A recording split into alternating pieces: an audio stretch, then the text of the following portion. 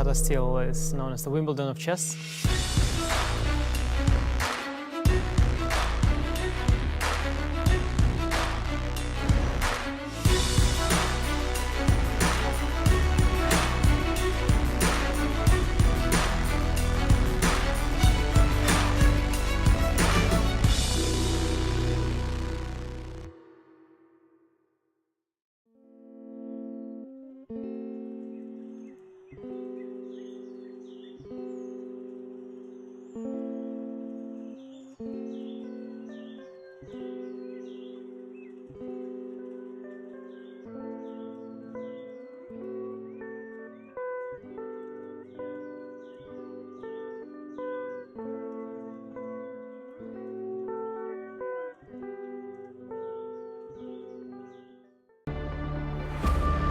Welcome to the 88th edition of the Tata Steel Chess Tournament.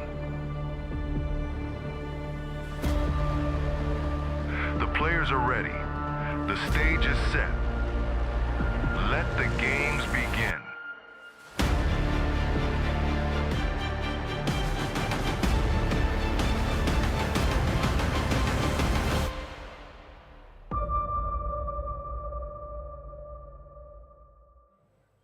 Hello and welcome. It is round 6 of Tata Steel Chess, and with the rest day behind us and at the top, it couldn't be closer. We have a 3-way tie in the Masters. We have a 3-way tie in the Challengers. And with 8 games remaining, well, the tournament, it's wide open. I'm your host, International Master Ivanchuk, and I am here with the fabulous Ginger GM himself, Simon Williams. And we are live from the Cafe Dijon with this magnificent audience, which I'm sure is going to get bigger and better later on. But give us a cheer. Yeah, that's what we like to see. People enjoying chess. And we left, we left everyone round 5 with a lot of excitement. We did indeed, and it's lovely having a live audience, and it's the quality, not the quantity, even though it will get busy later on. And I think we got some quality in the crowd today. Yep, there you go, brilliant stuff. So we had our rest day, which was nice for the players to have a rest, and the commentators. And yeah, but there's a lot of action going on today. There is a lot of action going on today. Day 5, had so many decisive games. We had a lot of victories. I mean, take a look at that. 4 victories. Vachier Sindarov with his win over Yaz Khan Erdogmus. He joined the leaders that were Hans Niemann and Nodirbek Abdusattorov, who faced off against each other in a really hard-fought draw. Also, Vladimir Fedoseev winning his game with the black pieces against Argent Erigaisi, and world champion Gukesh. He managed to get his first win. Yeah, and now over to the standings. So we're not at the halfway stage yet. There's a lot of rounds here, 13 in total. So it's a long tournament. But already you can see a couple of players there are starting to inch away, only inching, from the pack. And you have these 3 big names, Ovi. Yeah, 3 big names. They're chased by 3 other names as well. And it's time for names at the bottom like Anish Giri, Van Nguyen, Pragnananda and Arvind to perhaps start motoring and seeing if they can deliver some wins. It was also decisive in the Challengers as well. A lot of victories as we come to expect. And it was a day where Garry Kasparov tweeted that Faustino Oro was indeed little Chessy. Named after Messi. That's quite cute. Yeah, he's very young, Faustino, but what a player at his age. And you can see there's loads of young players in the field there, and that is certainly something which has changed over the years. Yeah, I mean, we have a lot of teenagers. We have 12-year-old Faustino Oro, 15-year-old Andy Woodward. Also, we have Carissa Yip, very young, and Liu Miaoyi, a teenager, just 15 years old. They all have got good performances, but now it's starting to be the rounds that matter. And, you talked about age. It does feel like these days, Simon, it's getting younger and younger. It is. Yeah, it is. I mean, anyone who plays tournaments will find this as well. So it's not just at the elite level. I think it's throughout chess, you know, all the way down to the amateur section, the players seem to be, they're just going down in age, aren't they? Yeah. It's incredible. Well, it certainly feels like that. But let's take a look at whether the statistics back up our feelings. And yeah, you can see 2025, the average age is just 23 years old. When you can kind of compare it back to 1958 or something, I think the average age was like 42. Not sure I like these graphs. I'm suddenly feeling very old. Yeah, I mean, they're all in their 20s. So that seems to be the age, you know, these contenders are really getting into it. But it is going down. And that's quite a jump, you know, nearly a year and a half there for the 2026 edition. And you can see another graph demonstrating The youngest player. Yeah, and that's really changed. I mean, you go back to 1940 or around then, all the way to now, and I think in the 1940s and around then it was considered that chess, if you're older, you'd have more experience, you'd know more, but you know, that's not the case, as the youngsters have been proving. Yeah, and we have Erdogmus, Yazkan Erdogmus, just 14 years old in our mix. But he's actually not the youngest player that has competed in the Masters. That honor goes to Peter Leko back in 1994, tender age of 14 years, 4 months, 13 days. Yeah, it's quite funny because I actually played Peter in 1994 in the under-16 World Team Championships. So it's quite weird to see him that year, but that's very impressive from Peter. And interesting enough, number 9 is Anish Giri. Look, back in 2011, just 16 years old. He's now the oldest participant in the Masters. Wow, I mean, it changes quick. It does change quick. And let's actually see the pairings for today as the players embark on round 6. And as always, we are in for a chess treat. We have a big rivalry. The one that kind of comes to mind is that kind of close to the middle, Nodirbek, Abdusattorov against Gukesh. I mean, these players are still so young, but it feels like they've developed an old rivalry, so to speak. Yeah, they've played many elite tournaments together already. They've clashed numerous times, and they're both trying to get, well, I say both. Gukesh is the world champion, but Nodirbek is clearly trying to become the world champion and is a quality player.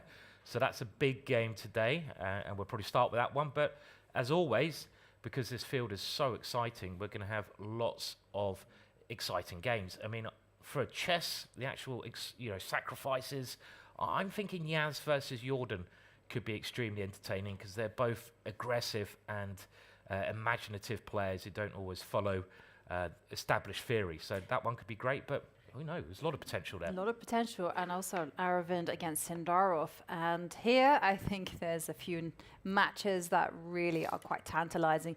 Faustino Oro, 12 years old. He's up against homegrown talent, Max Warmerdam. Can Faustino Oro, with 4 points out of 5, can he win? Or will Max Warmerdam take him down? And then also Vasil Ivanchuk against Elina Roebers, who got off the scoreboard in day 5 with her win over Daniel Ufer. Yeah, the Dutch players are doing a bit better now in the challenges. They started rather slowly, but they're slowly getting into it, which is good to see for a crowd. We've got some Dutch supporters here, I guess. Yeah, a couple. Yeah. I thought so. So we're as always keep an eye on the Dutch players and see how they're getting on. Yeah, we'll definitely be cheering on for our homegrown talent. There's 3 Dutch players in the Challengers, 2 in the Masters. We'll be seeing how they fare. But look at the players. It's so far not quite there, but they are going to be making an appearance. I kind of like the first round, when they all came in to these announcements. Yeah, they missed a bit of a chance there, though. I mean, darts is so popular. They need to give the players nicknames, and they need to have the crowd cheering as they walk in. I mean, maybe we can think of some good names for the chess players, good nicknames. I mean, I better be careful what I say here. So I'm not going to be the first to recommend one, but that'd be great, wouldn't it? Like the Wizard, Anish Giri comes in, woo, or boo. And no, I'm just saying, it's, darts, they get booed as well. I think that'd be, Do they? Yeah, they always get booed in darts. Yeah, it's part of the process. Okay. I feel. So Yeah. Well, I like this idea. I think that should be standard. Well, so far, no one has made an appearance at the board. I hope they don't think there's 2 rest days in a row. And there we see Fiona. Trying to find some victims for her interviews. I say victims, they like talking to Fiona, and it's great to see her getting live. So we'll go to that quite soon. And yeah, lots of the crowds, and the second half of this tournament has kind of started, so it's a switch. I think we've got a new crowd here in our little stadium, and there is Hans. Anyone think of a good nickname? Be kind. If anyone does think of a good nickname, you can shout it out, but please be not too rude. So maybe that could be a good question of the day. And Hans sitting down, he's done a great tournament. He's showing some great chess so far. He's probably playing, I think it's fair to say, the best chess, along with, well, a couple of the other guys doing well, but he's showing great preparation. He's not really getting in any troubles. He's pushing for the win in every game, even in positions which are pretty equal. So he's got great determination, and you can clearly see he really wants to win this competition. So he's got to be one of the favourites to do that. Yeah, he's been playing very, very well. And as the crowds, they start lining up, we're going to go straight to Fiona. Sorry. Hello and welcome to round 6 here at Wijk. I'm in the playing hall de Morian, and right behind me you can see a very special guest. We're going to talk to him in a second. It's none other than the FIDE president, Arkady Dvorkovich. So, Arkady, Jeroen, well, if you want to stay here, of course, that's fine. He's the big man. He's the big man, okay. Arkady, welcome to Wijk. Great to have you here. And Dana, maybe I'll ask you to join us as well. I'm actually going to stand in the middle, that way I can talk to both of you. Welcome to both. Wijk, it's such a special tournament. You've been here many times before. How does it feel to be back? Oh, really happy to be back. The crowd, the mood, top players, of course, a lot of competition, lots of blunders as well. Yes. So, but again, happy to be back. The team here is great. Having this tournament for 60 plus years is an amazing story, and it continues, and things are being refreshed, renewed. Some new arrangements, and I hope that it's going to continue for another century. I hope so too. And Dana, you're going to be hitting the gong in a second. I guess you've also followed the games that have been happening here.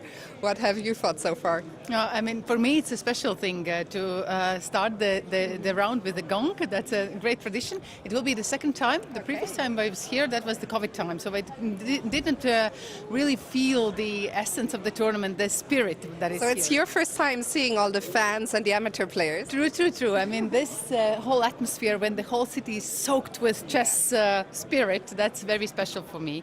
And I think what President said, that there are a lot of blunders in the tournament, for me it's a good thing. That means there's a lot of emotions, and that is what gives taste to any tournament. How do you explain it? Do you think partly it's the start of the year? Do you think, if I can say, it's also a special tournament in a sense for the players? I'm not so sure, but probably it's because, you know, there is this side activities like socializing and, you know, probably a little bit more distractions or a little more tension. I don't know, but for sure there is Something is in the air. something is in the air, yes. Also, players are a bit nervous at the beginning. It's quite an important event. It goes into FIDE circuit overall score, and a lot of points are being earned here. On the other hand, it's an exhaustive tournament.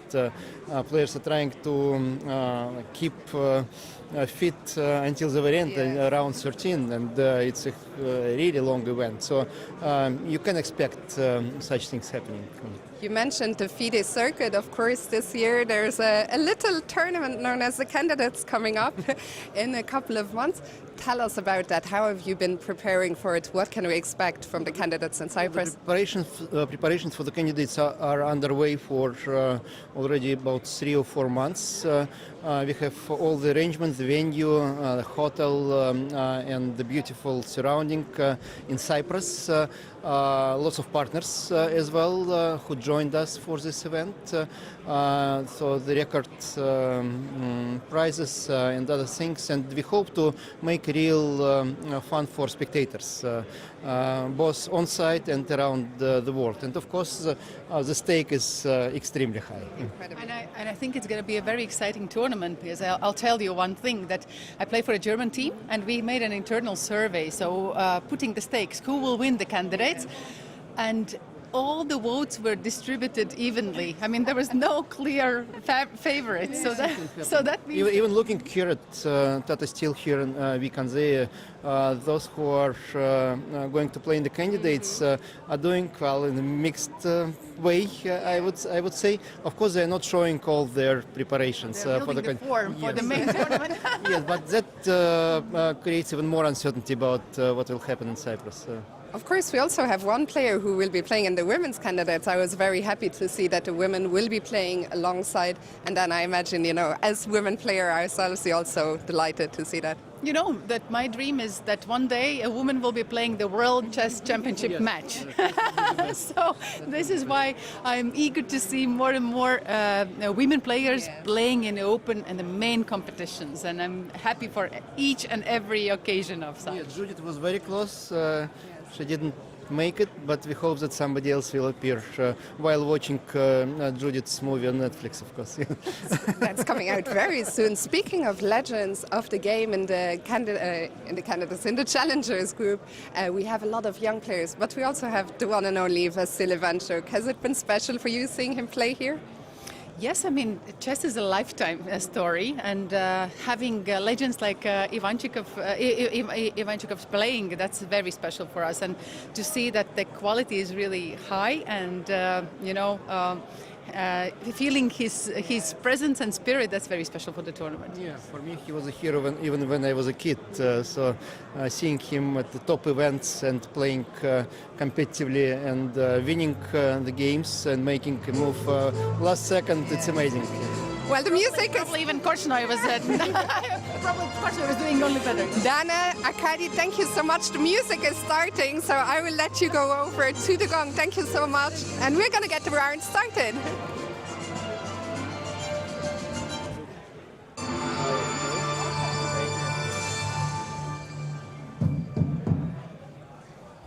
Dames en heren, ladies and gentlemen. Welkom in Wijk aan Zee op 23 januari 2026. Speciaal welkom ook aan onze teamkampers die aan hun jaarlijkse feestje beginnen. Vandaag is voor hun de eerste ronde. Special welkom voor de amateur section for the 10 players all play all event. One of the highlights of our amateur groups. Your party will start tonight and goes parallel with the grandmasters in our tournaments. We wish you all the best, good luck, and have fun in Wijk aan Zee. Also special welcome for the qualifiers group, the highest amateur section we have, and the winner of this group will qualify for the Tata Steel Challengers in 27. So for them there is also much at stake. En dan ook welkom aan onze schaakjournalisten, maar die zitten niet in deze zaal, maar hiernaast. Also welcome for the Dutch chess journalists. They will play their annual Dutch Championship for Journalists. Having said this, Masters and Challengers are also among me. They will start the 6th round after a very well-deserved free day.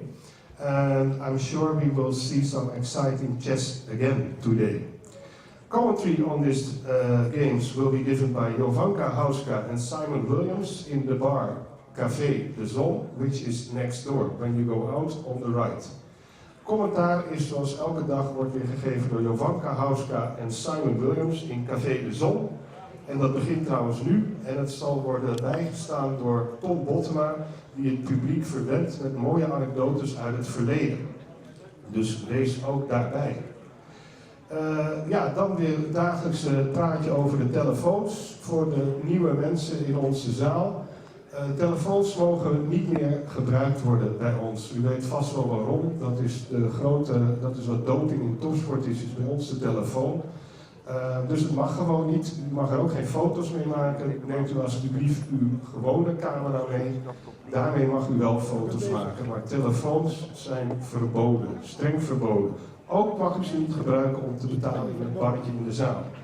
So, these very long sentences in Dutch can be translated easily. Cell phones are strictly forbidden in the playing hall for everybody, also for the spectators. Then the daily hit on the gong. It will be done by Dana Rijswitje. Was it? Okay, I tried it very hard. But she asked the word. She is the deputy chair of FIDE. And also, by the way, Mr. Arkady Dvorkovic is here, the president of FIDE. So big applause for them. We are very proud that they are here. And before we continue with the hit on the gong, Dana, I give you a small few words from your side. Thank you, Rin.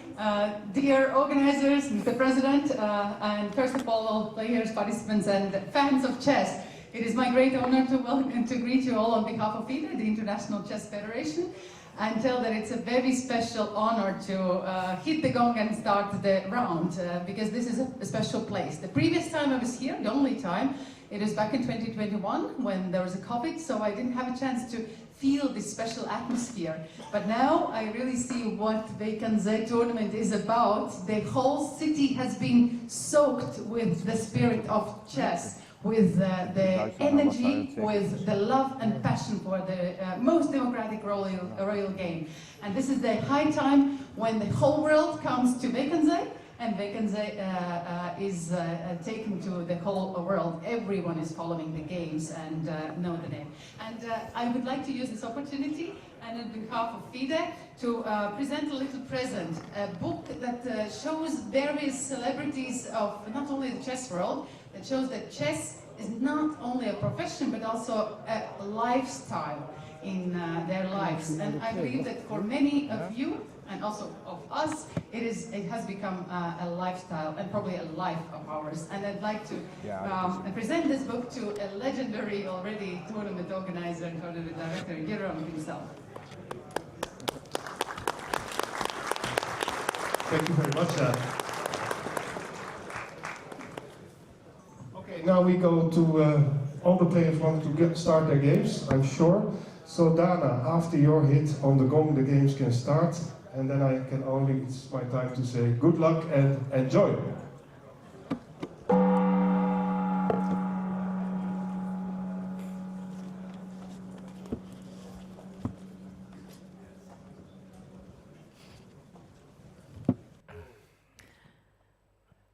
Well, the gong has been struck, and that only means one thing. The games have begun, and on our screens, young 14-year-old Erdogmus plays against Jordan van Foreest, 2021 Tata Steel winner, and 14 years old, Simon.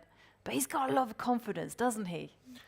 Yeah, I mean, he's a real talent. I think it was Magnus Carlsen who mentioned, was really glowingly reporting on Yaz Khan here and just saying what a great player he already is at his age, and he's got loads of potential to become fantastic.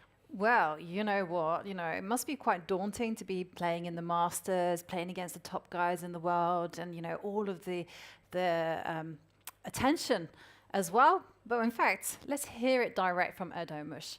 How hard is it to play these top guys? No, I'm not afraid. In Grand Swiss, I played against these guys, so I'm experienced. I don't afraid. Not very hard at all. He said he's played them before in the FIDE Grand Swiss, and he's used to the attention. Well, I'm not sure I agree with that. I mean, I wouldn't like playing these guys day in and day out. Their preparation is so good, but the only way to get better, of course, is to play people better than you, and that's good advice for anyone. Don't just beat all the guys lower than you, because you won't improve at all. Yeah. And I think there was another question as well, because how on earth do you go to school and play chess? Okay, let's find out whether Erdogmus goes to school. So you're only 14. Yeah. Don't you have to go to school? I have to, but chess is much more important than the school for me. Yeah, I'm mainly focused on chess now. So school is a side hustle, Simon. I like it. A little side hustle. Yeah. Chess is the focus. Was that similar to you? Did you get taken out of school to concentrate on your chess career at Never. the age of 14? No. No, I didn't either. No. Well, the only thing that I did do is chess was a priority in the evenings, and so my dad would take me to the club nights, and we'd literally have a club match like Monday, Tuesday, Wednesday, Thursday, Friday. Oh, wow. And so I had no time for homework, so often I would do my homework whilst playing chess. Oh, really? I didn't. Yeah. Multitasking. Hey, look, if I was playing some little brat, I'm not saying you're a little brat, I was a little brat. but if I was playing like a youngster at chess and they got their homework out when I started to play them, I'm not sure how I'd take that. I'd be like, what are you doing? You're doing your homework. Is this game that easy? You could do your homework and beat me and probably, I don't know, like, eat, yeah, no, I don't Eat like some that. crisps as well at the Yeah, same I was time. going to say, munch on a bag of crisps, which is, oh, dear. I didn't do that, No, but I okay. did do the homework, and I Wow. did do quite well in the chess. Yeah. But anyway, as we mentioned earlier, there is a big match actually between Nodirbek Abdusattorov against Gukesh. I mean, we can remember that their game in 2022 literally decided who would win Olympic gold. In that encounter, it was Nodirbek that won, and as a result of that, it was Uzbekistan that walked away with the gold medal. So I mean, Gukesh has spoken about it, that you know, he's very kind of easy come, easy go. He says, well, it's not such a big deal. You have big moments, and you have other big moments in your life. So let's see how these two are faring off. So quite close there. I mean, look at the amount of draws that they've had. I mean, that's quite phenomenal with most of the games, 12 draws ending in a draw. And they've only got a couple of wins each. So you would have thought that the draw is the most likely, but it's something about this place where you seem to get more aggressive and fighting chess. And I'm sure that's going to be the case for this game. Yeah, for sure. I mean, we've seen a lot of brilliancies. We've also seen a lot of uncharacteristic blunders. So let's begin at the top and let's find out exactly what Nodirbek played. Yeah, so Nodirbek with the white pieces, and he starts with e4. Now we're seeing more d4 generally in this competition, but now we have the most solid response, e5, knight to f3, and knight to f6 is again very, very popular. And been played here the most so far, the Petrov, but we get a more traditional opening with the bishop coming out to b5, and this is, of course, the Royal Lopez. a6, the main line, the bishop drops back, now the knight comes to f6, normal moves, bringing the pieces out, white castles the king, getting ready to go rook e1 if black grabs that pawn in some cases, and bishop e7, there's two squares really that bishop can go to. This is the older variation. Bishop c5 is the archangel variation, and the bishop's it's more double-edged because the bishop's more aggressive on that square, but this is safer because you can imagine like maybe a bishop coming here, you break the pin. Yeah. You can also go b5 as well instead of bishop to e7. Yeah. Just to also eliminate some choices. But yeah, like you say, bishop e7, bishop c5, it determines your mood. Yeah, definitely. When I first started playing the Lopez, many moons ago, I was taught bishop c5, which is like the most aggressive response there is. And I got smashed, I think, twice. And I thought, no, not going here again. Yeah. Yeah, there's a lot of theory on both of these moves now as well. So if you're going to go into nearly any opening, but some openings are easier than others. I mean, if you're not a professional player, then I wouldn't recommend copying the professional players' openings because there's a lot to take in.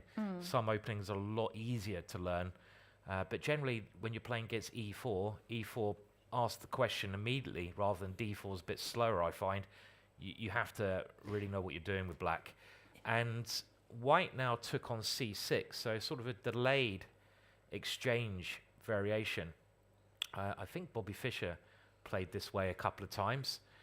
And now the main move, you take away from the center, but you try to get your bishop to a good square, and you open up the d file. Now, white just plays the sensible d3, just keeping the pawns all protected. Black now plays a standard maneuver here, so there's probably other options, but of course you want to develop your pieces and maneuver your pieces to the best squares possible. And this knight, we kind of love to have the opportunity to come into these squares, I feel. So it goes back to d7, which might seem a little bit odd, but it also defends the pawn, and maybe later on it can come round to the center, because you can see that square's a nice square in the center of the board. So it, on the downside, blocks the bishop in. White develops knight c3, black castles, and white keeps developing bishop e3, and now rook e8. Quite likely the knight wants to go back to f8 and come around. And this is a pretty sensible position. One more move we have, a4, trying to clamp down, maybe on b5, because now you can take it, use the pin. And this all seems quite normal so far. Yeah, and I think it's all done to neutralize a pawn coming to d4, like this whole knight d7 maneuver. Also, you might want to be putting your bishop on d6 just to reinforce the e5 point. I'm just checking the database, and I'm seeing that the main move is to go a5 for black, and then the game could kind of continue with white going knight e2. It's a closed position, so both sides do need to maneuver. Bishop d6, and then after knight to d2, you're getting ready to fight against f2, f4 with knight to f8. And again, the maneuvers continue with knight c4, and then black is going knight g6. You know, and it's a very, I got some news. Nodirbek played this particular variation with the white pieces against Sindarov, and that was a draw. Yeah. So we might be looking at something like this. A pretty solid start, I'd say. I mean, I've seen Nodirbek play some crazy gambits before, but he obviously has a lot of faith in his opponent, the world champion Gukesh, being well prepared. And he's basically saying, well, with this kind of chess, I'm going to go maneuver. I'm not taking too many risks. I've got a nice, solid structure, and I'm just going to try to outmaneuver you by bringing the knight around, having ideas later, maybe brewing up over here. But a quiet start, but it could certainly come to life a bit later on. It certainly will come to life, especially when white gets the f4 in, and then everything is going to be blown open. So that was quite nice, especially because Nodirbek has played it before. Gukesh hasn't. Preparation. Yeah. So that was one line that's pretty interesting. If we bring up the bird's eye view, I just wanted to share with you, Simon, that we already have, I don't know if it's your favorite move, but it's kind of close, isn't it? Like, which is your favorite pawn move? H2, H4? Generally H4, but I have got a little bit of a soft spot for his friend next door, the Gary pawn. The Gary pawn. The G pawn. So okay, so the G pawn has already made a move, like 2 squares up in the game between Bluebaum and Arjun Erigaisi. That's there on the first board on the left. Shall we go there? Sure. Yeah, let's do it. So, Arjun going into today after a loss in round 5. So, he plays Matthias, and what was the opening? Right, good question. So, it looks like, let's go through the moves. So, so Arjun did lose that kind of, I don't know, a bit of a, I'm not going to say dodgy game, but he was better out the opening, and it went very, very wrong. And his opponent yesterday was Vladimir. So here d6 was played, and this is a very, like, you're with this kind of move, you're saying, okay, I'm taking some risks. Yes. I think it's fair to say, because you're like, you're basically saying, I'm going to give up the center. You can have the center. I'm going to try to attack it, and I want a double-edged game. Right. So it's a risky move, this already. Also, he's bringing up the ghosts of Bluebaum's loss to Sindarov, right? Because that was the King's Indian defense. So he's saying, hey. And it does go into a King's Indian with knight f3. knight to f6, and white now plays c4, so very normal. And now Arjun plays g6. So as Ivanchuk says, there was a very nice game when Sindarov beat Mateus earlier on in this competition with a very nice King's Indian defense. And here we have knight to c3, so it looks like Arjun might now go into that, but he plays a very rare move now. And let's see. Okay, you can keep the board up in the bottom right-hand corner. We got these key rings to give away, and we need to get the crowd engaged. We've got a new crowd today, so we're asking questions to the crowd, and if you get the question right, you win quite possibly the most amazing chess prize that anyone could dream of. It's handcrafted in the mountains of Mordor rook with pure silver. This is not true, by the way. It's just a key ring, all right? But it's still nice, okay? And what move now? And we can actually keep the live board up, I think, if you know, because it's quite interesting to see the live board and compare the live board to this. But you can shout out.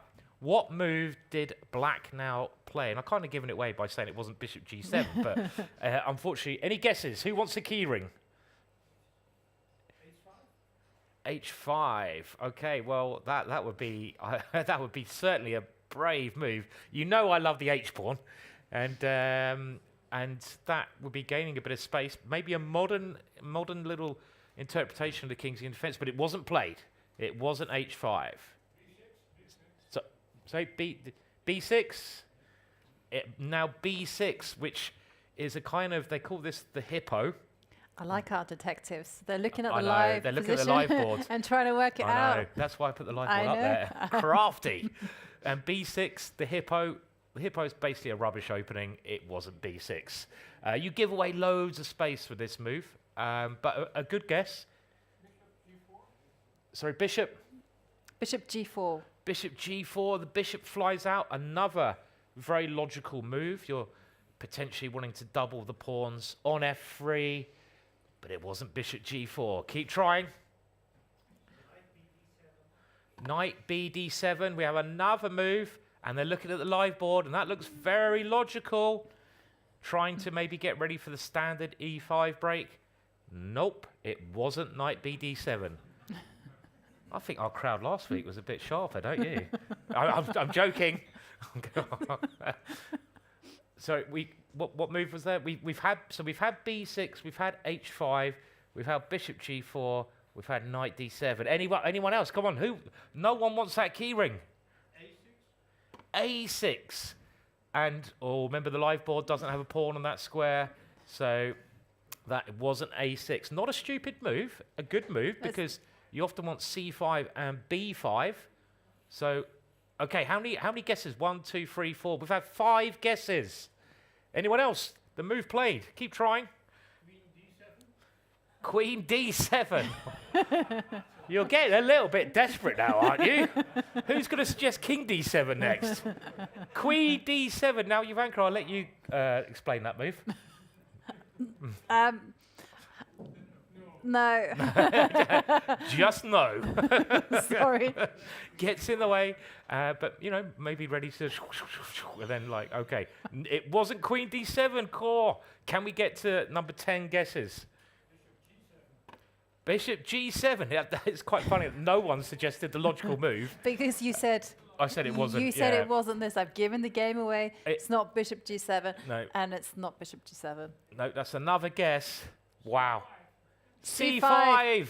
Again, you have to look at the live board. Yep, it wasn't c5. That's far too logical. We've had now 1, 2, 3, 4, 5, 6, 7, 8 guesses. If you get to number 10, I'm keeping the key ring. Bishop e6. Well, we're nearly getting there. No, it wasn't bishop e6. Tempting that pawn, but I guess e4 is a good move. Oh, look at this. It's coming. It's coming home with me. No, knight d7 has already been suggested. We've had knight d7. A5, no. Keep going. No.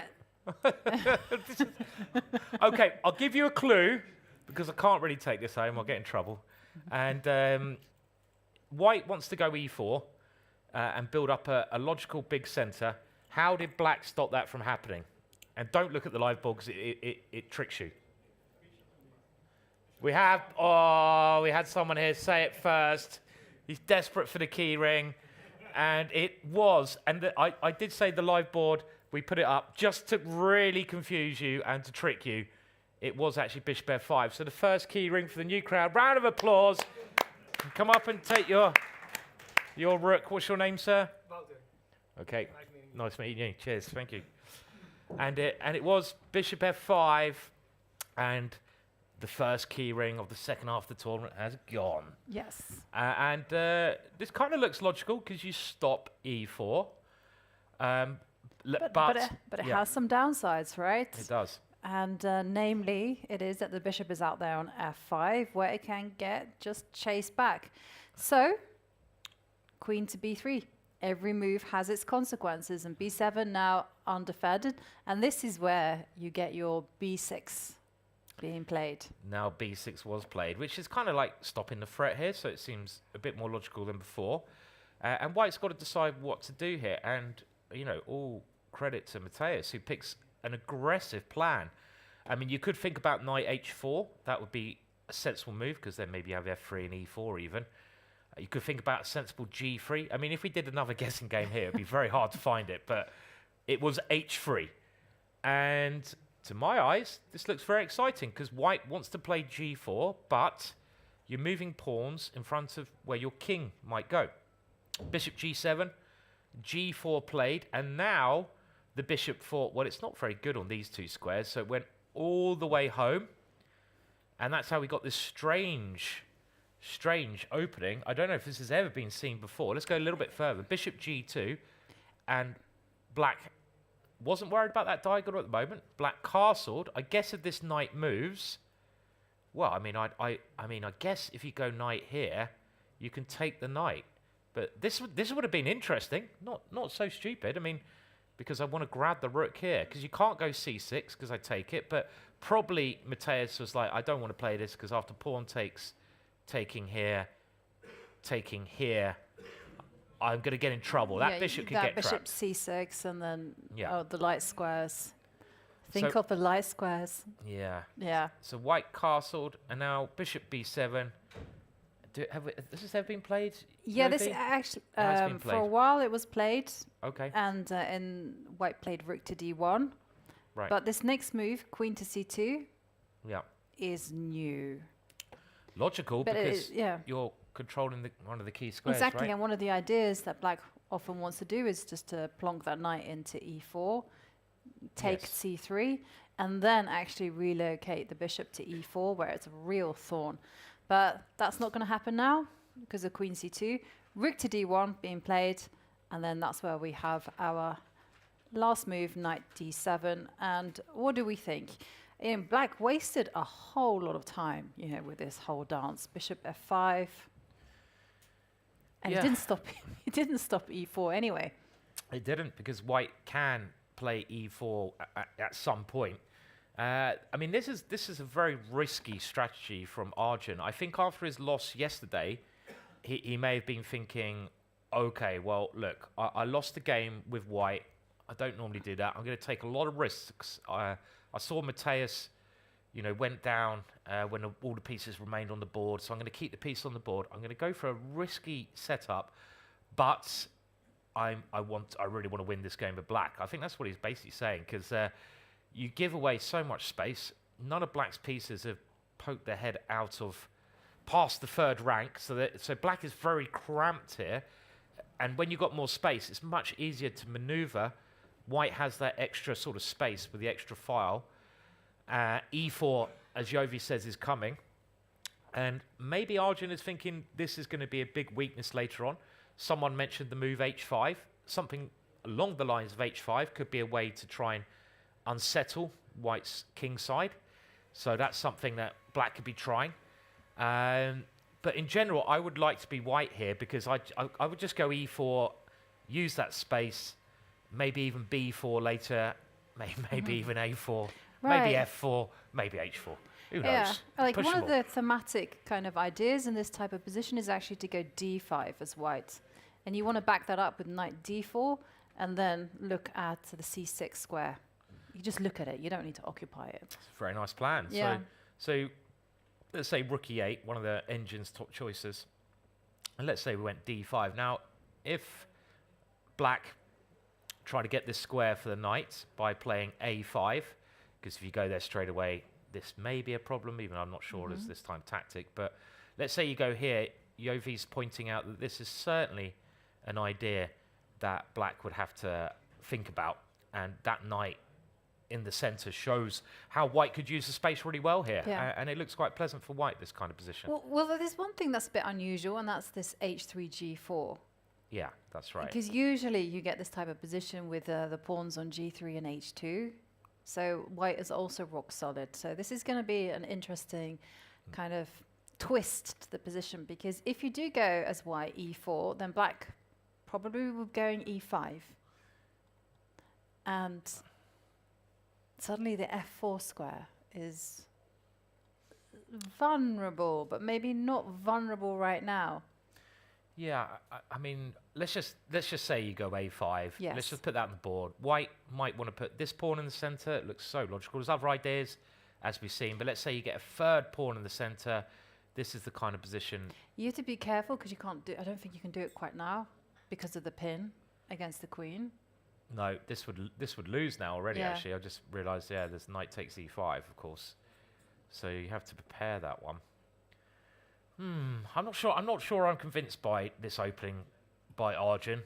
I know this is a little bit different, but it doesn't seem to be a big weakness for white.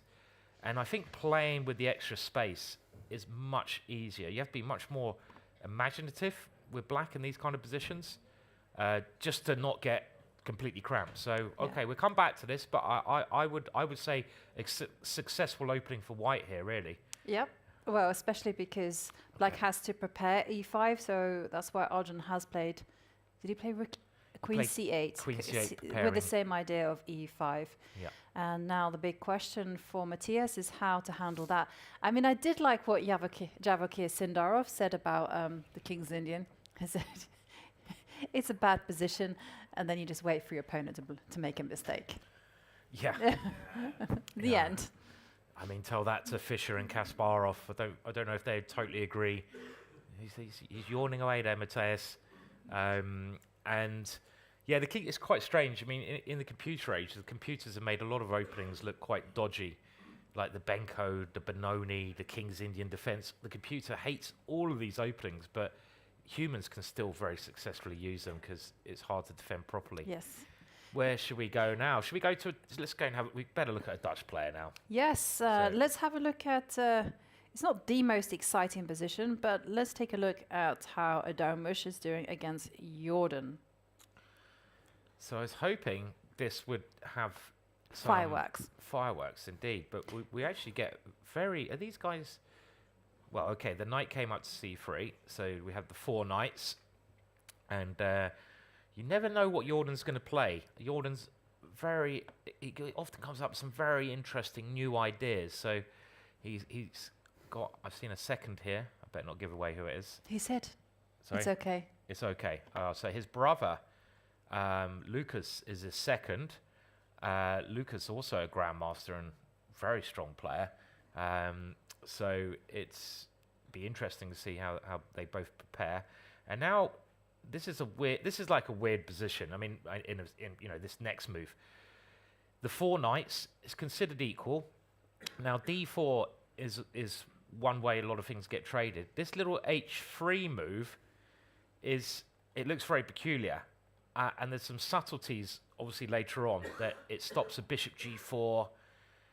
But now I'm just trying to think, which is always a problem for me.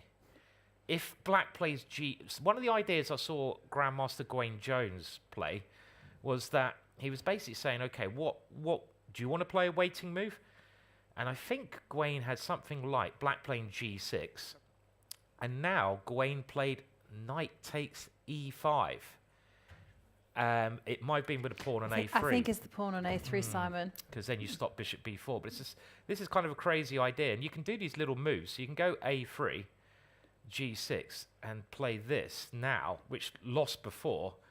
And there's some weird idea where you go D4, and you stop like ideas of bishop B4, and the knight can't go to G6. So there's some really weird little waiting moves that we played.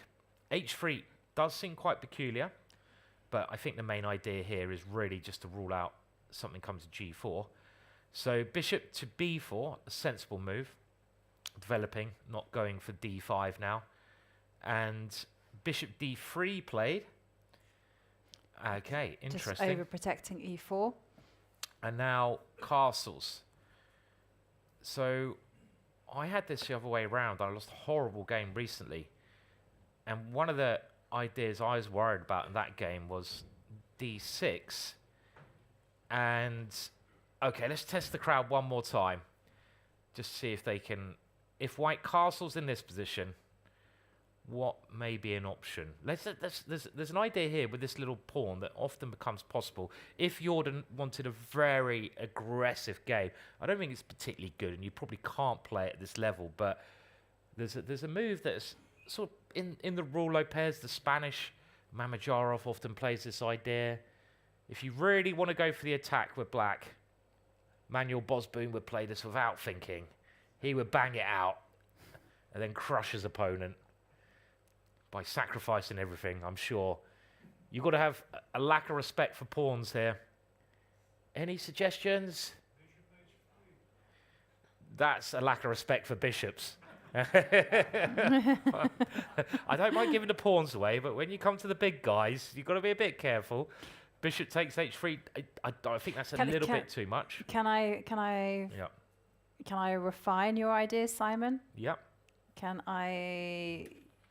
Because I get exactly where you're coming from. Yeah. So can I throw in the moves bishop A5 and A3? These two? Yeah. Just put the bishop on A5, Okay, A3, yeah. and now I will. Why do you want those two moves? I'll tell you why. And now, Simon, go ahead. You know what I'm thinking of. Yeah, I know exactly. Don't give the game away. We haven't got many key rings today, so That's we better true. be careful. They had their one shot, and they failed. Sorry, Simon, I've been so harsh today. I'm joking. That is mean. But it's No, probably a bad we move. have four keys to give away. But the move I'm suggesting is probably a bad move, but it's very exciting. Now in this particular position, it is a good move. In this position. In this particular position, and it's quite instructive as to Oh, why wow. it is, because here now after this particular move order, Yeah. there is no knight to D5. Right. Okay, so this is the move. When I was playing this, I was quite scared of this. And if you want a really sharp game, maybe this is possible. But it's important, Ivanka's pointing out, that these two moves are included. A little subtlety, because white doesn't have this. And the idea of G5, it's something you could, if you want a really fun game, and you haven't castled in these Rule Lopez positions that a lot of people get. If the pawn's on H3, this kind of idea can often be fascinating, especially when the bishop's here, stopping the D pawn from moving. And the point is, if you take this pawn, I go rook G8. Yep. And as the evaluation bar shows, in actual fact, white is in trouble here, because if you bring the knight back, I can now play bishop H3. This is what you meant, isn't it, earlier? Yeah. You were just too clever. You're seeing too many moves ahead there. It was like, yeah, you were tricking me. And the bishop comes out, and this is very strong. Yeah. So. And it's actually really kind of cool why G5 without that, like bishop A5 is really instructive, because then you just jump in with your knight to D5. So the problem is this, apparently. Yes, and so I was like looking at knight takes knight. Why is this so weird and wonderful? I mean, I'd be very tempted to push on, but... Yeah, they're still really dangerous. You know, white has to play, but I just thought I'll show you this trick. Yeah, knight takes it's knight. It's very cool. And pawn takes knight. Okay, and then knight E7. Yep. And then they kind of say, well, now you can be really cool about it, and you go bishop E2. Because the bishop is in the way, and what you want to do is when black is fighting on the wing, you want to strike out in the center. And knight takes pawn looks like, you know, hey, why are you giving up some free material? Yeah. And this is where I'm going to put it to our audience here. Why is this not possible? Well, I don't know at the moment either. So don't ask me. I mean, d4 is the first move, but is there some little queen cheekiness going on? Is there some Isn't this? pawn? Well, what am I missing? Is there something really obvious? Isn't it C4? But now I'm just looking at it. Oh, c4. And then knight b6, stopping the check. And then don't you hunt down the queen, the bishop, or then you go D4, A3, B4. Bishop I'll d4. pretend I saw knight B6. Yeah. I didn't see it either. So basically, White's winning here, but we don't know But why. no, That's D4 our is job. D4 is good, very isn't it? strong. Very strong, yeah. But it's actually just quite instructive how It you is, can yeah. just suddenly come forward with Yeah. like A3, B4, C4, and Definitely. you're going to shut out. And the pawn on G5 is suddenly a big Yeah. liability. Yeah, So I thought it was quite a nice example. definitely. Yeah, I didn't know that this knight d5 was the move. I mean, obviously, the other idea of g5 would be to go g4, and I expect that black could try experimenting Yeah. with something like this. Again, you're trying to use the hook, and what you want as black, you want pawn takes, and you want this nice pin. But as the evaluation bar says, this is better for white. I mean, doesn't mean you can't give it a go. It's a lot of fun. You don't always have to trust the evaluation bar. You probably do at their level, but not lower down. No. It's a fun way to play. It is. Let's go back to the game. And obviously, a very risky way to play in the top section. I just found this something that scares me if I was white. And the game continued castles, much more sensible. Right. No, mate, you're completely right. You know, you always have to be very careful about castling once you've gone H3. Definitely. Like, because of this. Hook. Exactly. Yeah, because you can hook onto the pawn. And now, let's say white played g4. Well, this wouldn't be a good move at all, because you're not really threatening anything. No. Because now the black pawn is on this square, and this is something I've learnt in an opening called the Black Line, which I think was a real Dutch opening. It was a lot of Dutch players used to play it. Was that this is not really a threat. So, I mean, let's just put a move on the board. G5 doesn't do the same damage because you're not opening up the black king. And this knight can go somewhere. I don't know where, but I'm just going to put it here for now. And the pawn advance hasn't achieved anything. It's only weakened white's king. So just these little things these players will obviously be thinking about already and be aware of. But we had castles. Bishop takes c3. Maybe before the knight came here. It seems a little bit odd to do that without the bishop being kicked, but I'm sure this is theory. And now we have this similar structure, I think, to the Gukesh game, with d takes. The bishop is free. And now a5. So this is gaining space on the queen side, stopping maybe b4. White would have to also think if he wants to allow a4 gaining more space. Space is important in chess. And that's where we are. This is the current position. And it kind of feels really similar to the game that we saw earlier on It does, yeah. So with the- Nodirbek and Gukesh. very, very similar position to that. It's going to be a long manoeuvring battle, I feel, here.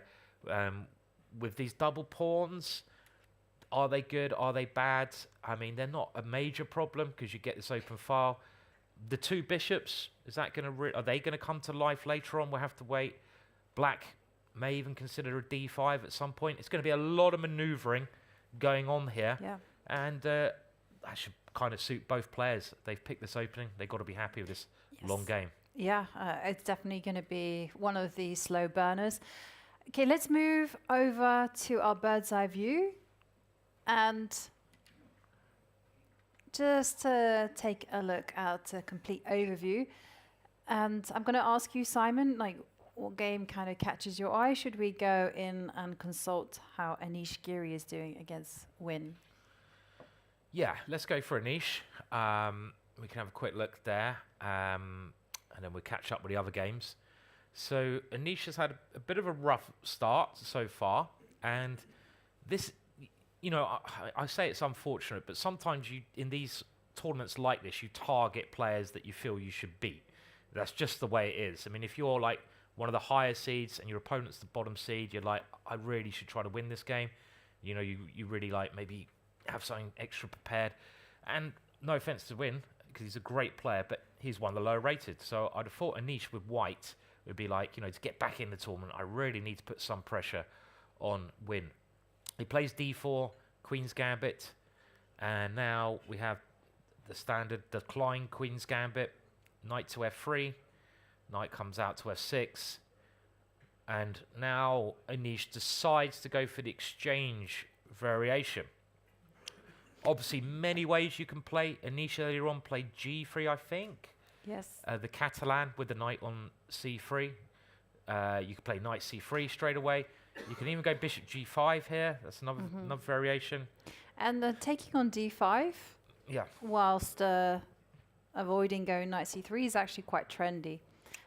The reason why is it avoids like the Ragozin. It also avoids, I think it's called the Vienna, when you take on c4 yourself. Yeah. So you can cut out a lot of theory, but the downside is that black should be able to get the problematic light square bishop out to f5 or to g4. And I think that's exactly what happens, judging. Yeah, I mean, this is thought to be a harmless variation for black, the way that white's played, because you can get this in a number of ways, and it's not thought to be a problem for black. I mean, I think even bringing the bishop here straight away is a suggested idea. The next move kind of surprises me. Yeah, you normally go c6. Yeah. That's the kind of the way you reinforce d5, and then you go bishop to f5, or you start to prepare the bishop going to f5. So say, for instance, white goes queen c2, then after g6, then you can kind of go bishop bishop g5, you go. Yeah, and then this is kind of all old main line, so Yeah, I mean, it's been played before. It's meant to be. And it is meant to be like equal. It's considered equal, isn't it? It's not considered to be bad at all for black. So I wonder what Anish had prepared against that. Wynn played h6. Now that move obviously stops bishop g5. That's the main idea behind it. I don't know. I'm not sure. Let's see. I mean, it's a normal move in many variations. So now the bishop has to develop somewhere else. So it comes to f4. Because white wants to put the pawn on e3, but you don't want this bishop trapped in behind those pawns. You want it outside of the pawn, in the fresh air, playing in the garden. That's what that bishop is doing.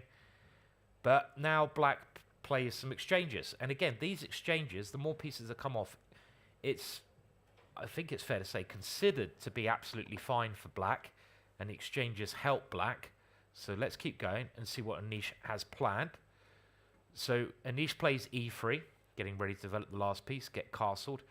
Bishop f5 now played, so the bishop gets the square.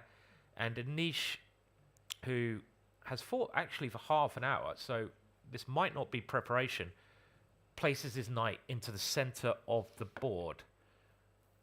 I'd love to see him play g4 next, but I just don't think he will. I just don't think he will. I'm not sure he's going to get a chance. Because you're going to go, the first thing that I would do if I were playing black is I would go knight bd7. I would not blink. And I would just go knight d7 and ask white, what are you going to do? So you have to think about knight b5. Is that ever a problem? Maybe. A queen b4 check. Okay, let's have a look. So knight d7, I think, yeah, is very logical. Because this knight is annoying. It's strong in the middle. So you just aim to swap it off. And the more exchanges you make, your position should be fine. So I'm just wondering if white can now play here with the idea of just harassing that queen, going for c7. Yes. And if queen b4 check... Are you going to block it with your queen? I'm going to swap queens off. Queen takes. You still got this issue here. Yeah, that is true. And this one, I don't know if you can easily save that pawn in this kind of position. Because if you go rook c8, then I grab the pawn on a7. Yeah, and I'd probably have to go king... Move the king, castles, or king e7. Probably king e7. Yeah. And then after knight takes. Now if I take here, I'm going to go rogue with the rook. And now you can get loads of play coming here. Yeah. Which looks good for black, because that rook will be so active. So if you went king e7, this could get quite dull. Am I allowed to say that? With bishop d3. I thought you were going to say quite sharp. And I was like, no. No, I'm not going to lie. No, they're all coming off. I mean, it's still very playable position, and yeah, but not much in it. I don't think black should be in any opening problems. It's more about maybe Nish just thinks he's he likes these positions. Often it's not about getting advantage according to the computer, the opening. It's often about getting a position you like playing. And maybe Anisha's thinking, well, I kind of like playing these kind of positions. I know him very well, and I've got confidence I can play them well. So I'm just going to go in for it. Now, okay, just before we move on, if black castles, I want to hear a cheer. Will white play g4, yes or no? And then you want to go h4, we go for this g5 idea. That's what I want to see. But we don't always get what we want, do we? Okay. No, but I reckon it will happen. You reckon? Yeah, I reckon Castle if G4? Castle's G4 is going to make an appearance. What do the crowd think? Do you think, does anyone cheer if you think this will happen? Yeah, like it. But we might never know, Simon. We might never know. Cheer if you think it won't happen. Yeah. Boo. yeah. Okay. I'd love to see this. Okay. Yeah. So hang on. Instead of castles, Yeah. because that was all dependent on castles. Now, if you was. went knight bd7, Yes. can you do the same funny business? I want your king over there. I mean, I want to sort of. I mean, I don't know. I can go g4 now. You probably could, but I really want to have a target because you might bail out the other way, and So I want to be able to. So open what would your you king do up. after knight d7? So not knight know. b5 was a bit boring. So what could you go? f4? Are you going to go in that direction? Yeah, maybe f4. Let's try. Just trying to consolidate the knight there. Logical move. And then bishop d3, and then. Yeah, it's not. And after castles? Yeah. Yeah, that's Now it. G4. Whoa! We're trying to bring life to to something. And if bishop the idea of this at some point is, of course, well, we can play it. Let's play it if black castle straight away, just to show the point. It's a bit like before. We have this hook, so you can play imaginative. I don't see a problem with it. And if the bishop goes back here, you can go h4 and you can try g5. And that looks like a lot of fun to me.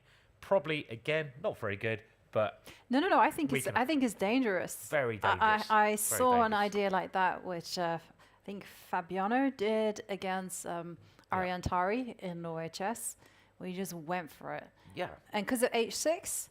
Hook. Yeah, I mean, the computer says fine. Yeah. But yeah, that's the computer playing.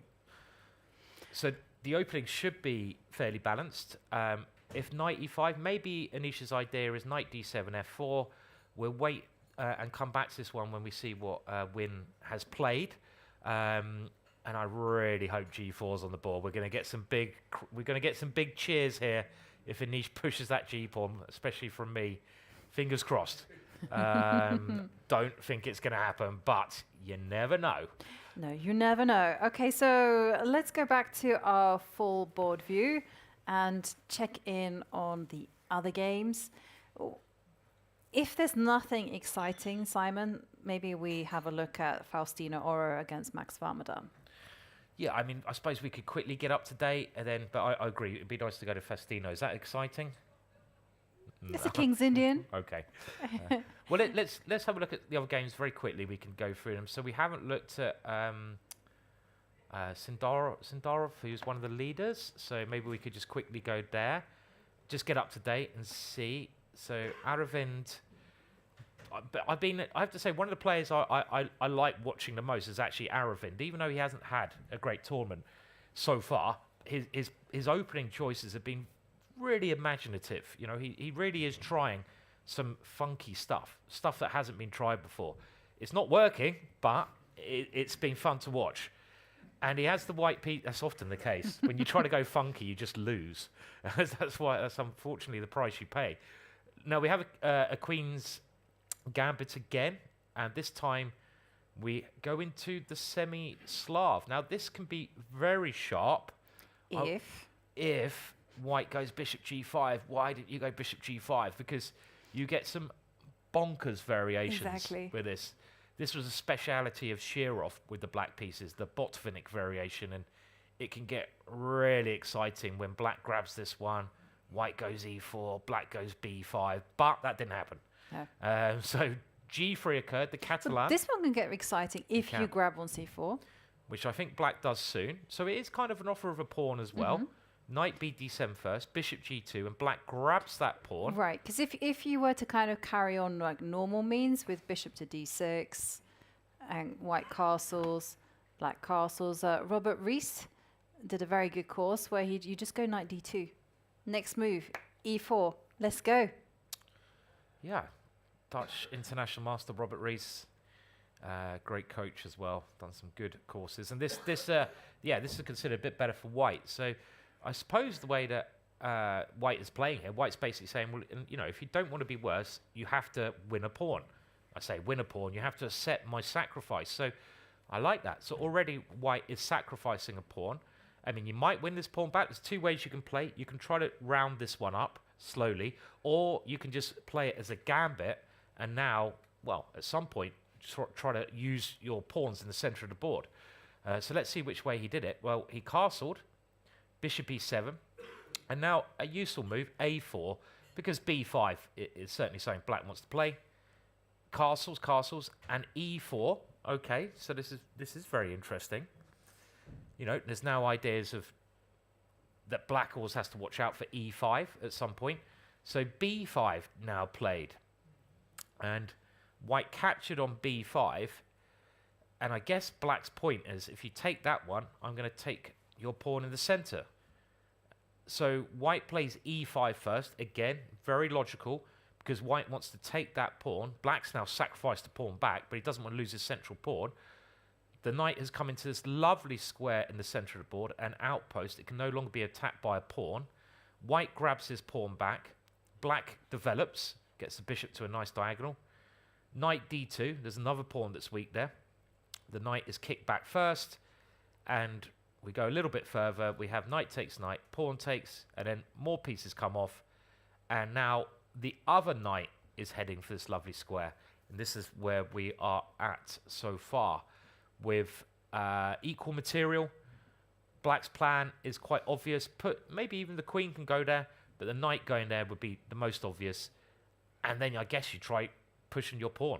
Yeah. And for white, though, I would say the kind of sign is that you should probably go kingside because of the pawn on e5. Yeah. Cuts the board in half. It's going to be very difficult for black to kind of keep eyes on both sides of the board. So, you know, knight e4 to me is a very natural move. Queen g4. Yeah, I like it. Bishop h6, knight f6, In it h6, f6, rook a5, g5. Just put them all near that poor little guy over there. I like it. Yeah. Yeah. No, I mean, I that agree sums with it you. all up, right? I mean, we talked about having a pawn on e5 before, and I think you told me Yeah. this. Actually, I got it from Max Ewa. Is that how we do it? Okay.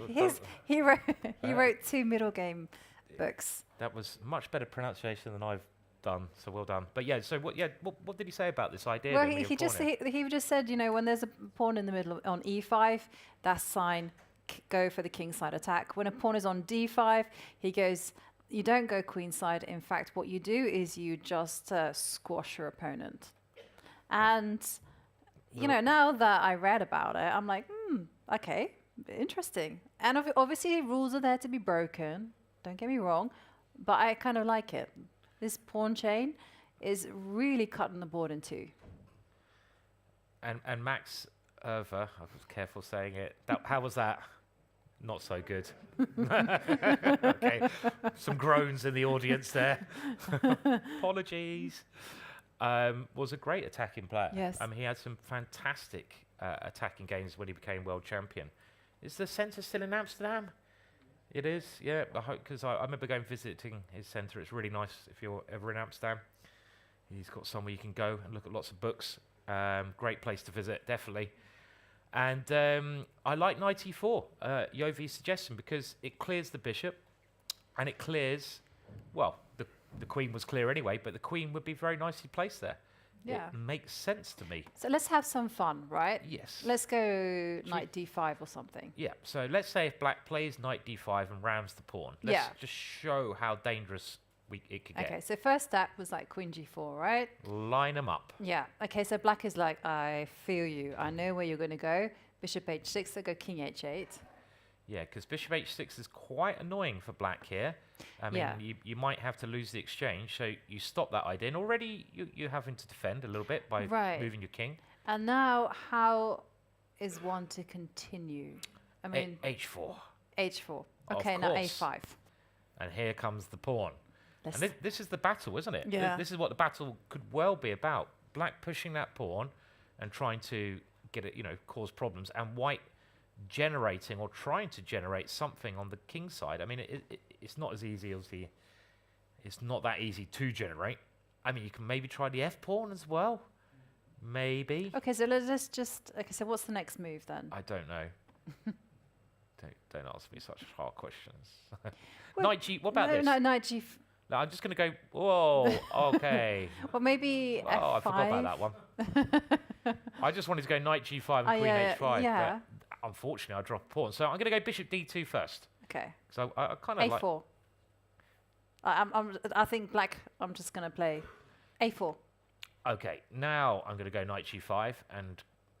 And you're gonna go. God, look at this bar. It really doesn't like me. But it looks scary. I don't know why it's, It looks it's scary being for super. human. I mean, like, queen h5 is a big threat. Right, because here you're like, I'm not even sure whether you'd even touch that knight. If you go at bishop takes knight, Well, the bishop takes knight. I'm h like, takes, whoa, and then hello. like rook h1, and Look it at the looks. bar. It thinks black's winning. This is. Ridiculous. Ridiculous bar. I mean, because I'm going to put the rook on h1 and I'm going to Yeah, well, kill you. how do you get out of this one? I don't know. I don't know why the computer's I mean, this is the thing. Computers would say, well, the engine says black is practically winning here. But, I mean, look at this. To a human eye, this looks very scary. You're coming here and you're going for it. So this is going to get interesting, this game, I think. So we'll wait and see. And maybe maybe that h4 was the wrong idea. Maybe you should play with the f pawn. That could be another idea. Can we just quickly show why the engine is so negative about white's chances? Because to the human mind, like you said, I wouldn't even dream about taking off that knight. Okay, so let's show. So bishop d2, if we had that last position, let's put the engine on and see what it says. So we're just going to follow why the engine thinks black's doing well here. Now, can we beat the engine? Okay, so it says queen d7, so calm. I don't understand Don't this. understand it. Rook h1. What engine have we got on today? Fritz 1? Oh, right. Alpha Slug? I don't know. What does it want now? It wants queen b7. Every other move apart from queen b7 is good for white. So I think it wants to be very greedy and do and then come to c2 maybe? No, it wants to do some checks. Queen b7. Yeah. I Okay. mean, we've got to stop that. You've got to stop knight e3. I mean, even, okay, queen, oh, you got a check. Oh. Yeah. I was going to go here, but then I got worried about a check. Yeah. And then the end game is going to be But this- problems. Okay, So you have to go. I don't want to play f3. No, because then the queen comes in. Okay. Well. But this is the kind of stuff that actually the players Have to might consider. they have to consider. They might miss as well. Queen b7 is such a deep. I don't think many humans would play like this as black, even if you are one of the best players in the world, because it just looks... I mean, nearly rook h7 works. It's just that black has this counter-attack. Yeah. Okay, we'll wait and see. That's going to be very interesting. So we've got, I think, another exciting game. We can always rely on Aravind, who always kind of gives us some excitement. He does. He Yeah. certainly does. Okay, so maybe we can check in on the challenges to Faustino Oro And then- against sure. Max Warmerdam. Aha. Okay, so let's have a look at this, and then we'll catch up with the other Dutch players a bit later. So I will go through the moves. It looks quite interesting. And Faustino is playing d4, and we have a king's Indian defense. So Max has picked a very combative opening. He's basically saying, okay, I want an interesting game. And he goes for this exciting opening. Bishop e2, castles, many ways you can play this for white. Bishop e3, this is one good system that white plays. You leave your knight, because you might want to go g4 in some cases. We talked about g4 before in this opening, this particular opening. Let's say black plays e5. The point of leaving your knight on g1 is that you go d5, and this is something that Ivan Sokolov played very often as white. And if black tries to get the normal f5 break in, which is again one of the most thematic ideas of black, was something like this. You now go g4. And the point being, I want to stop your break. And if you play it, well, whose king is weaker? It's probably the black king. So this is one of the little ideas behind these bishop moves. Black can also consider c5, but black's probably got to play one break. But he doesn't do either break at the moment. He goes a5. Now this means the knight can sometimes get to this square later on. This is still okay. White develops knight f3, knight g4. So asking the bishop, you don't want to lose that bishop. The bishop comes out to g5. We give it a kick. Max gives it a kick. The bishop snakes around. And now the knight comes back. Quite peculiar play. h3. So stopping any of that. Maybe again g4. a4. If you take that one, I'll take in the center. And black's trying to get play. And white goes, no, I'm not going to let you push that pawn anymore. And now knight d7. And we're quite near the current position with knight d2 being played. And knight h7. And then knight f3. What? Sorry. Okay, I'm looking at this. So it's this position. Now, white plays knight d2. And I guess the idea is if you go knight takes a4, black wins, well, doesn't win, but captures a central pawn, whilst you've taken a more useless pawn on the side of the board. So this would not be good for white. So Faustino is thinking, okay, well, if I guard that pawn, I'm threatening to take there. So Faustino goes knight d2, saying, okay, I've guarded my pawn. Now I'm threatening to take here. Max... It could be a draw offer, right? Yes. It is most like knight goes to h7. And Faustino is saying, yes, I am prepared to repeat the position in order to defend my pawns. Yes, because this pawn is now free. And again, you don't want to take that pawn and lose the central pawn. So the knight now comes back.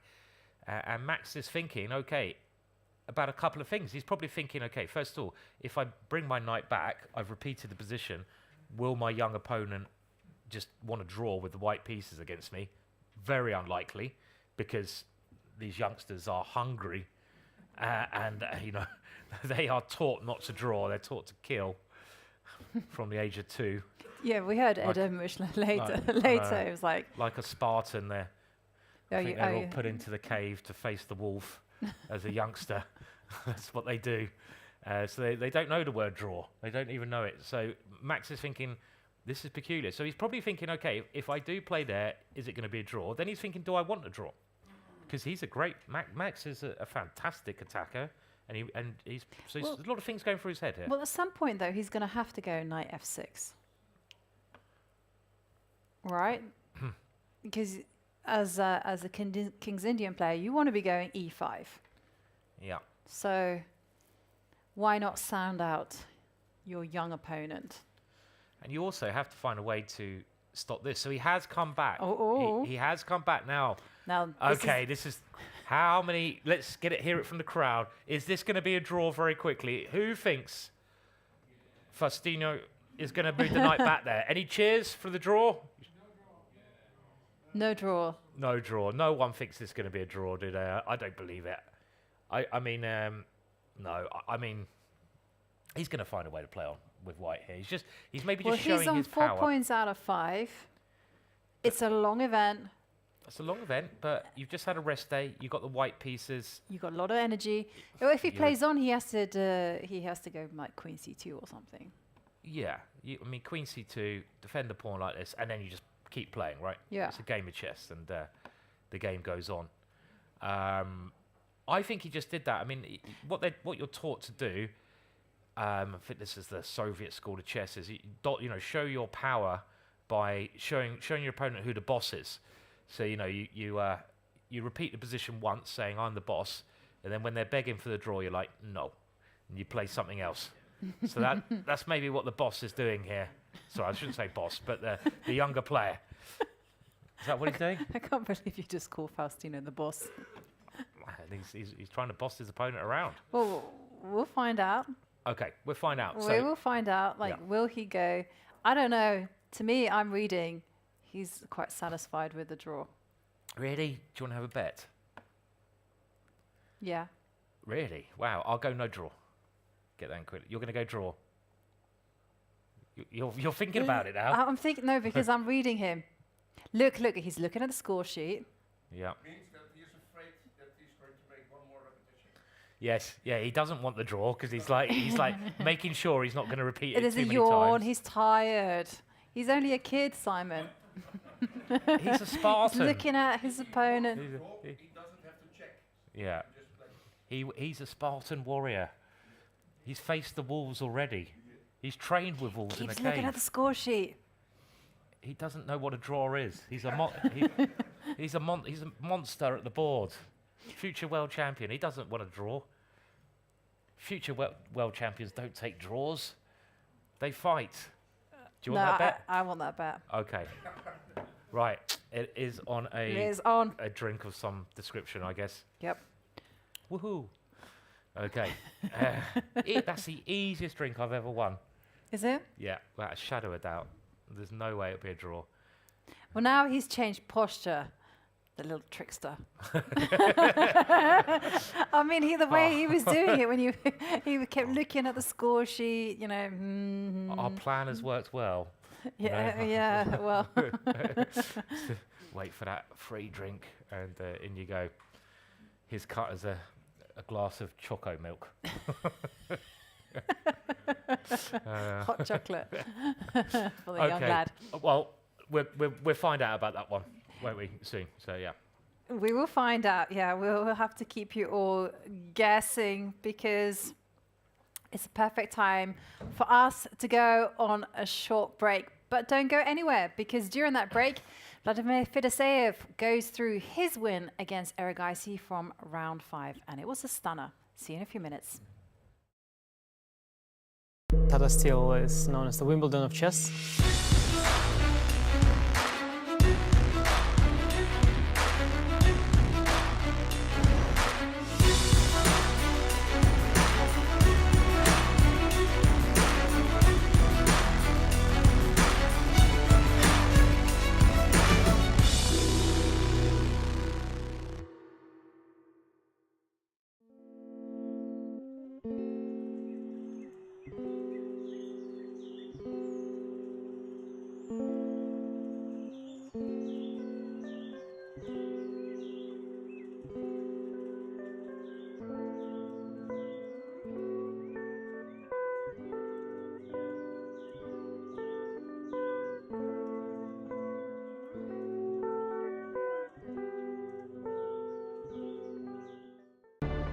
Vladimir, congratulations. A big win today with the black pieces against Arjun Erigaisi, but the game hadn't started maybe in the best way. Yeah, I can only agree with that. But for me, it's one of the first time I'm playing Rogozin defense, and he catched me with a surprise line in the Leningrad variation, which is Queen B3 C5, and here people usually plays d takes c5, and then after knight c6 or knight f6, it's a big theory, but it usually gets to some endgame position quite fast, and bishop g5 is a complicated move. I was aware of it, but he also found variations that I did not repeat it before the game, so it was very hard for me to react from here. And as usually when there is such surprise, it's very hard to judge between recording your lines or just to play by yourself. So I actually stuck in between. Did you get some flashbacks to day one where things had gone wrong so early in the game? Not at all, because last year in the beginning I did quite well, and I had a decent chances against him. Just later on he outplayed me in a very complicated game. but certainly I got some flashbacks when we achieved this very playable position with a decent compensation after move 13 queen d2 knight c5. So already here I understood that game is getting more and more complicated, and it's far easier to play with the black pieces here. So he's on the side to make pretty much all decisions that are not easier. It feels like everything is on his side. So and where do you think he went wrong to suddenly find himself in such a tricky position? I don't know, but yeah, I have no clue. That's for sure. But yeah, maybe everything that he did, like a4, it's fine. I thought maybe if I play like even f4, a6, it's quite dangerous for him. Bishop d7. But I assume he would try a5 on a6, and then I can't go queen d4 because here he can simply exchange everywhere, and then knight e2, so this knights move away. So if I play a6, a5, I thought I can continue like with queen a7, but it seems he's doing quite well. So I'm pretty much forced to play knight f6. And then he found this d6. And again, on a6 he have a5, because on queen d4 he can reply with queen a2 check. That's what, for example, it came as a surprise for myself at some stages of this game. But okay, queen a7. Yeah, it's a great compensation for black.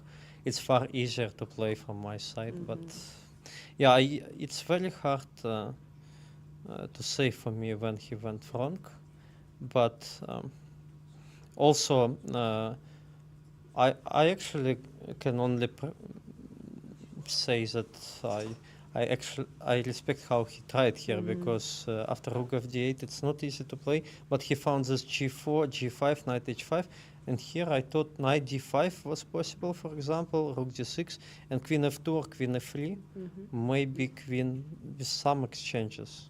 So maybe queen f2 is a little bit more accurate, but still it's I can't play like queen d7 is impossible, because here it's just a fork and I can do nothing, so that's why queen f2 is quite annoying to face. I was trying to prepare my reaction on this. Likely something like this may work. Yeah, so self-pinning. Yeah, I'm self-pinned, but also it's a pin to himself, because knight can't move. Then I will grab bishop on b3. So if things works for me and I can play in dynamic way like this, then it's inevitable collapse for him. But knight e2? Already by the stage, yeah. Knight e2 is extremely resourceful. And after rook c6, queen d5, rook c3, I don't think it's all gone for him, because he could have tried better than in the game. Queen e3, and here he can try this move, d7. Getting very messy. And after rook b3, here is this nonsense. And suddenly black is losing. So I was really scared if he plays rook f2, because it's not easy for me to prove that here I'm winning, for example. Because if I go like this, still this stays in air, rook d3, and rook c1, he's just playing this, and suddenly everything works for white. So I'm getting checkmate first.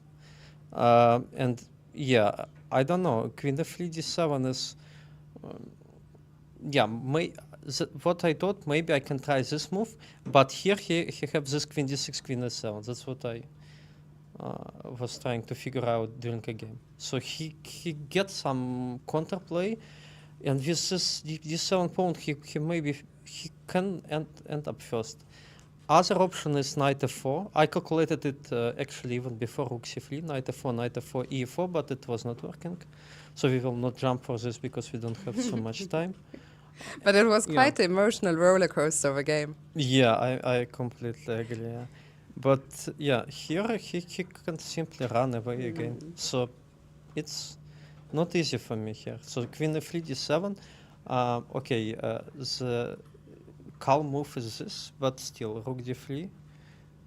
Maybe he can play like queen c5. I don't know, queen c5. So game continues, and I don't have direct clear wins path, against this. So after move Tyochi rook f2, You think that was the last chance, probably, to... yes, that's for sure. But what I need to do, I don't know. I thought maybe this, but then I found queen c5, exchange, and rook b3. He runs with c6. He is first again. Yeah, How those it's pawns- working? So I was not sure. Even this rook c3, it's maybe one of the best moves I played in my life as a chess player. But, Really? But yeah. That's your impression after the game, Yes, yeah? this is my impression. But it's not fully works. Like rook f2, I need to prove many things. if So I don't know We evaluation can here. quickly check the evaluation. Yeah, let's check for our viewers. So queen f3, whatever, rook d7.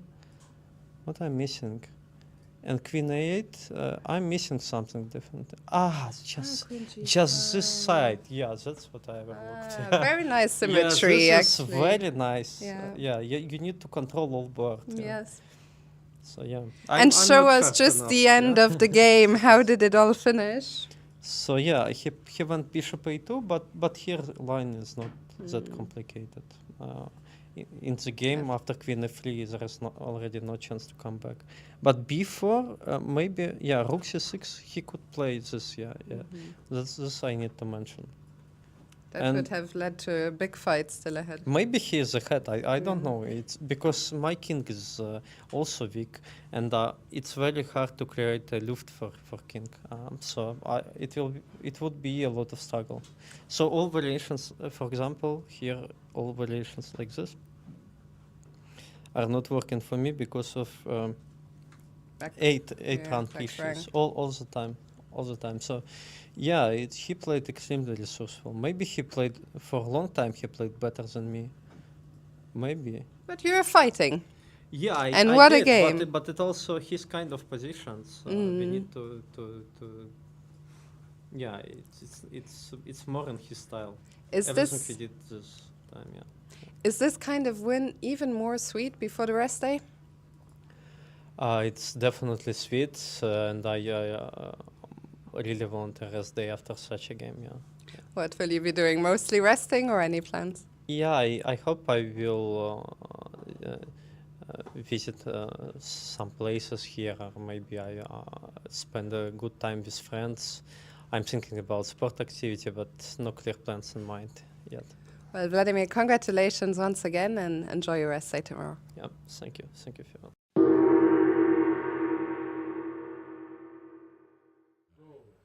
And the games are in full swing, and Fedoseev, well, he won with the black pieces in round 5. He's got the white pieces now against Pragnananda, so we're going to dive straight into that game and see exactly how it developed.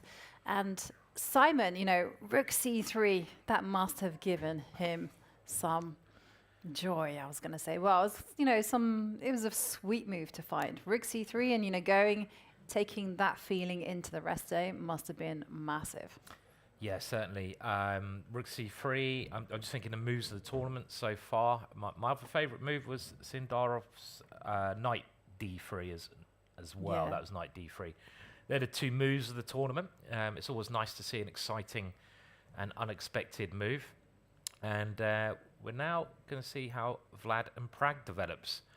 So Vladimir seems to be very strong with white so far. He's had some very nice games, and we have another Queen's Gambit. This is the opening of the tournament, and here we see a move that we've seen before, but it's not one of the more common moves. The normal moves here: bishop e7, bishop b4, the Rogozin, and you have other options. c5, as we've mentioned, is also a very solid way to play. Knight bd7 is one of those popular moves, but It's a little bit strange in some ways, but it has some sharp ideas. And one of the sharp ideas is to take on c4 and play b5. Is this how our game went? Was I white against you in the British? Did you go knight b? I have a feeling this might have been our game, potentially. I have a feeling it might have been It something might like be, that. Yeah. So when I played, I think last time I played Yovi was at the British Championships and I was white. And I think Yovi played this move against me. Game ended in a draw. But I was lucky. You fought well. So a3 now. And this is, again, a rather peculiar move. I mean, you normally bring the bishop out, but it's obviously aimed at stopping bishop b4 and maybe ideas of expanding. So a move I haven't seen in this position, so a little bit peculiar. And now black does grab on c4. So let's see what the little idea is behind this. e4 played, the most logical idea. If white can grab the pawn back, then white will be doing very nicely with the strong center. So the sort of modern idea in these positions is b5. And, well, we're going to see it. White now grabs this one, and black's idea is to recapture in the center, so getting that central pawn. And now white goes equal in material, and this often leads to very complex games with all the pieces remaining on the board. This kind of position. c6 was played. The knight came back to c3. We have a capture on c3, and now black tries to keep the pressure up with queen a5, threatening to take that one with check. White has to defend that one, bishop d2. And this bishop can be a very strong piece. So whilst the queen is over here, black had another idea behind that, and it was bishop a6. And now we have a capture on that square, and Vladimir just offers the exchange of queens because he's got to try to get castled. And if the queens come off, only white can be better, because you look at the pawn structure, and this pawn is quite weak. You might better exchange it at some point with c5, but you have to also consider a rook coming to the b file very quickly. So I would have thought if queen takes queen, king takes, only white can be better. And Pragg wants to keep the tension, and he puts his queen on this quite active square where it defends the pawn, maybe tries to come in. But now the current position, we have one more move. White throws his knight into the middle of the board. So starting to also pressurize black's position. Also prevents black from castling, right? Because black has to take a timeout to do something about it. So the point is if you go knight takes knight, which is the most natural move, then obviously you capture back with the queen. And look at that. You can't easily castle that bishop. Can't go bishop e7 because the queen takes g7. So that's going to be a problem. And at the same time, white is getting ready to castle, put a rook on b1, as you mentioned, lift up a rook to b7, and it's going to be problems. And all the time, like if the queen goes back to c4 for black, saying, hey, I've got problems with castling, you've got problems with castling too. I mean, rook b1, rook b7, queen c7, rook b8 in the air. Definitely. Very scary for black, this position. It feels that black has to be quite careful already here. As Yovi demonstrated there very nicely, knight e5 is really aimed at making it hard for black to castle, and white is one move away from castling, black's two moves. Black has to move the bishop, move the king. And the other thing white would like to do here is just at some point maybe take on d7, because then black will never be able to castle, and the black king is a little bit exposed there. So that last line, it kind of feels that black would want to take this one off, but I don't know how black now gets the king safe, and white has a very easy position to play. I mean, this queen also hits b8, so you have the simple idea of putting a rook on b8, starting an attack, you know, get your king very safe. I don't like this position for black at all. Yeah, very dangerous to play. I agree, it's too dangerous. Can we just go back to like this point. Yeah. What happens if you just go knight f6? And the reason I want to put knight to f6 is because I feel then at least it's defending the king. And now castles. Right, well, actually, maybe you have another suggestion, not castles. No, knight f6, the idea of bringing the bishop out and castling. Yep. I was just wondering if I should try to bring my rook to b7 quickly when my knight is here. That's possible, but let's go for the obvious choice. Let's go for castles. Yeah. And now in this line, can black get safe? Bishop b7. Yeah, if Bishop you go here, I b6. might have knight c4. Yes. So bishop here, and then I'm gonna. Okay, you do get castled this way, so black is getting castled. But actually, you might be in problems, like rook b1, still in the air. Yeah. Uh-oh. So we want to come. Castles. Okay, you get castle. That's something. Rook b7.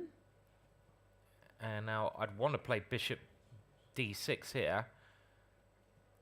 Taking on a3 may be playable, but you're really sort of hanging on there. And if bishop d6, there could be a knight f7 here, for example, because actually I was saying the black queen earlier was looking very active over here, but in these positions, the black queen looks really, really offside. You'd rather want it in the middle of the board because of a tactic like this.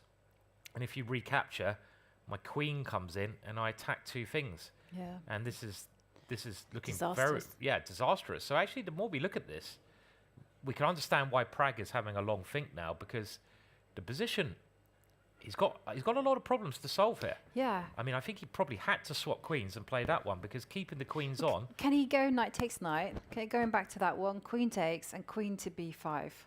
Queen Try b5. to. That makes a lot of Look, sense. it makes a lot of sense, Makes a but lot the of sense. evaluation bar goes no. And I think what White has to do, White has to combine these attacking ideas with the freedom to exchange queens at the right time. And I think here we can exchange queens.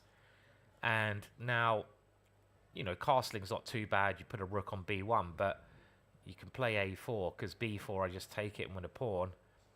And I'm opening up this a file. And this looks very difficult for black. Let's say he took here, I took.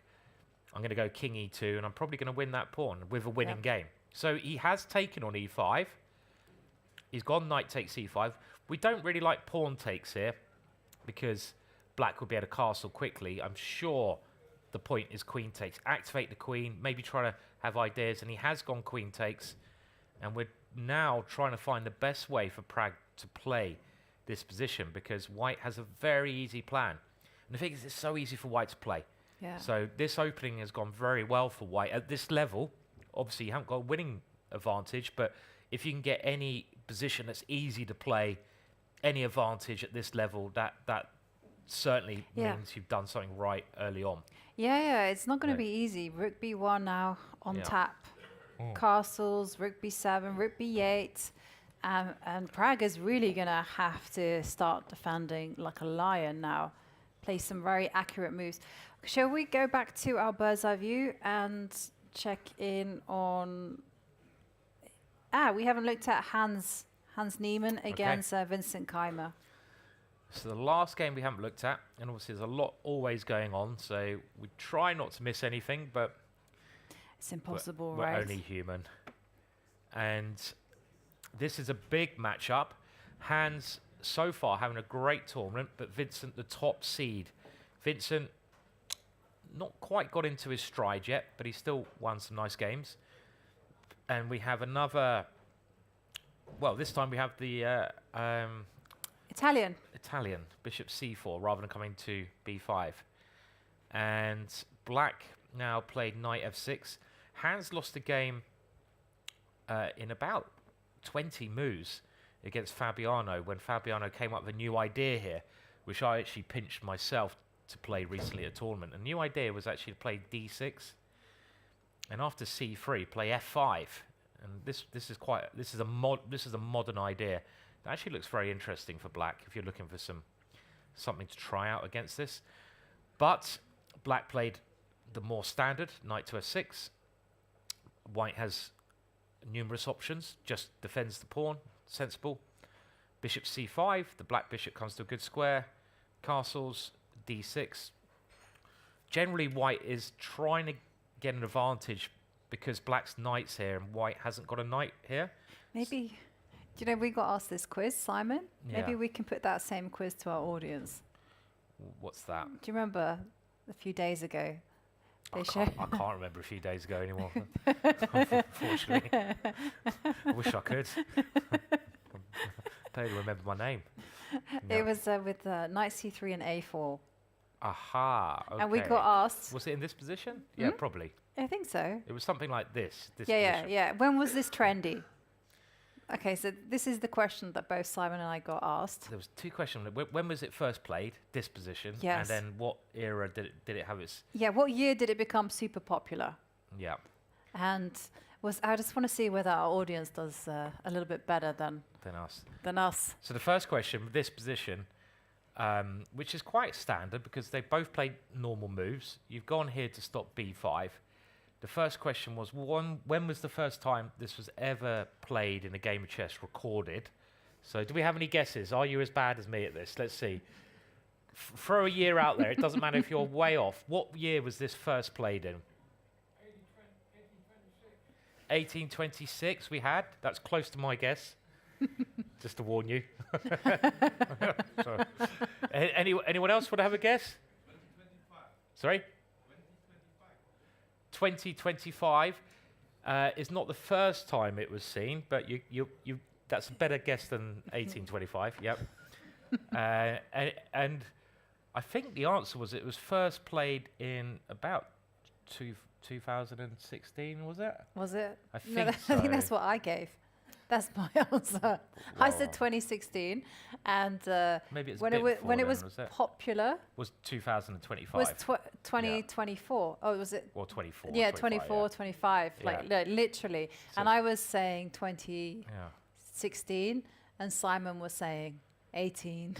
Well, I guessed that it was first played, as our audience did, I think I guessed 1890. I mean, it's like because literally. it's such a normal position. Right, and I swear you see this type of stuff in scholastic chess, but you're not with a4, a6 thrown in. Yeah, this is kind of the modern way to play it. But actually, yeah, it was found out that it was only played in I don't know what the right answer, but 2000 and something. So it's quite a modern idea, which is surprising. Okay, none of this happened.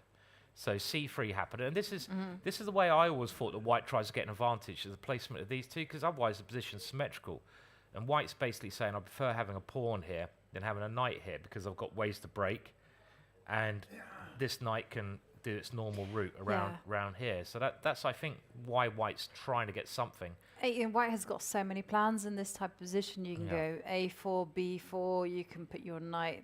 You can tuck your bishop away from c4. You can get your knight to c4. It's very hard to play. Yeah, bishop to g5 is also super trendy these days as well. But that kind of does invite black to go h6, g5. Basically, anything under the sun goes. There's a lot of subtleties in this position, and it's actually very hard to play. So I think we've got a lot of moves. So we go from quite quick. I mean, a5. Is given the bishop is two reasons. The bishop now gets a safe home, and you stop b4. So Hans plays rook e1, and we know that the knight often comes to f1 in these positions because this knight wants to get over here, really. And h6, well, probably stopping bishop g5 rather than playing g5. If white played h3 here, maybe knight b d2.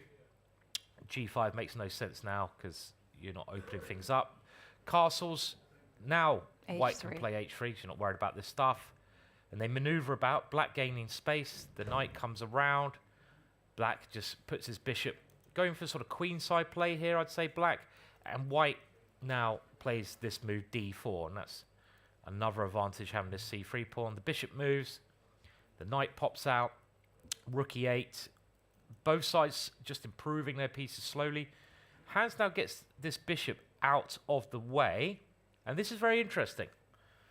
So, it's kind of a pity that we know they're still playing. Hans goes bishop f1. Now, okay, that's a safety first move. The bishop was most likely looking at getting attacked with a knight a5, so it's not a bad move.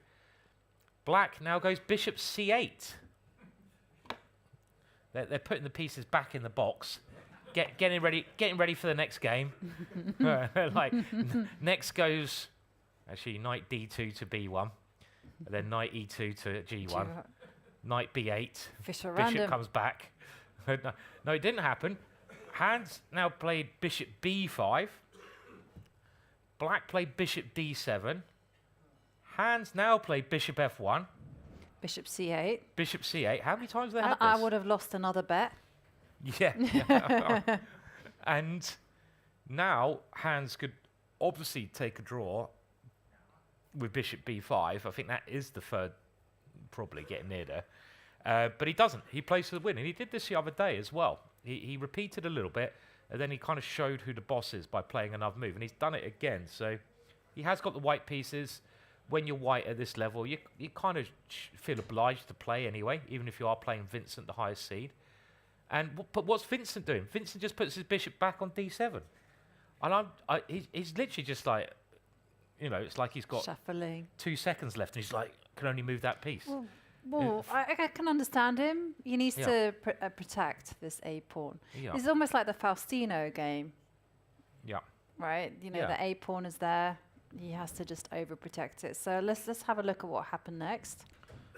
And he does come up with a nice idea. So queen d3, and this was Vincent's idea, and this is a problem, you could say, with a3. Was a3 the right move to play? I'm not convinced, because every pawn move makes a weakness, and that pawn move has made the b3 square weak. So black comes in, bishop e3, the knight comes in, and now rook d1.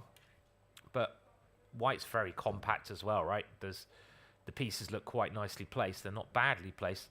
And here, Vincent now opens it up with pawn takes pawn. And there may even be some tactical elements now. And it's starting to get pretty exciting. I'm not sure I like this, like bishop f1 and a3. I don't know these positions very well, though. But it seems a little bit peculiar what Hans has done, because I like this bishop should be on this diagonal. Well, hang on a second. There's a big decision, right, to be made. Big decision. On how you're going to take back on d4. So first up, pawn takes. I would love to go pawn takes, but There's a pin. There's a good move here. Let's give away another yeah, let's key give ring. away another key ring. Yeah, We're generous today. there. Go on, Simon, do the honors. Okay, so it's black to play. If you get this question right, you get one of these amazing gold and platinum plated key. They're not. They're just wood. They get a lovely key ring, and I think they're pretty funky, actually. You can hang them on your Christmas tree even. It's black to play, and we generally try to do this as fairly as possible. What would you play? Well, actually, probably better to say, what is the best move to play? Who said knight e4? Put your hand in the air if you said knight e4. It's hiding in the corner. Aha, okay. Aha. And after knight takes e4, what are you playing? And if I go knight fd2? Okay, very With good. the bishop. You win a key ring. Round of applause. Do you want to come up Well and done. take it? Oops. Oh, careful. Careful there. Yeah, thank you. Be careful going down. We don't want any casualties, even though it would make good TV. It wouldn't. No. So the problem with this one is that black has a nice tactic. Black can play knight takes e4. And you have to take this back. It's a pawn. But now bishop to f5. And this move is very annoying. You can't really defend against the knight on e4 now, especially as black can just play d5 and increase the pressure here as well. So black is doing very well in this circumstance. Black may have just won a pawn for nothing. Yeah, and you've got d5 as well in the equation. So yeah, This is just good. The yeah. pin is just super strong. So you can't do your desirable. No. So that means you're going to have to take with. You can't take with the knight. You can't take with the knight because knight c5 and So if you go pressure. So if you go knight takes. Knight c5, you're just going to pick up a pawn on e4. So that means Yeah. that Vincent is going to be super happy and Hans is going to be like, why did I just not repeat moves? Because he's going to be forced to go bishop takes. I think Has that ever happened to you, Simon, or to everyone? Like you reject a draw And then, like, always. and then 5 moves later, you're like, why? Yeah, a move later, half a second later. Yeah, it happens quite a lot. I mean, the draw offer of some sort can be a really good psychological tool. And if you just turn down a draw and suddenly your position is worse, you start regretting, why did I turn that draw down? So it certainly can be weaponized, the draw offer. I've seen some really weird draw offers before. I remember a grandmaster friend of mine. Let's see if you can guess the grandmaster, English grandmaster. Okay. And Can I also open it up to the crowd? you will open up to the crowd as Yeah. well. So just weird draw offers that you've heard about. There was one where I was sitting next to this, and this grandmaster was offered a draw. So this player said draw, and the grandmaster got up, and he looked around like that, and he said, "Where?" And then he sat down again, and just like that was his way of turning down the draw. You're just like, "Where?" And like, yeah, that was a strange way to turn down the draw. Can you guess the grandmaster? English grandmaster. English grandmaster. English grandmaster. I have a few contenders. Go on, you can say. Huh? You can say. Okay. Mark Hebden. You got it in one. Well done. So that was Mark, English grandmaster. He Mark also Hebden. did it to a French boy. So so he was. This was a friend of mine. He was about like 14, 15 at the time, and he was like ever so nervous, and he thought he had a better position. Yeah. And so he offers a draw, and he goes, would you like a draw like that? Yeah. And Mark goes, "Let's play, kid," like that. that was. That's good. That's and good. the kid was like, "Oh my god!" Yeah. Like he's in a cowboy film. I Yeah. like it. Yep. So, yeah, I mean, there's been some really strange draw offers, and Where? I saw one where it was like, or I heard of one where it's like free fold, and the next move, one of the the person who turned down the draw, Yeah. blundered his queen, but he quickly said, "Oh yeah, draw then," and he got it quickly, and the player was like so slow, he'd already start setting the pieces up. So that was a strange one. Like There was the one yeah. with Plaskett as well, with the checkmate. There's many stories of Plaskett.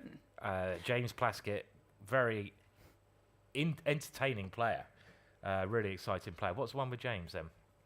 Oh, there was a great one with the castles. yeah. Is that Yeah. I don't think I know that one. I know some other ones, but like of James. I'm trying to remember. I was hoping you'd Okay. remember it. Well, there It's was like- one. There was one where James. I don't know. He was. I can't do his accent though, James. I think it was after the game. Someone came up to him. I don't know. He might have lost the game. And a word of advice: if someone loses a game of chess, don't go up to them immediately afterwards and ask them a question, because they're not going to be in a good mood. And it's just not. You give them a minute or two to calm down. And I think he just lost the game, maybe. And someone came up to him and This said, is the story I was and he thinking said, about. James, why didn't you castle on move 15? And James just looked at him and said, "It's blooming checkmate in one move, you idiots!" And like, and just like dismissed him very quickly. Yeah. So, but no, there was many little moments. So, if you've got any funny draw stories, it's always interesting to hear. Yep. And this position, as we say, it looks very pleasant for Vincent. Right, you can go knight takes bishop Yeah. And already. he has played knight takes bishop. So why is this pleasant for Vincent? Well, I think, did he play it? He did. Well, his bishop now is a very strong piece. I mean, I think you have to get 2 pawns in the center. So this is very likely. And normally in the Spanish rule Lopez, you don't get such an amazing uncontended bishop, because how can white ever fight against that bishop? Normally you'd play bishop e3 at some point to try to exchange that one off, but there's no piece there. So for the rest of the game, it's a bit of an assassin Whoa. there. I That mean, bishop. are we going to be seeing moves like bishop c6 as well? Because what I want to provoke white to go d5. Yeah.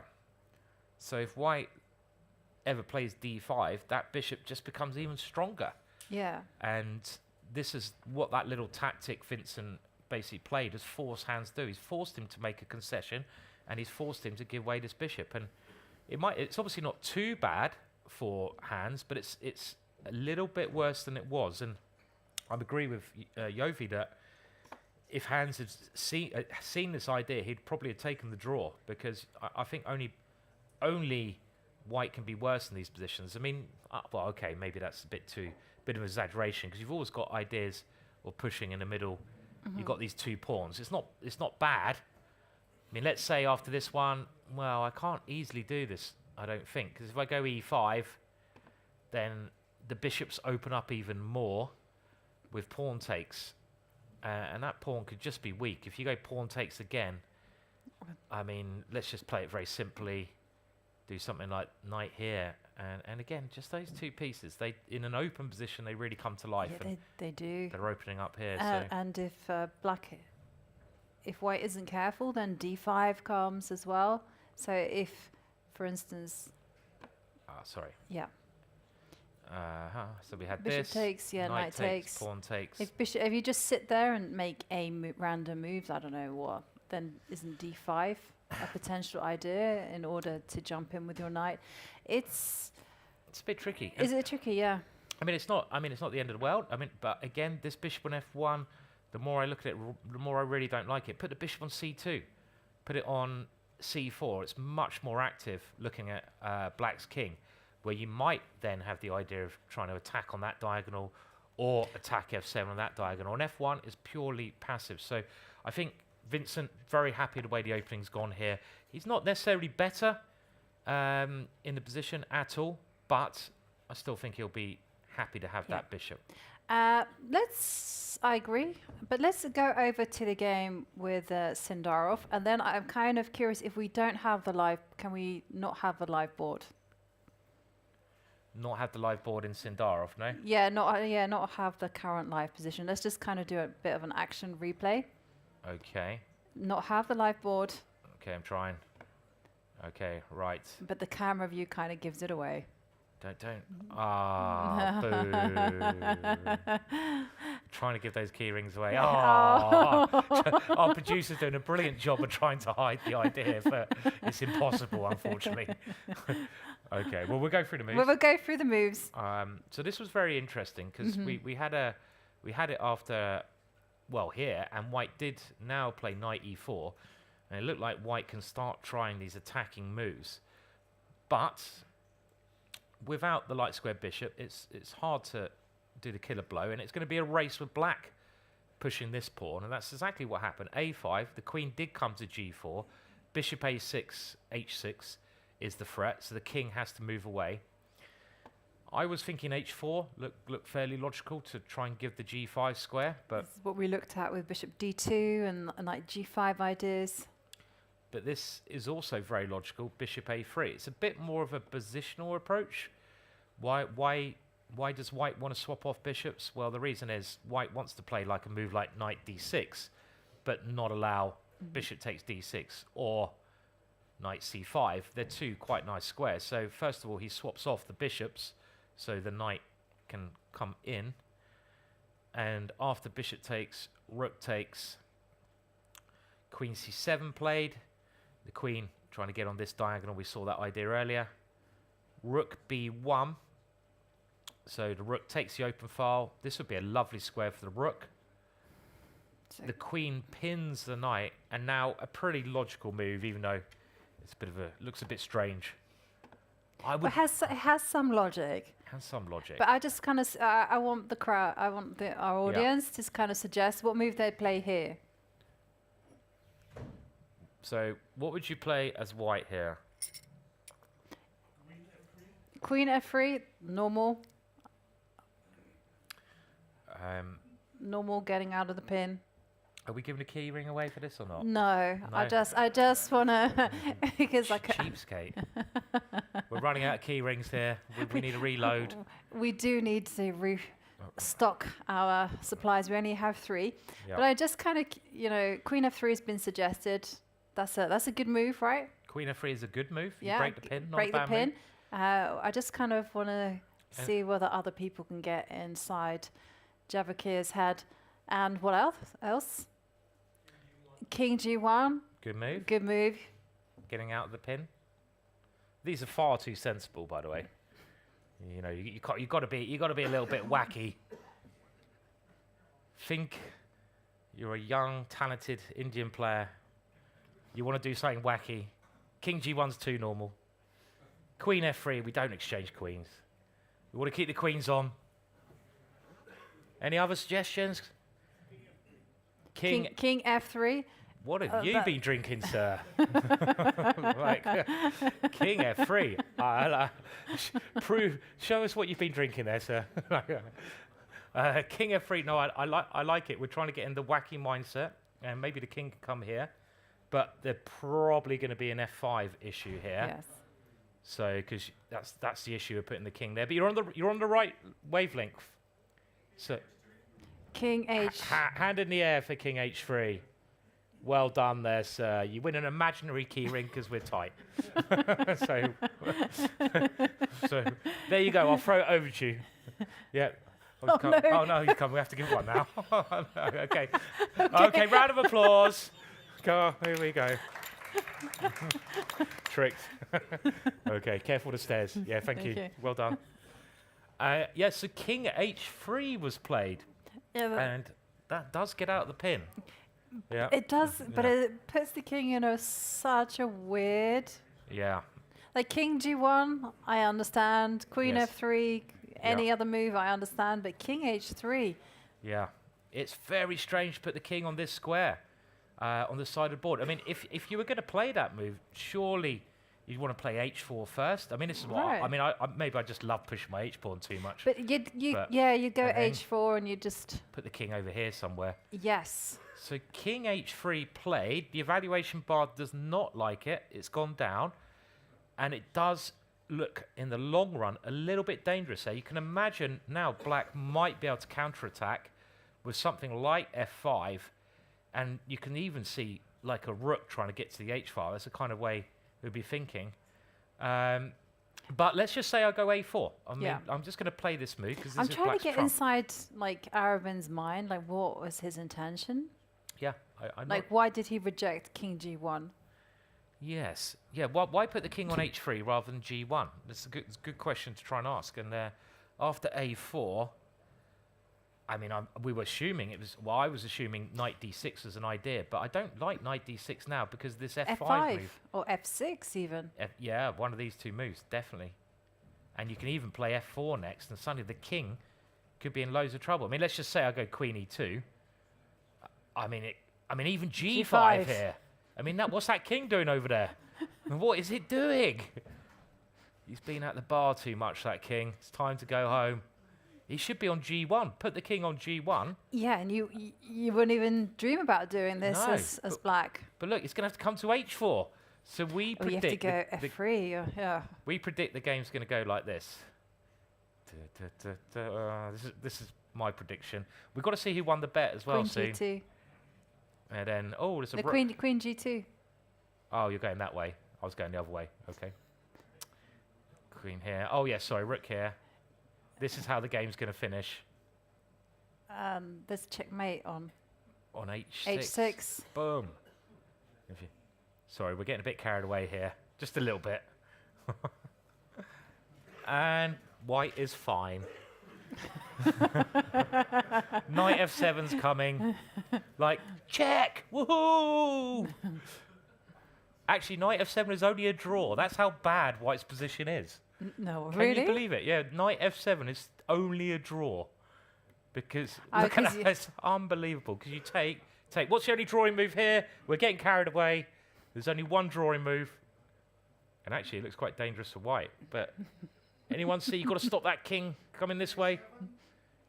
Sorry? You've got to stop king takes e6. Yeah, if the king gets this way, it might actually run away. So you've got to stop king takes e6. You've got to play a quiet move first. Okay, we won't spend too long because I'm getting carried away. Rook a8. And now you're just going to go check, check, check, check, check, check, check, check, check, check, or something like that. Yeah, the king has to step backwards. Okay, but it just sort of demonstrates why we're a bit concerned with the king coming to this square rather than this square. So, I mean, it was a serious kind of idea, you know, with F5G. Yeah. So kind of A4, Black just gets on with their business. And you can't do knight d6 because f5. Yeah, right. So you got to. But I mean, f5 might well be coming soon. I mean, And it just anyway, gets in the way of h4. it's very strange. This king h3, very peculiar move. Okay, Yeah. let's go to Faustino quickly because I want to see if I've won a drink off. You have. Yeah. No, actually, I shouldn't. Okay, and this is the Dutch encounter. Then I think we should look at the other Dutch games. Yeah, quickly. let's Should we do that? quickly do that because Okay. we have a French from Elena, and you're our French expert. So we were wondering here, well, a bit later on, if it was going to be a draw, and Wow. this kid doesn't know the meaning of the draw. You were right. I was wrong. He plays on. Of course he plays Of on. course he plays on. He's like young. He's 12. hungry. He's confident. Life hasn't dragged him down yet. Give it 5 years, kid. Give it 5 years. And here, this turned down the draw. You're not really threatening to take this pawn because the central pawn is on pre. So Max now plays the typical break in the King's Indian defense, d5. And rather than going for, sorry, e5, I should say, rather than White going d5, which should be like a normal move, he doesn't play this move. And the reason he doesn't play this move, because now Black's knight is so happy on this square. And it all makes sense. Max's plan makes a lot of sense now with this b3 square as well. So the young kid realizes that would be a mistake, showing maturity. And Faustino takes on e5. I'm always upset when my opponent does this in the King's Indian defense because it makes the position a little bit more boring, as now you don't get the kingside attacks as often as Black's. And he plays queen c2, getting ready for a rook to come here. c6, covering d5. The one problem with White's position is this square. And if Black can ever, let's say, play like knight c5, and then Black tries to get rid of the defender. Well, he can't because there's a pawn there at the moment. But at some point, this is what Black aims to do because it's the only outpost on the board here. Very hard to achieve that. And there is another problem, and the other problem is just the a pawn. And I guess if we go back one move, there's no way now this pawn's gone a little bit too far. So Faustino just grabs that pawn. Okay, g5. Max has an idea up his sleeve. He's got to break the pin. Bishop g3, and he's got to play the next move. Otherwise, he's just a pawn down. And he now plays knight takes e4. So a counter idea. The queen's guarding the knight, so he drags the queen away. Queen takes knight. And here he takes that knight while he's got a chance. f5 is now an option. Very interesting position. The queen comes back, stepping out the way of f5, attacking the rook. And it's Black to play here. What do we reckon, Yovi, at this position? It's a mess. The evaluation bar might be in White's favor, but it's a complete mess. Rook a8 is going to be the next move. You need to get that rook back into the game. And there's always f5, f4 ideas. You know, the queen can step up to e7 as well. So I think the first thing first for Faustino is you've got to deal with f5. So you've got to go bishop to d3, right?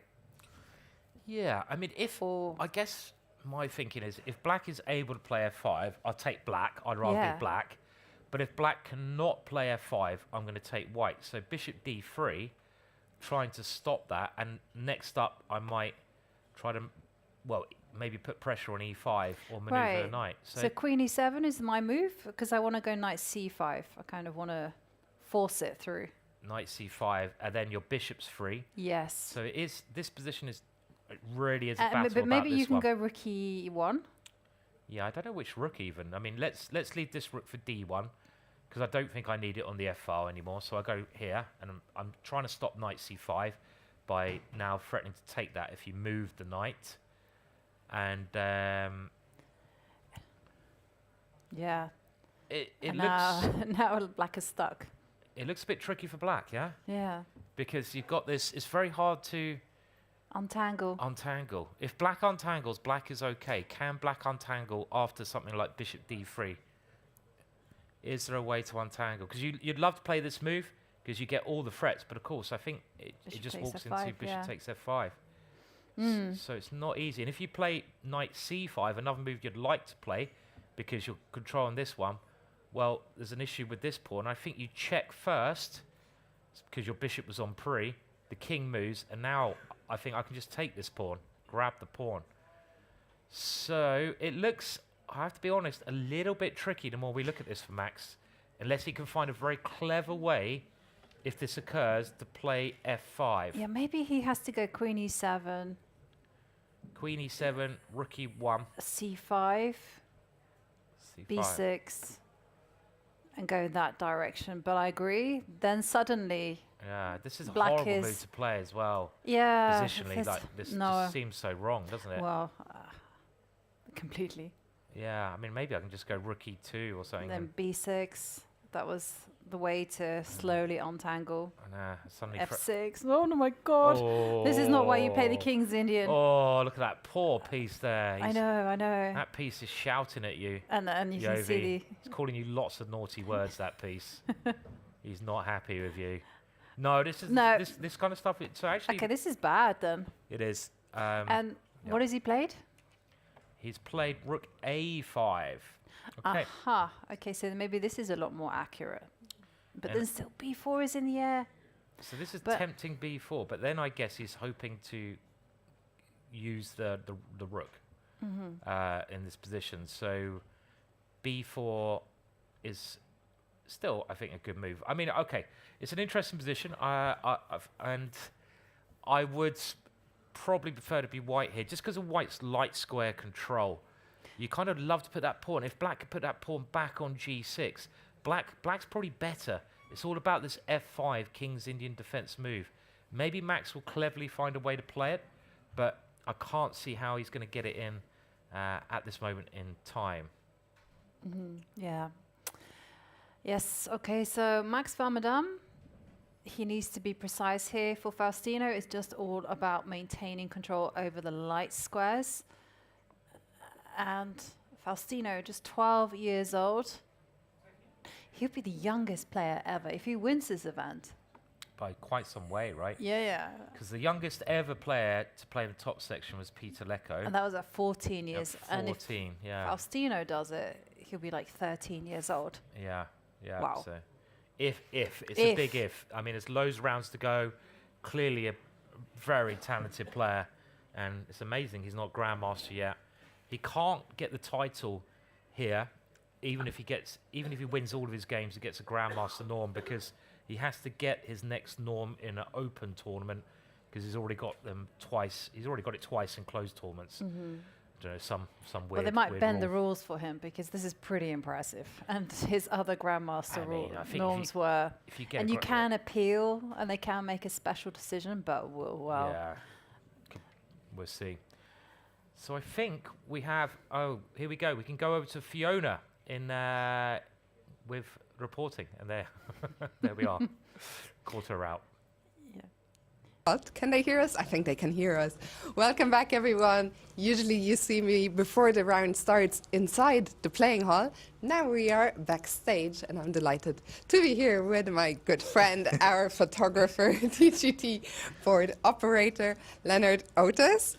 Leonard, you can also see some of our amazing team right here behind us, the social media team, our cameraman, and editor Leslie, Anna Maya is here, Freek is here, doing some AI magic, don't ask me anything, and Menno, of course.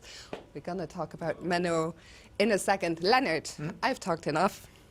Tell me a little bit about this year, the tournament. Every year you guys are innovating a little bit, bringing some new things. Tell us what's new this year. Yeah, there's a lot of things that we kind of like implemented this year. So I'm also partly involved with the video broadcast, like the show that we see right now.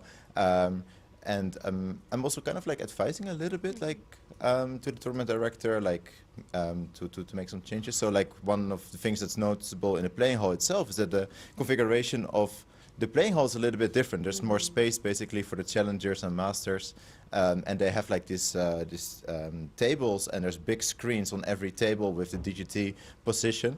So that's something that like it helps. I think like the spectators. It helps a lot. Like I remember in previous years, they were always looking up at the ceiling, right?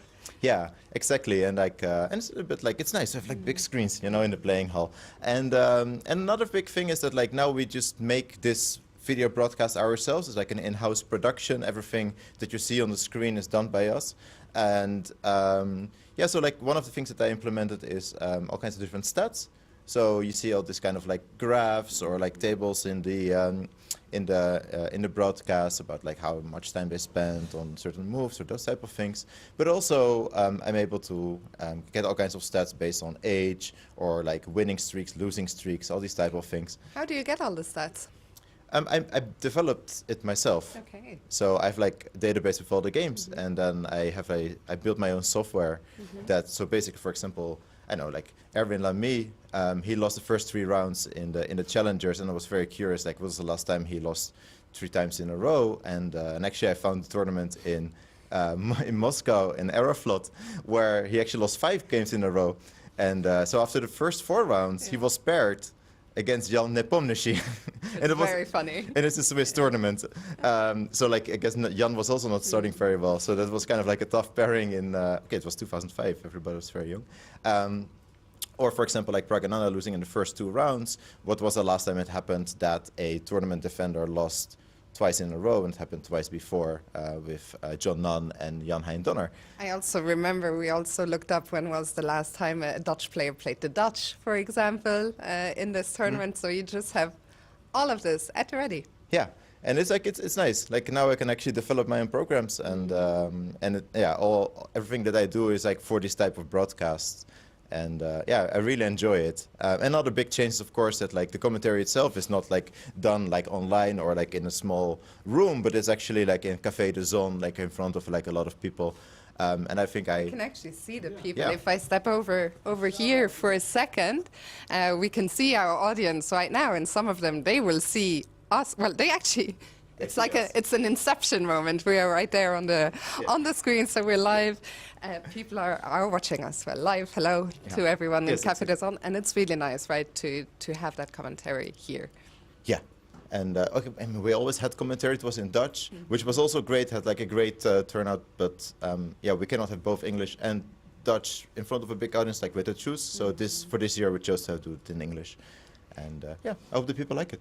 We saw Menno, we saw some of your team. You have been working together for a while, and you of course do broadcasts for tournaments around the world. But here we're in Wijk aan Zee, we're on your home turf in the Netherlands, which gives you more options to do more. And you've brought quite a lot of equipment this year. Yeah, so we have like, I think like 62 cameras in the playing hall. Like we have like the small cameras that look through the pieces into the face of the players. It's something that we invented back in 2023, and now it's like became more of a standard actually in chess. So it's very nice to see that, yeah, that's being used more in chess, and in general, like, yeah, we're also trying to innovate a lot of things. So behind the scenes, we're actually like, we're writing new programs, we're trying to, you know, come up with new ideas, and one day it will be implemented, maybe at the end of the tournament already. Exciting. Leonard, you've been coming to this tournament all your life. You've come as a visitor. You've played here, right? You've played in the amateur groups. Now you've been involved on this side of things.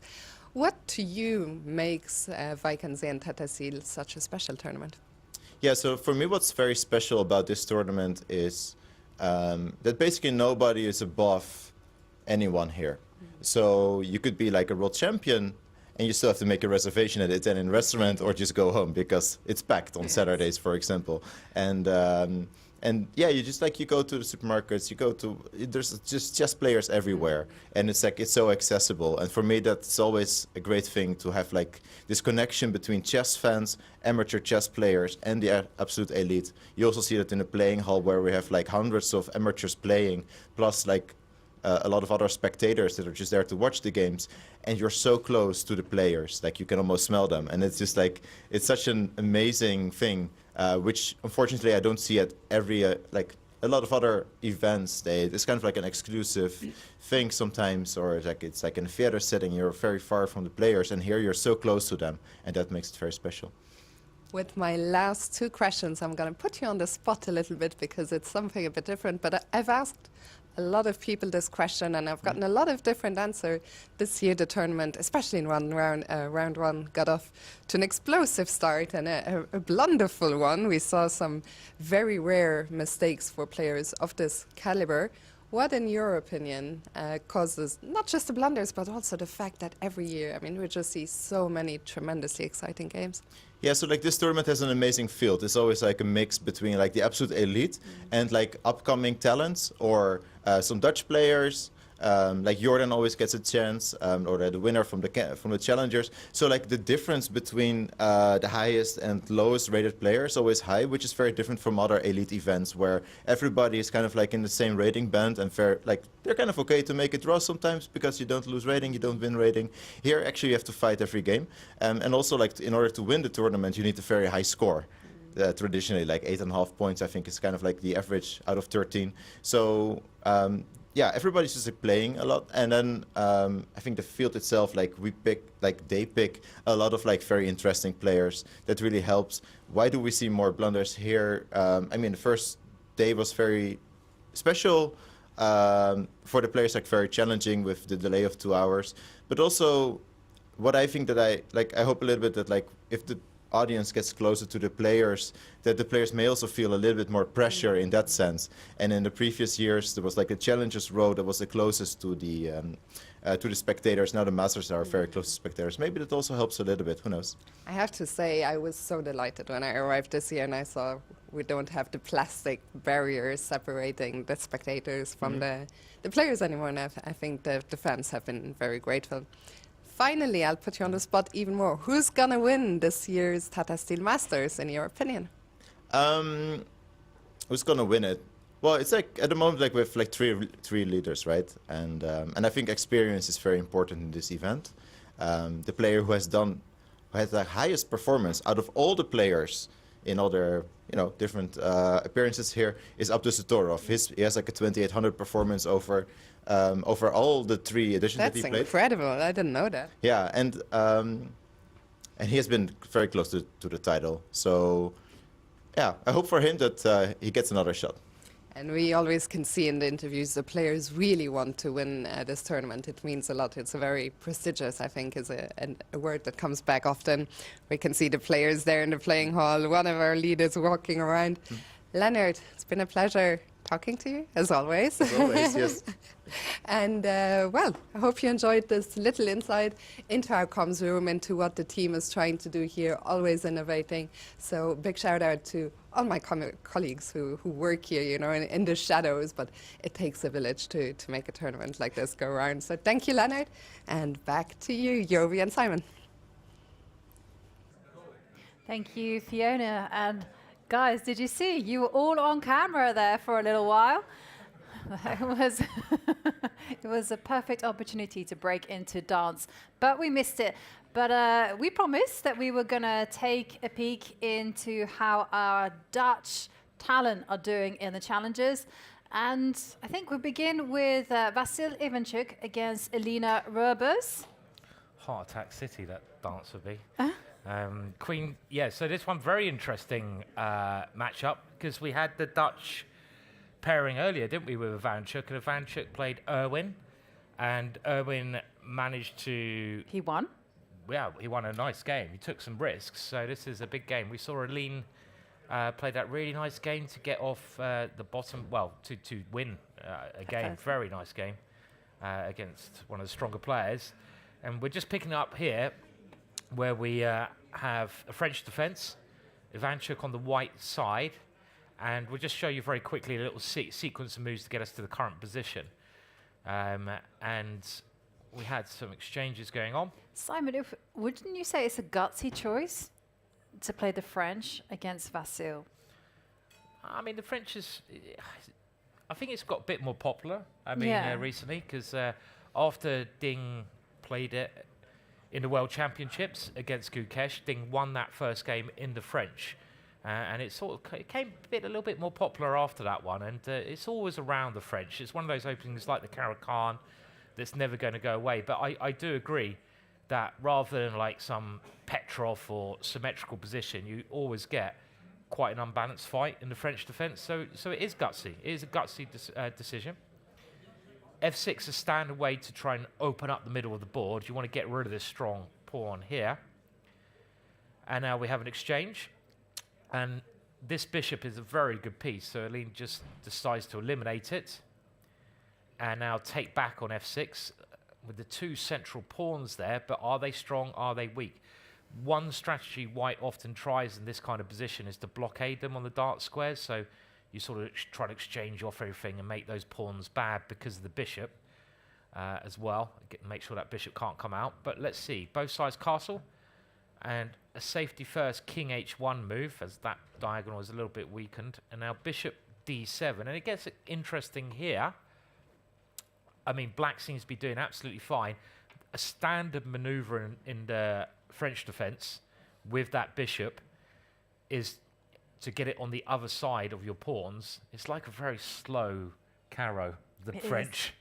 Dare I say a bad carro? I didn't say that because I'm a French defence player. No, you can't say that. Can't say that. But it's weird because this is a standard plan, and then you get that carro sort of idea. So you imagine Aline got the bishop here, then only black would be better because that bishop would be tremendous.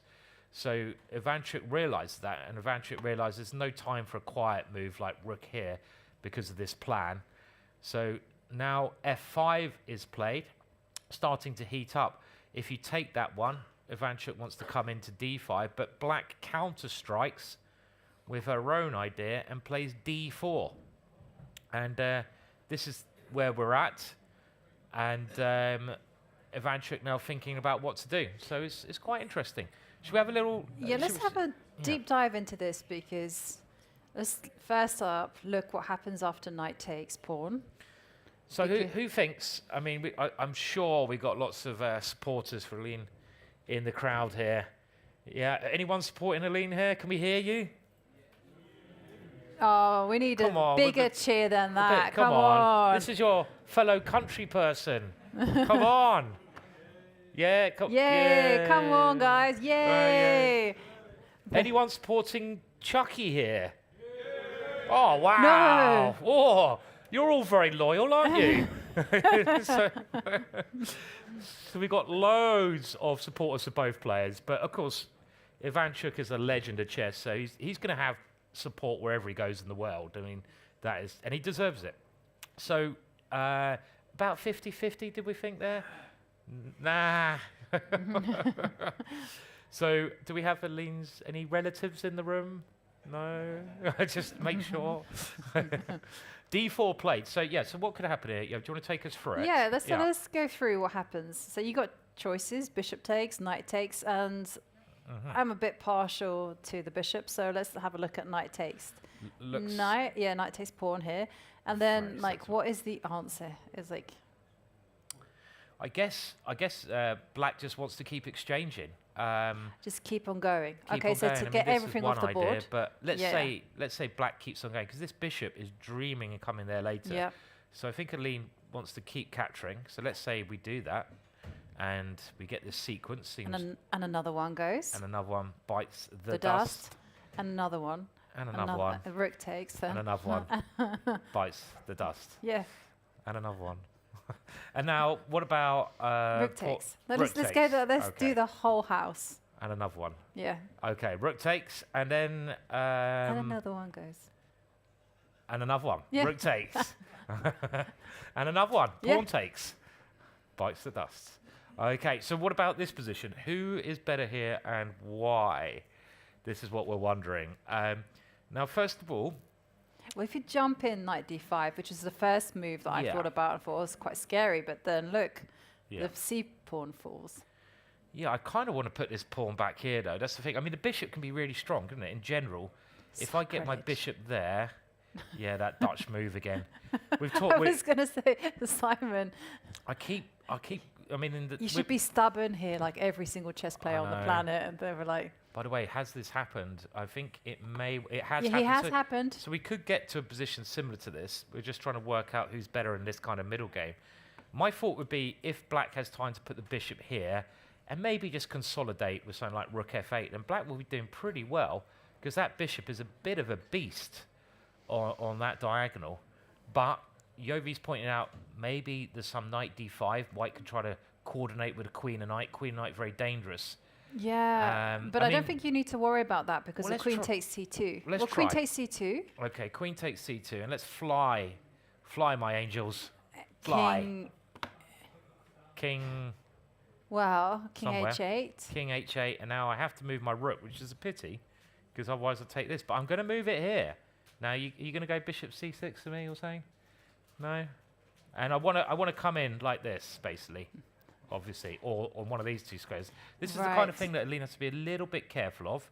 Because And I can't go bishop e6 either. Bishop e6, oh, queen check. Anyhow. Let's just show that.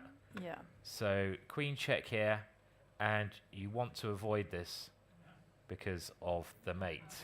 Definitely worth avoiding that one. Okay, we're getting more exchanges here, so we could be getting I think near we're going to this get position. this exact position. And are we going to get bishop takes? But the first question I'm wondering here is, do we take the rook or do we take with a pawn? The kind of problem with that last position was if I could put this pawn back on f7, I'd be very happy with black. It just feels like the black king is a little bit exposed on this diagonal, like we saw that knight coming in. It's a little bit exposed, so it's a short-term initiative for white here. Maybe you can move the rook first before you do something. But if Aline can just get over that, she should be absolutely fine. I suspect that she might have to, well... Look at this drink. It's like mouthwash. It looks very natural. It's interesting, isn't it? Yeah. It's pure C. Yeah. So we have this. Bishop takes d4. And yeah, I mean, I think it'll be all right, but I'll be very interested to see, first of all, how black recaptures on f5, and then what Chucky's plan is. But so far, so good for her. Now, there's a lot of games going on, so we should probably get up to date with some of the other ones. As much as we like looking at the Dutch games. Yes. We just need a Dutch player to play Maybe the we Dutch. just quickly check in on Erwin. I think Erwin, just do a status update just to kind of give our opinion on the position. Yeah, so we'll have a look at Nguyen, who had that brilliant win against Chucky, and he has the black pieces here. So when was the last time a Dutch player won with the Dutch in the top section? And I think I know the answer to this. And it needs to happen more often. Yeah. Yeah. So anyone know? Nope. Not Giri. Not Giri, no. He would never play such a risky opening. Donna, no, not Donna. Donna, nice idea though. Not Donna, a bit more modern. Van Whaley? Yeah, Van Whaley. Do you know who he was playing? Sorry? No, okay. I'm trying to remember now as well. It was definitely Van Whaley. Was it Van Whaley? Yes, it was Van Whaley. Wasn't Van der Waal? No. It was Van Whaley winning. I'm confident about this. Okay. Winning with black. Van Whaley, yes. His opponent was it? It wasn't. Oh no, it was Wojciech. Is that right? Yeah, it would Maybe? be Wojciech, yes. Wojciech, And the Polish also player. has been tried by Nakamura. Nakamura won with the Dutch. It's And got 3 out of 3, the Dutch, it in top has, section, so it should be has. played more. And yeah, it's surprising. We need to see more Dutch in this Dutch tournament. But this position, I would say, is a little bit positionally dangerous for Erwin because he's got this isolated pawn. That pawn can't be defended by another pawn, but it can be pressurized by the bishop. Also positionally dangerous because you've got that famous 2 bishops, and the light squared one could really come to life. On the other side, you have this open h file. Exactly, so White's not going to be able to castle that easily. Because the queen h3. Yeah. So you do have some tactical compensation as black. And you can think about getting this knight in, but also black, therefore, doesn't want to castle. No. I think I once had a position similar to this, and I just did some funny business like g5, g4. Okay, yeah. Well, like, Yeah, and I mean, at some point you can try Yeah. getting the knight into the center. Exactly. I mean, black is can get active, can Yeah. and should get active. Rook c8 should be also This way. a move. And Yeah. just bank on the fact that it's not going to be easy for white to get castled. So strategically worse. Some but tactical chances, some, yeah. Some chances, yeah. Right. Okay, so let's go to the top section, and where do you want to go? I mean, first up, maybe Arjun Erigaisi. I mean, that was a King's Indian where he took some Whoa. chances. Okay, this looks like a lot of fun. And we like fun stuff. So it was this position we had here. And I have to admit that I didn't really like black's position too much because I'm quite a fan of having extra space. And white has quite a great deal of extra space. But we're also wondering how these two moves, g4 and h3, could come back to maybe haunt white because they've kind of wandered a little bit far away from the king. So queen c8 was getting out of the line of the rook, so e5 is an idea. And we see that happen, e4, e5, normal kind of stuff. White closes it down. Now I wonder if he should have done this. Could he have like kept the tension? He closes it down with d5. And do remember, Mateus lost this horrible game, well, from his perspective, in the King's Indian defense. And now we kind of have this King's Indian defense. And I feel it's going to hinge around the fact, can black successfully play this break? In the King's Indian defense, this is the one sort of pawn break that black has to get counterplay. Maybe, therefore, it's good for white to have a pawn on this square, if he can maybe put a knight on g3 to cover it. Because then there's always this like c5 break you have to watch out for. But there is another break here that is very common when the pawn's on g4 in these positions as well. And that break is h5. And he goes for h5. Now white has to say, well, what am I doing here? You don't really want to capture because f5 is coming and knight to f4. And suddenly the white king's under some fire. So you have to move forwards, and now it's the f6 break that will open up the f-file. So it's going to get very exciting soon. Knight h7, bishop e3. f6. Oh, not quite yet. Not quite yet. Black improves his pieces. The queen wants to come out. It's all going to happen on the king's side. Now white's break against the king's in defense is c5. So this is what Mateus is going for. He's trying to break with c5. So wow, the bishop just calmly comes back. How many Everything. moves? That bishop Everything. went to f5, to c8, to b7, to c8. It's I mean, also Vincent's bishop has done a similar thing. Vincent Keymer's bishop's just gone like this. That bishop is clearly lost a lost cause today.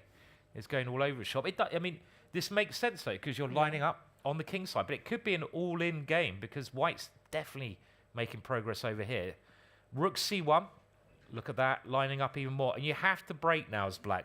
The only pawn break you got is f6. You have to play it. There's no other way to break through. And this at least liberates the rook. White takes that one. And now bishop takes. And queen d2, trying to stop knight g5.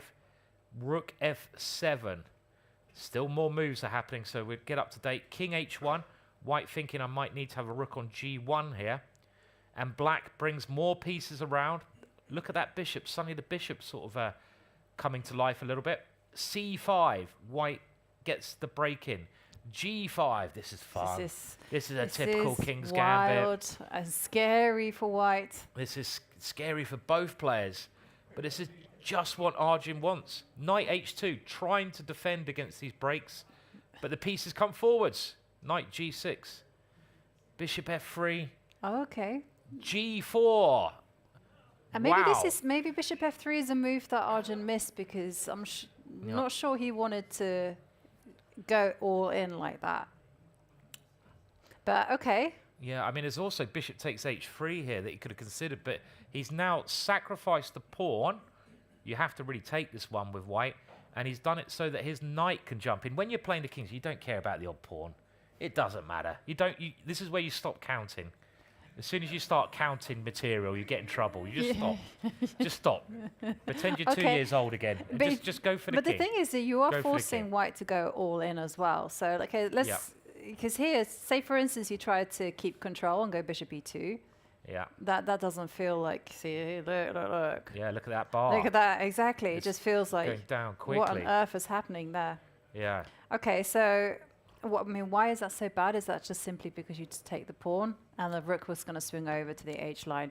I mean, these lines are so complicated. And I think, as Yovi says, one idea is to take here, and that rook comes to the H file, and eventually, when black gets his piece out the way, the queen will come over. This would be, so probably just this one, as you mentioned, Yovi, just take the pawn with the rook coming next, and these knights ready to jump in. Yeah. It's going to be very exciting. Okay, so basically Arjun is rolling the dice and is dragging Matthias along with him, right? Like, because now you probably have to take on H5. Yeah, I think, you might as well. I mean, if you're going to get attacked anyway, you might as well grab as much as you can, right? So let's grab take it, and then knight takes, bishop. That's what I was afraid of. Get rid of the light squares around white's king. Yeah. And now white has to take back.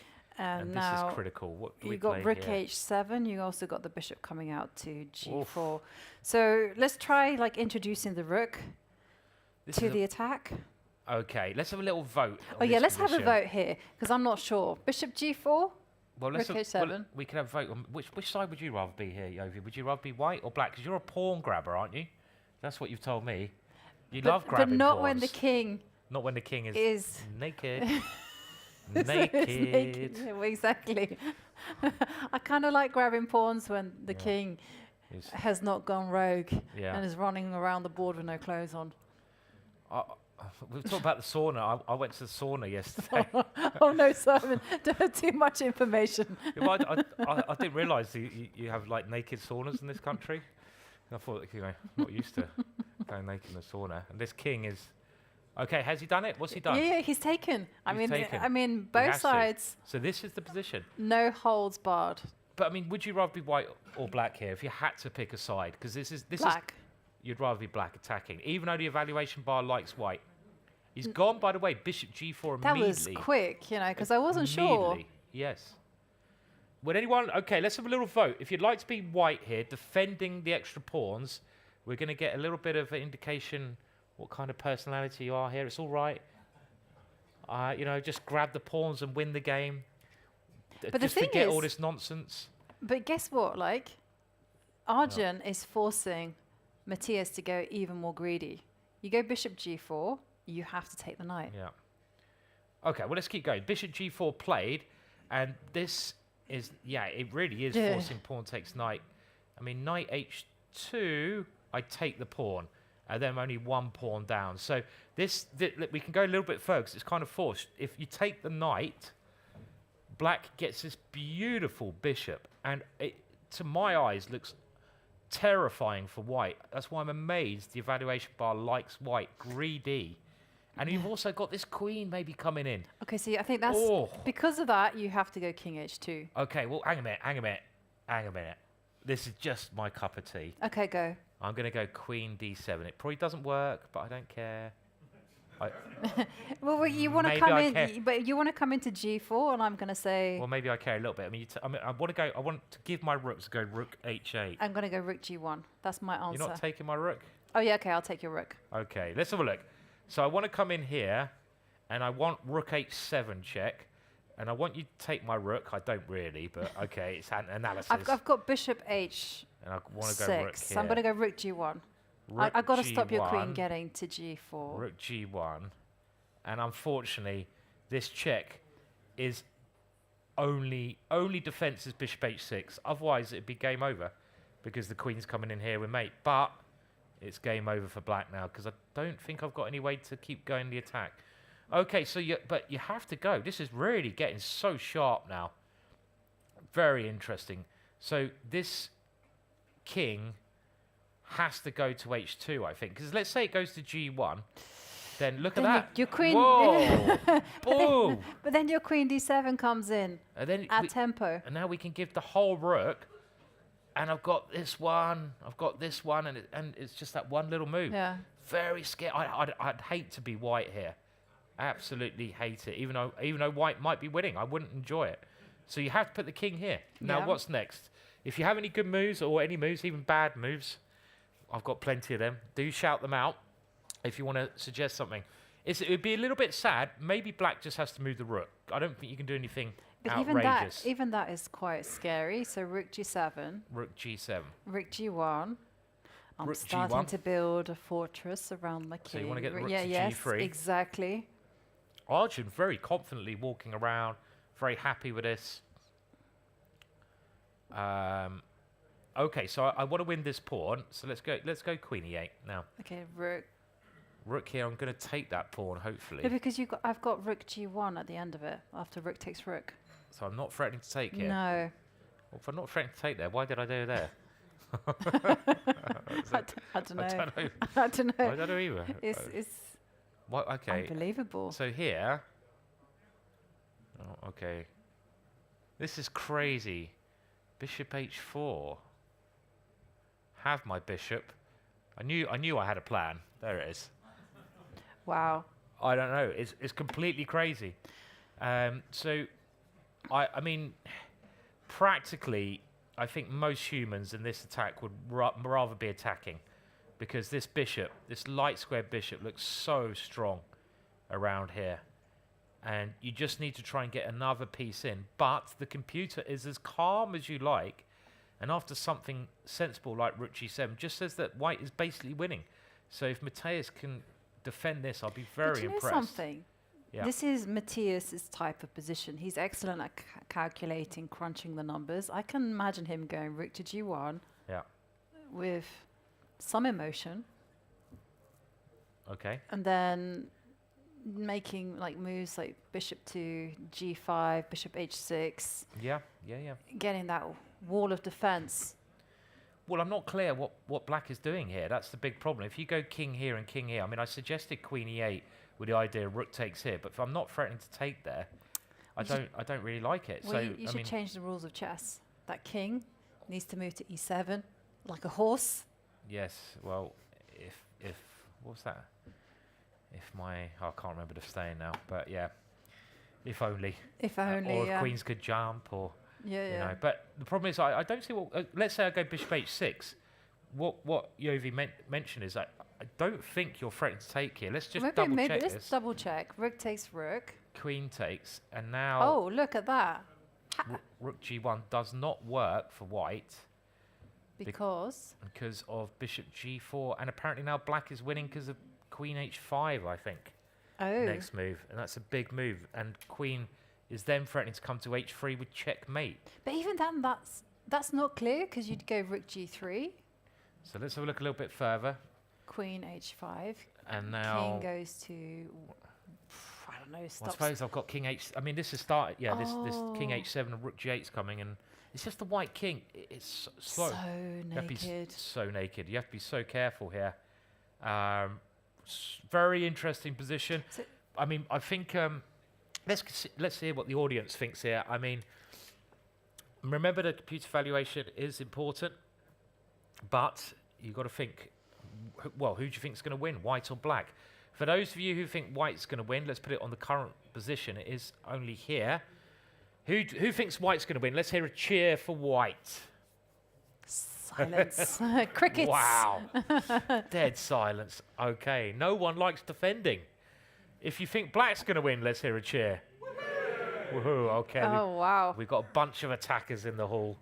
Crazy attackers here. Well, you Yeah. heard it here first.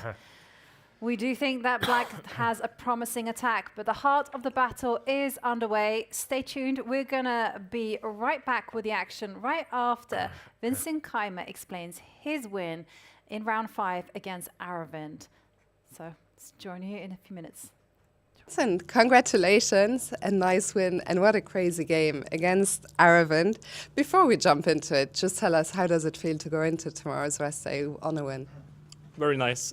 You know, round 2 and 3 were pretty bad, both from the result and also I just didn't play good games. So yesterday I was just trying to be solid and, you know, find my rhythm again, get back into the tournament, which I think worked out quite well. And today I felt much better, and also I believe I played very decently. How do you do that, getting back into the tournament? What do you do? Well, I just tried to play a kind of more normal game, like less craziness and refocusing, trying to just, you know, play good chess again, to get the feeling of what that's like. So that was what I was trying to do. And you achieved that today? Yeah, more or less.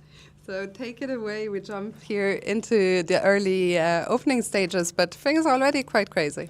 Yeah, I believe it's kind of his goal to get crazy positions against me. He did the same in Prague. Back then I was lost very quickly, so I'm glad this time was better. Yeah, Castle, I do remember this move exists, but I also didn't remember how to reply to it. So I feel like the position we got here is something I've seen, but only very vaguely, so it must have been quite some time ago. I'm not sure whether knight g1 is completely stupid, but I spent some time considering it. But okay, it's like too big of a choice. So yeah, and now again, queen c4, queen b3, 2 moves. I decided to go for queen c4. And yeah, because I wanted to have this option of bringing my queen to f4. That was basically the main idea. He said, I think, that b5 he was still prepared. Oh, wow. And yeah, I mean, you can also see he was playing quite quickly, already more than half an hour up on the clock. And I played queen f4, which I believe is the move he didn't know. And yeah, now I'm not sure. I had the feeling that maybe queen e7 is not the best move in the position, but... Let me interrupt you for 1 second. So that was the first moment he spent some proper time. At my level, I always feel, okay, well, they're clearly out of prep now, which probably means my move wasn't the best. How did you feel when he started thinking? I was quite happy, to be honest. Like, I didn't believe queen f4. I mean, I didn't blunder anything, that's for sure. I also didn't believe it was a really bad move. So it's more like, probably it wasn't the first line, but that didn't concern me too much. I mean, if queen c6 is the best move and I'm running into prep, it can't end very well. So that's for sure.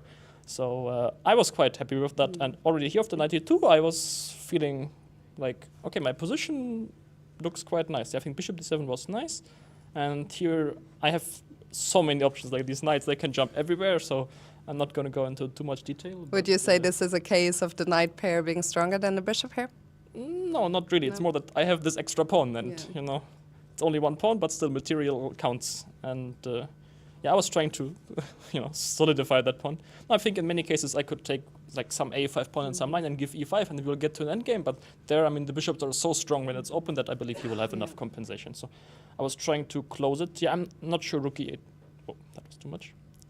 Maybe he could have played h5 immediately or something, because I'm not sure whether he missed it, but I felt that once my knight got to g5, I was very happy with my position.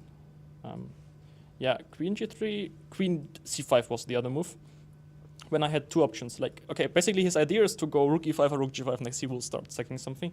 So I have the option of either playing h4 and trying to stabilize this, or go rook d3. Rook d3, then he would go for this, I believe.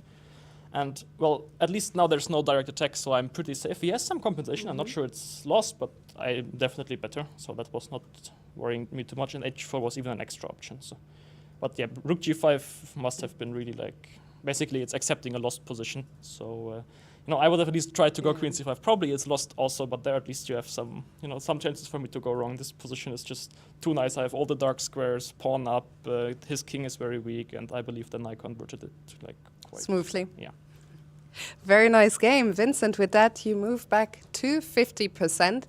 Probably not the goal going into the tournament, but still it's a long tournament, right? You've played here before, you know that it gets really important towards the end. Yeah, I mean, we still have 8 rounds left, which is nearly a normal round-robin tournament. So if you're in good shape now anyway, the field is very fighting, so I don't think there will be an issue of making all the draws and you're not even getting any chances. So if you're playing well, you will get your chances, and there's still some hope. But of course, you know, losing 2 games so early on surely is not a great thing. Going into that first rest day, it feels like this year we've had, I mean, we always have fighting chess, we always have interesting games, but I have the feeling that there's something extra in the air this year. Do you get that impression too? Well, I feel like there are more mistakes, simply. I mean, technically, if you play better, it's less exciting for spectators, so there are less blunders and less going on. Not necessarily the same for us, but I believe that time control, us not being used to it, it changes something. I mean, you can say it's basically the same as the 100 minutes plus 50 seconds, but it's not the same. Like, especially when you're going lower on time, you can feel the difference. Like, normally you have this automatic rhythm that we are used to, and here we just don't have it. And I believe it probably was the same for the older generation when the Switch came with bonus, and now we also have to get used to this again. And we play so many time controls, even for classical, there are like so many nowadays, but we never really play without increment. So that's quite a big change, and I do believe it matters. You told me just before the interview it's maybe your first time playing this exact time control. After 4 rounds, how do you reflect on it? Yeah, it's not easy. I feel like the first round I partially won because of it, but for example, second round probably also it hurt me in a way. So you really need to. I think it's probably for the candidates players it's good they get some practice in because it's not so easy, and it can really matter if you're used to it and know how to like use your time and also get the feeling of what is little time, because normally you, even if you go to 0 you have 30 seconds, but here already if I'm like on 5 minutes I will feel a bit shaky, while if I go online I play a 3-minute game, it's like you just move. Yeah, it's a very weird feeling, but somehow here you have a like it feels like you have time trouble earlier than you normally do. And finally, Vincent, any rest day plans? I guess just rest. That's pretty much what I'm going to do. I don't have big plans so far. You know, I'm just happy I won a game. I feel like I'm kind of back in the tournament, and yeah, that's pretty much it. I love that plan. I think we all need a rest day. It's been an eventful first 5 rounds. Vincent, congratulations and enjoy the rest day. Thank you.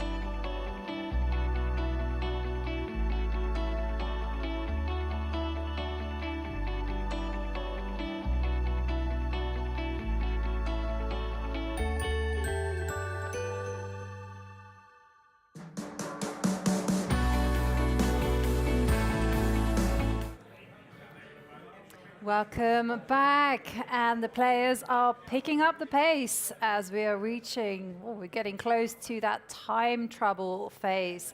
The clock is ticking down, the battles are intense, and we're going to begin by looking at the bird's eye view and just seeing a complete overview of how the games are developing. We left it on that Bluebaum against Erigaisi game. That's kind of following the path that we thought was the most dangerous for both sides. Erigaisi could have the start of a very promising attack, but moving further down the right, we also see Erdogmus playing against Jordan van Foreest. Doesn't look that critical. No, yeah, it's picking up. All the games are getting quite interesting. I mean, you can always follow the computer's valuation by the bar at the bottom if you want to sort of get a overview yourself of who's doing well according to the engine. It's not always that simple, but we will try to keep up to date with them all. I mean, Sindarov seems to be doing great with the black pieces according to the engine. We had Niemann versus Keymer, and we like Keymer's position, and it indicates that Keymer's still doing well there with that bishop. We're going to come to the next game very shortly. Anish versus Nguyen is fairly even, and it looks like Vladimir has a small edge against Prague. But let's go to the world champion and the leader. Now, this is a massive game. This is the kind of game that could decide the tournament. We've got Nodirbek with the white pieces, who has performed over 2,800 with all of his games ever played here. So 3 years in a row, he's performed immensely well. I think he's come second nearly every year, second or third. Can it be his year this year? Well, if he wins this game, he'd be well on his way. Now, we've got a fair few moves to catch up with, so we'll zoom through them with this quite closed position, both sides manoeuvring their pieces into better positions. This knight gets out of the way. Yovi mentioned this move earlier. The c4 square is a lovely square, but you also make room for the f-pawn to come. This knight has found a great situation in the middle of the board, and now the knight comes in. That move seems a little bit threatening. The bishop retreats, defending the king side.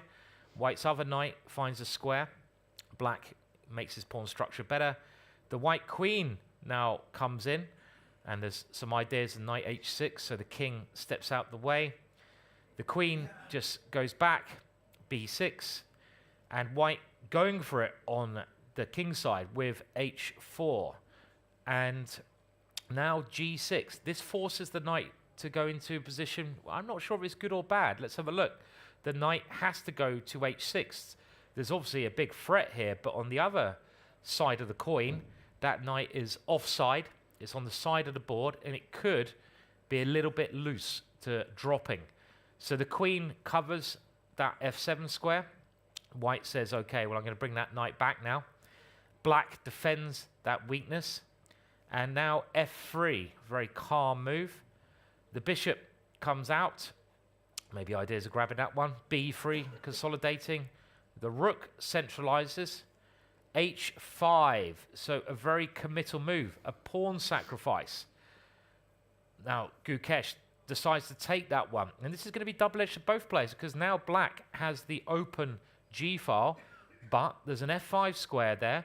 And with knight to h6, that knight would dream of coming to such a beautiful square. So black shouldn't allow that to happen. First of all, black eliminates one of the knights. That bishop wasn't doing a great job there, so it takes that one. And this bishop is not good. That knight is good, is coming here. So what do? You swap off the worst piece for the better piece. Bishop takes h6. And after bishop takes h6, Gukesh now plays rook to g8, taking over the g-file. And this is the current situation with Gukesh slightly down on time there.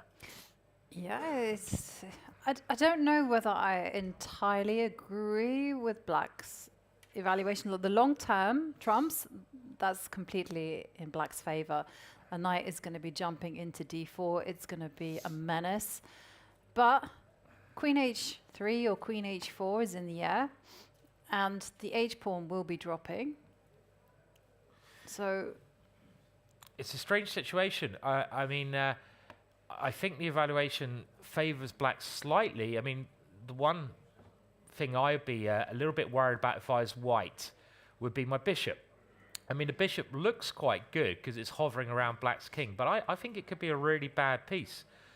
All the black's pawns are pretty much on dart squares, and that can be good and bad. But in this situation, they're often targets, let's say, in the ending if the bishop gets around and starts attacking them. But here, they're actually doing a great job of blocking that bishop. So the bishop can't really find anywhere to attack because the pawns block it. So, for example, if you ever try to get it on this diagonal, well, it doesn't really help because the pawn there will block the bishop. Where else can that bishop go? I don't like that piece. Well, I think it has to. Well, it doesn't have to go anywhere just yet. That's the first thing. And I just, you know, black also has to be careful about maybe trading off queens and allowing white to break with f4.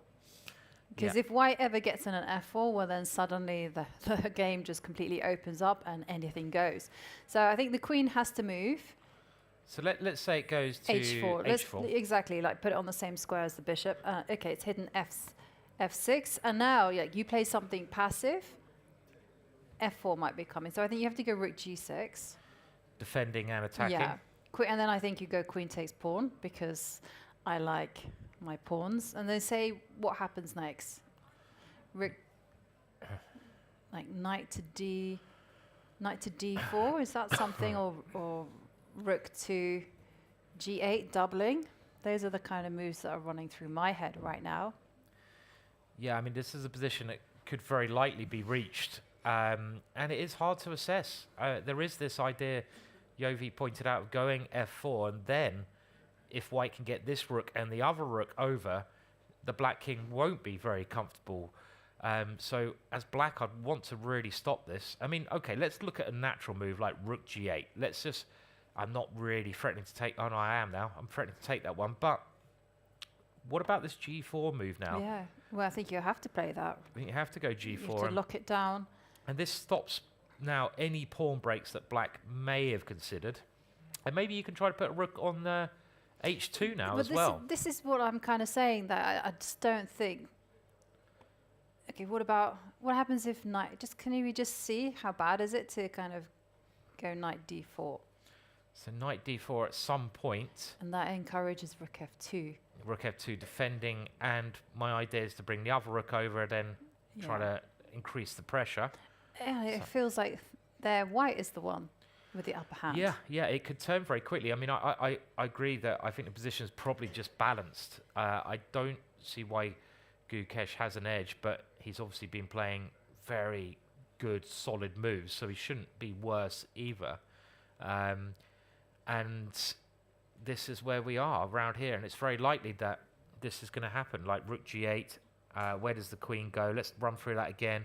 Rook g6 looks forced, and maybe this only helps white if you go rook here. Maybe you don't want to encourage this g4 move because unless you've got a sacrifice, why would you play rook g8? It's just helping. So is there a better way to do this? I mean, maybe you can go knight here now, for example, attacking c2. Then rook f2. Rook f2. Next move incoming is going to be g4. So g4 anyway, and you're... Yeah, we kind of hit upon a nice white plan, and he's put his queen on h2. Okay, I don't know if it makes too much difference, because the idea is always going to be to take on h5, where that queen went. Probably doesn't really. Well, okay, rook g6 played. That was our tempo. We didn't get a chance to kind of, because I was like, well, now you don't have to go rook g6, but okay.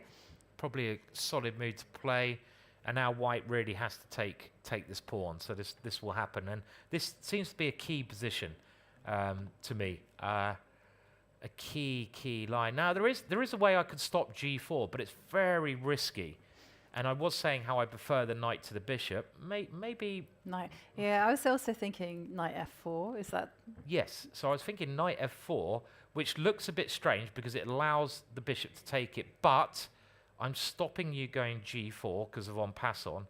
I'm trying now to use these squares for my rook, like rook g5, rook g3. And I do have a simple plan. Rook, queen, and then even rook h6. And I'm trying as black to attack you. So I'm kind of... positionally making my structure worse as black, so I'm taking some risks, because if all the pieces come off, these double pawns will be weak. But your plan is like so dangerous, Simon. It's very dangerous. Because look, maybe this one. like if you were to go, yeah, exactly. If you were just to go rook, I don't know, rook e1 or something. Yeah, let's just careless. put it on the board. Rook e1. Oh, then look at that. Then Queen g7. Black is winning immediately because Queen g7 much stronger than Rook g7, Rook g8, because you threatened this one and you threatened this one, and suddenly, well, White is actually lost here, completely lost, because you can't stop both of those threats. You know, you might have to move your queen to avoid it being lost, but something like this, just Rook takes g2, and the other one's coming. Game over. So knight f4 is a very interesting idea in this position. Now, can you avoid capturing? I don't think so, because of knight g2. You have to capture, and White has to be very careful here. This queen g7 is a killer. How do you even defend against that? This idea, simple. Well, can you go? No, you can't go. I was going to say, can you go rook f2? But that's actually same problem. Queen g7. Queen g7, yep. And then we're threatening this one. Yeah, I was trying to run with the king g1. Yeah, makes a lot of sense. But still go.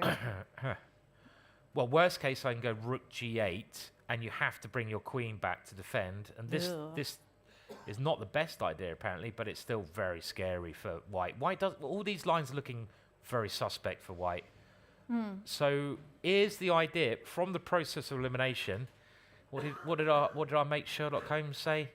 He said once you've eliminated all the probable, you've got to look at the loony stuff and go for the crazy moves.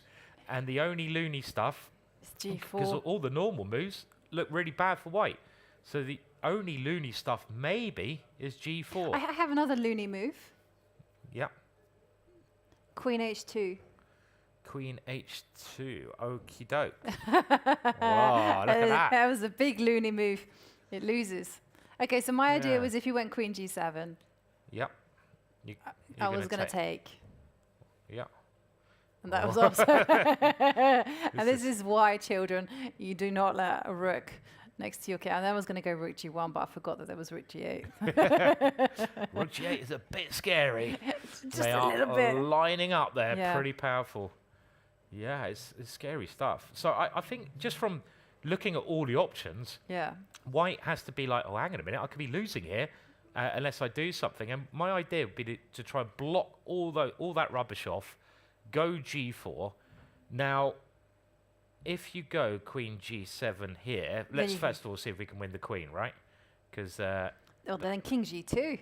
Then king g2. Oh, hang on. And queen f5 probably. Queen f5 even wins this pawn. Oh, okay, yeah, even better. So the obvious move for black is on pass on after g4. And now I want to go, because this is a threat, king g2. And I want to play around that pawn.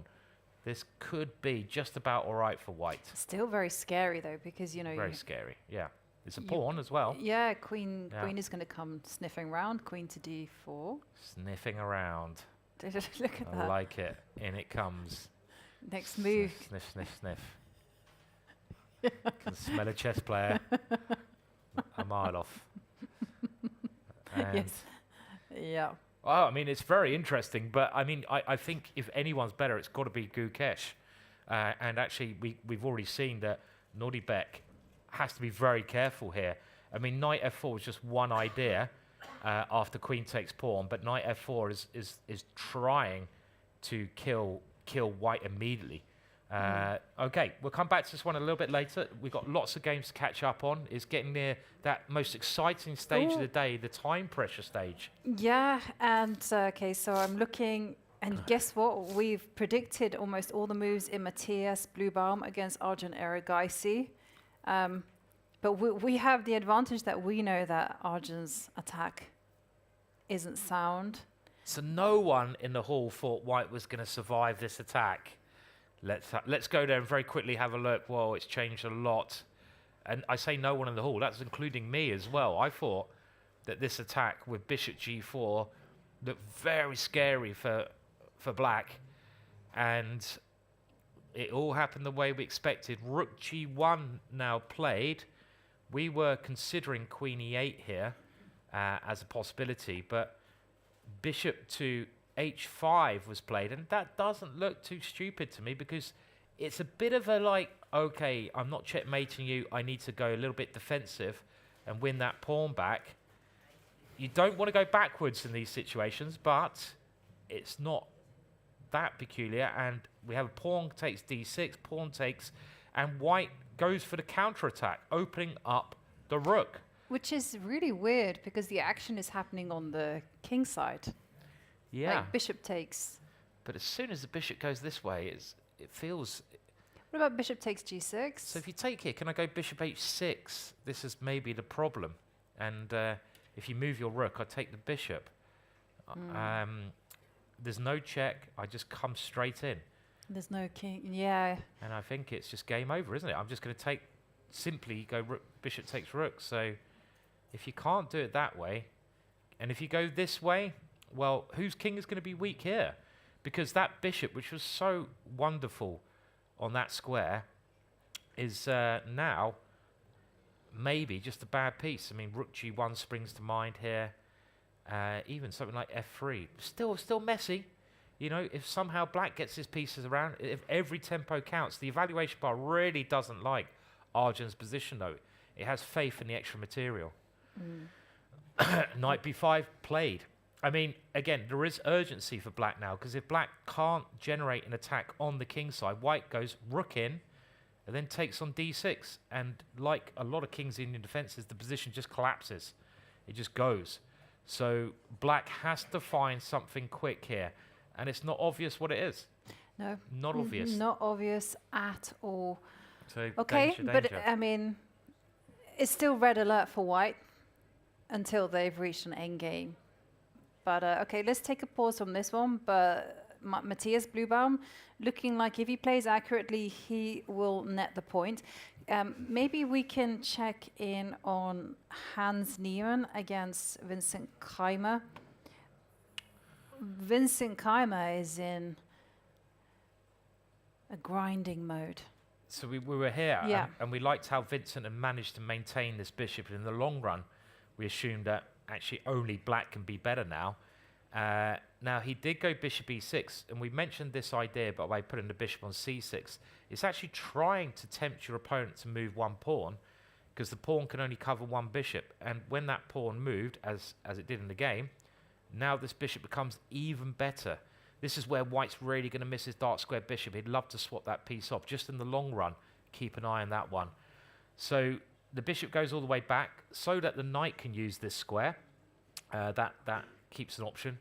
We're seeing this a lot today. White moves his queen. I think so. The bishop can now play. Rook to a5, a novel way to possibly get the rook into the game.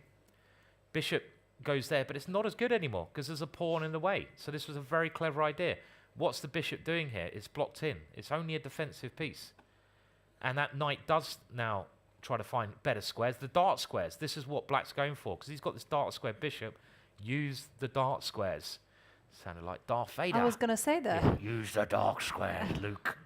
And imagine him leaning over and saying that. The dark squares are my friend. Yeah.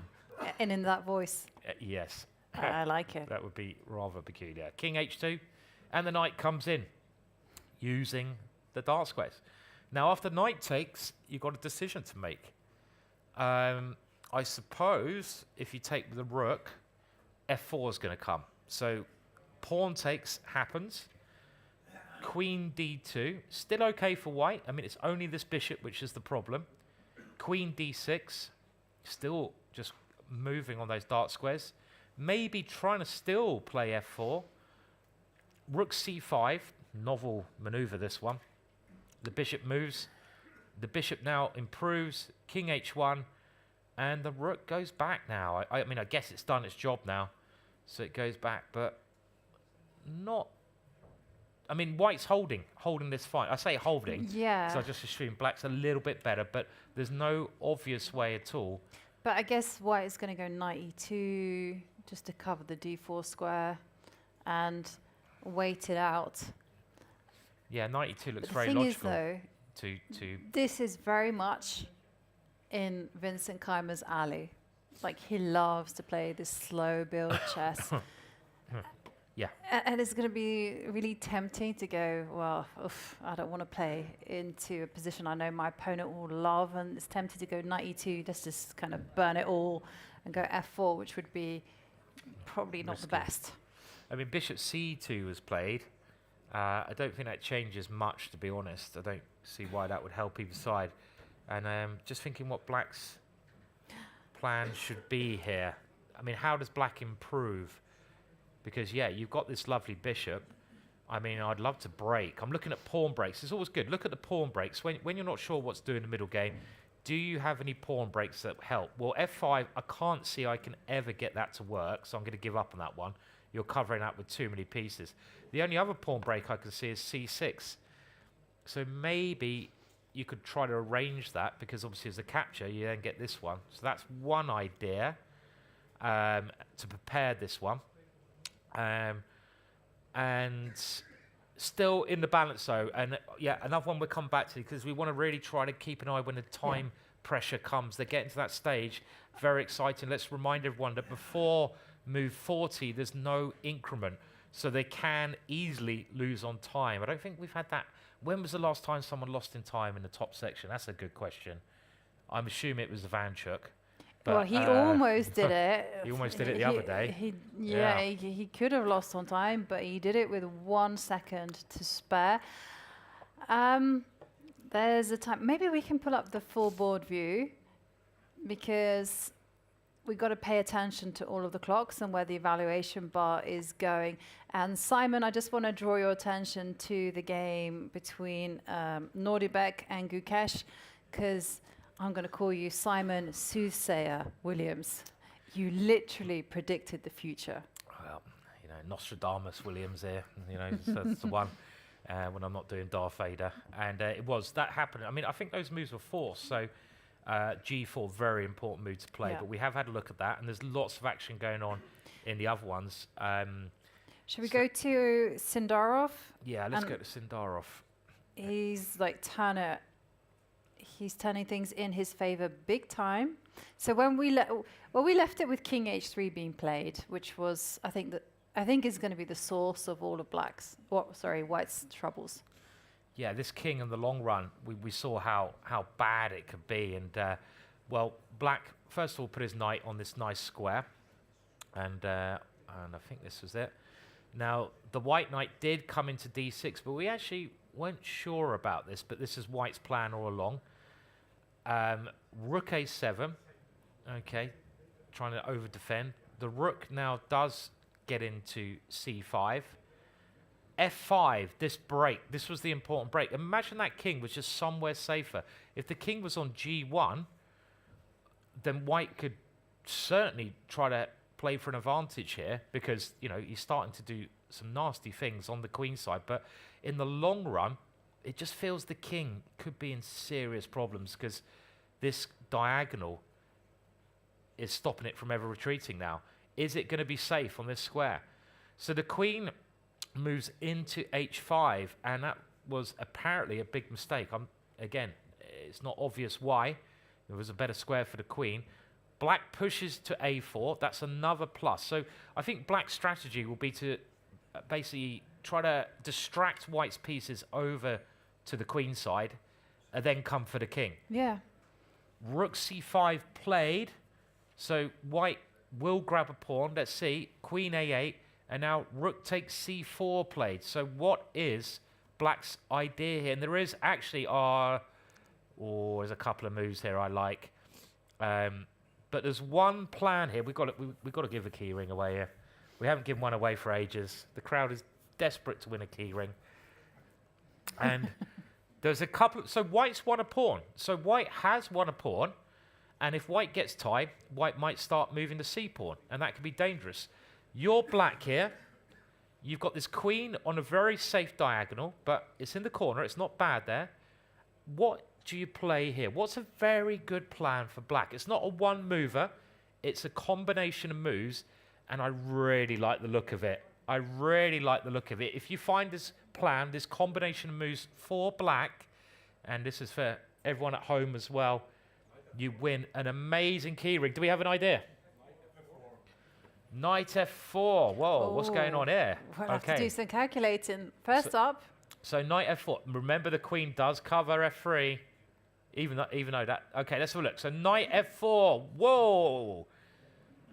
And now I better take that one. And if your queen wasn't here, Queen F3 would be really powerful. But I don't think there's a continuation here, unfortunately. Do you have it? Not quite. Queen H1 is, you're still trying, but it's only the queen attacking. And I probably should cover that now. I'll cover all the squares.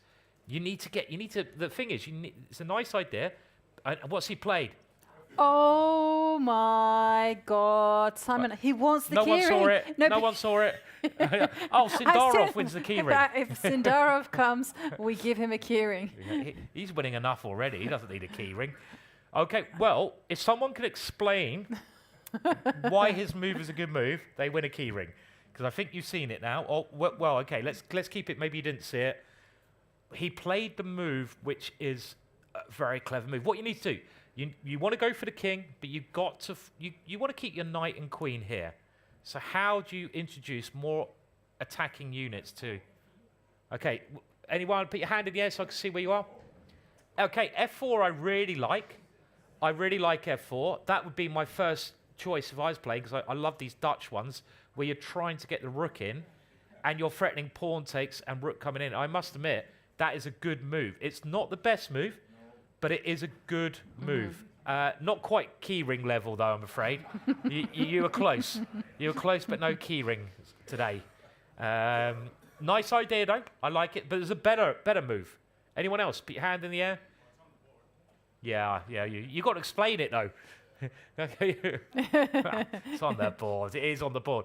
Okay, well, if someone could explain this. He played, I was thinking G5 with the idea that the rook could try to come this way. I don't think that was too stupid. For example, you go queen takes, and then I was thinking, well, if I can get my rook over here, but, well, yeah, you can see it doesn't work because now actually white has a counter strike, and there's not a good way to get this rook over anywhere. I mean, knight F4 nearly works. For example, this would be quite funny, the worst move on the board, but not because you take the queen, because now knight F4 works. And if you go king here, rook G4, and if you take it, it's very important to stop the queen coming in, and the queen comes in. You can see the danger, queen G4, mate, next move. But that was played, yeah. We had, I mean, in the game, yeah, H6 was played because G5 doesn't work, and it's a similar idea, right? I don't think we can give a keyring away because it's played. Yeah, it was. I'm sorry. You know, also, I mean, also, there's another idea as well.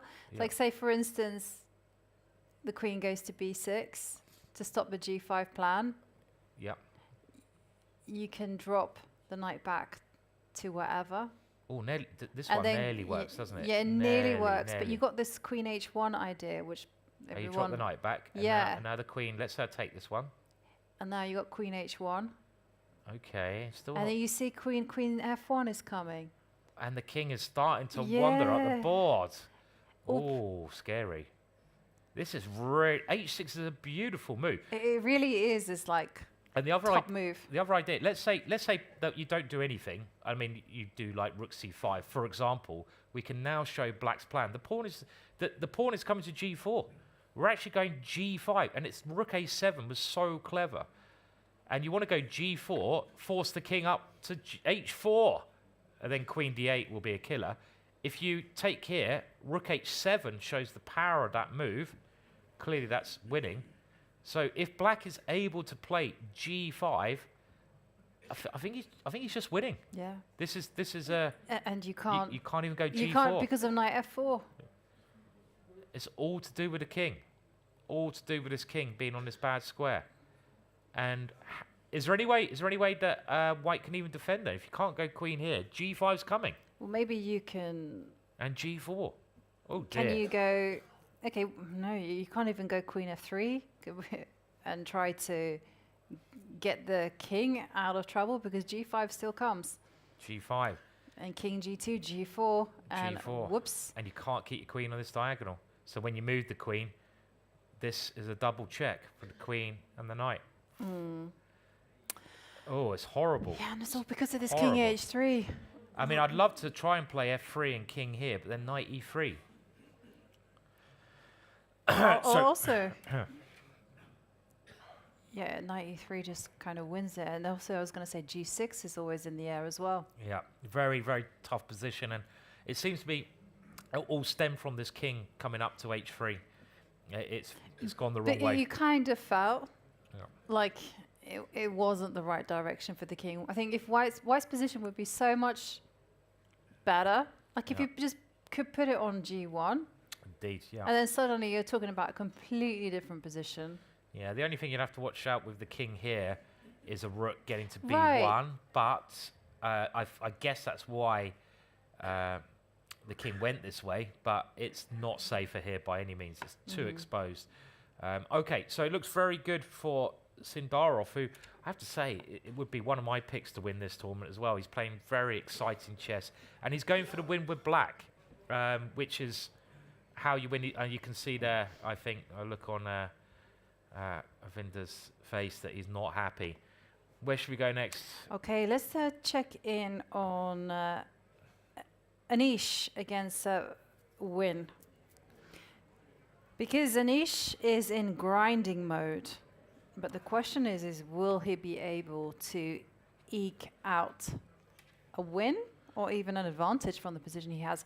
If we fast forward, Yeah, so because no G4. no Boo. G4, nothing like if there had been G4, I would have directed us there. Yeah, and this is now a very normal middle game where White goes for the minority attack, where Black tries to generate on the king side. So let's see. We go through it quickly.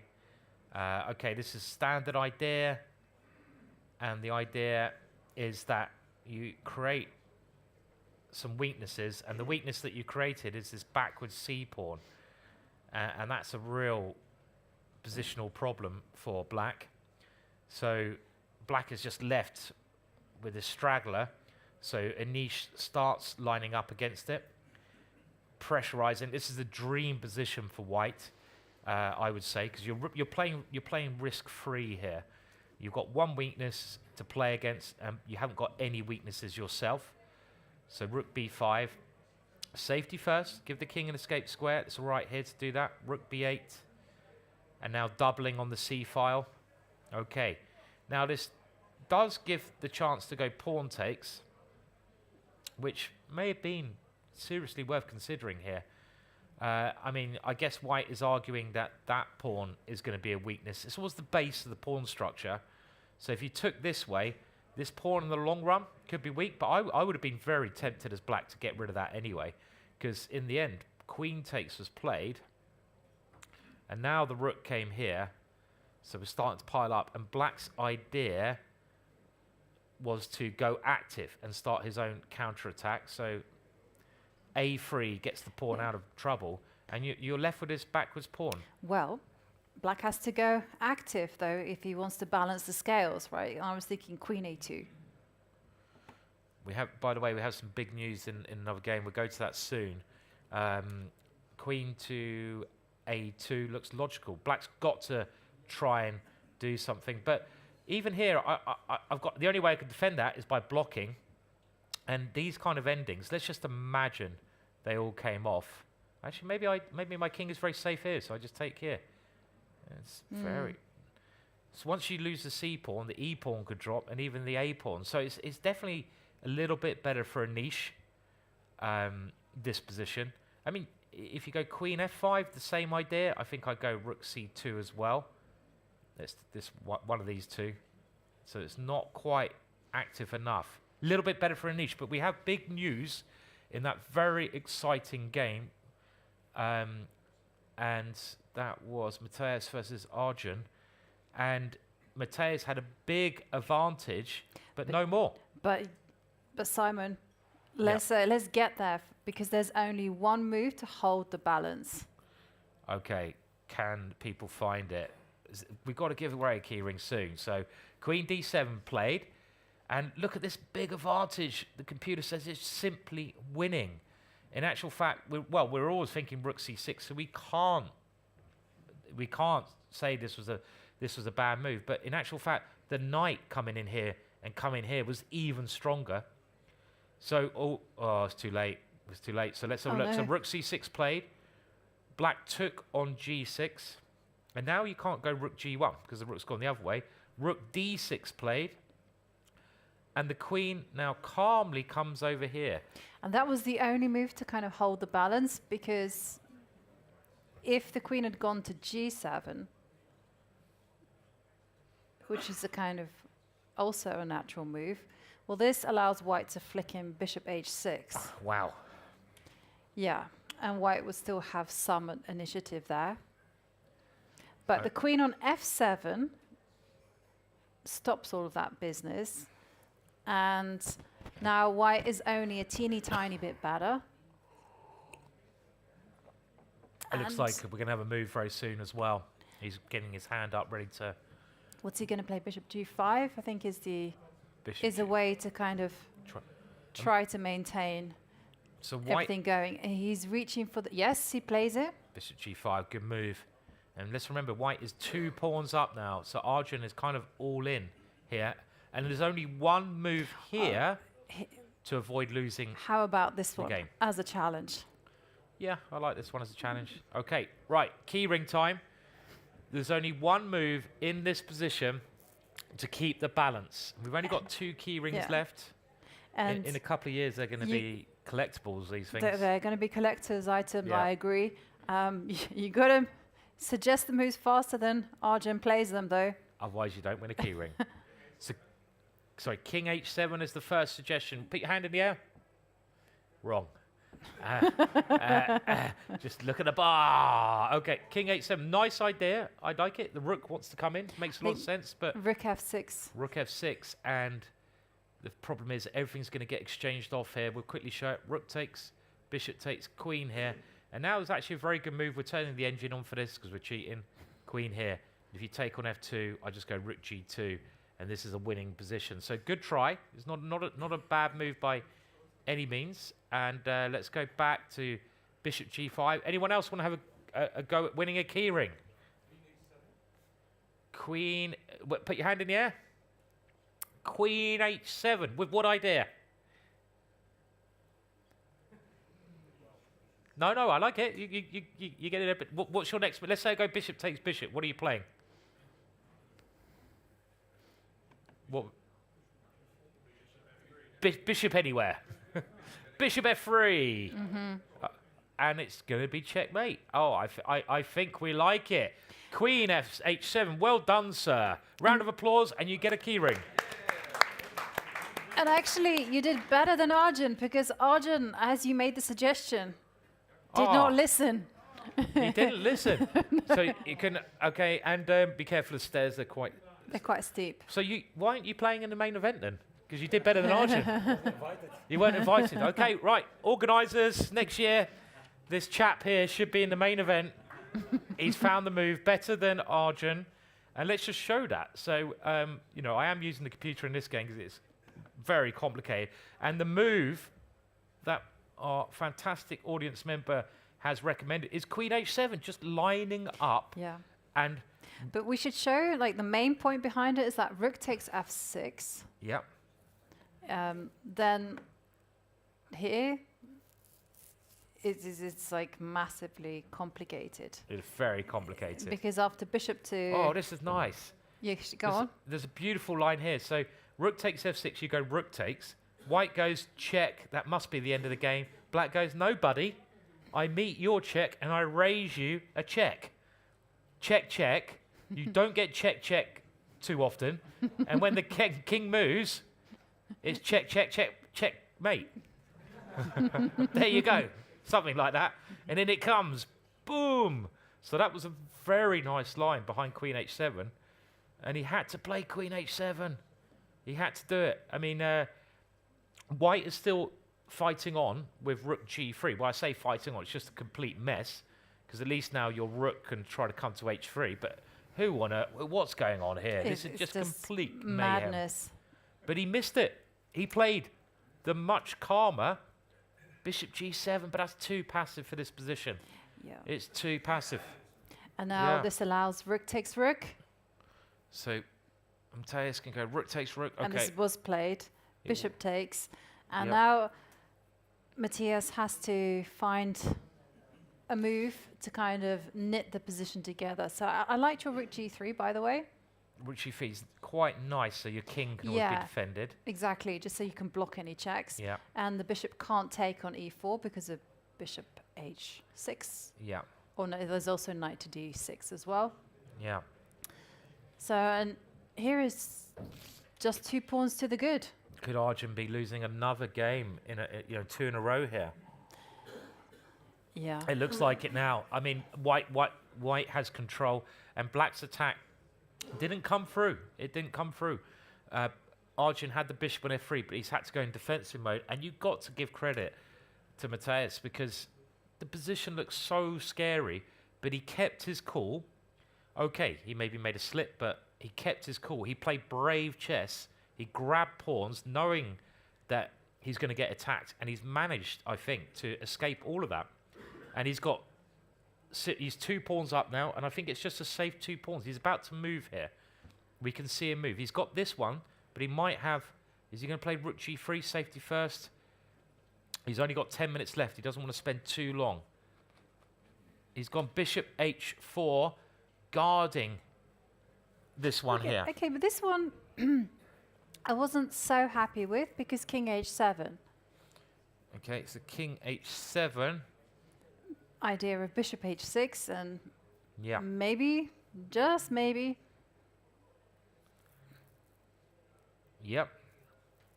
This is a nice idea because if Black could get the bishop back around here, there's some chances again. It's not over quite yet. I think we can say, though, that with correct play, it's still good for White. White has those 2 pawns, but he's just got to be careful.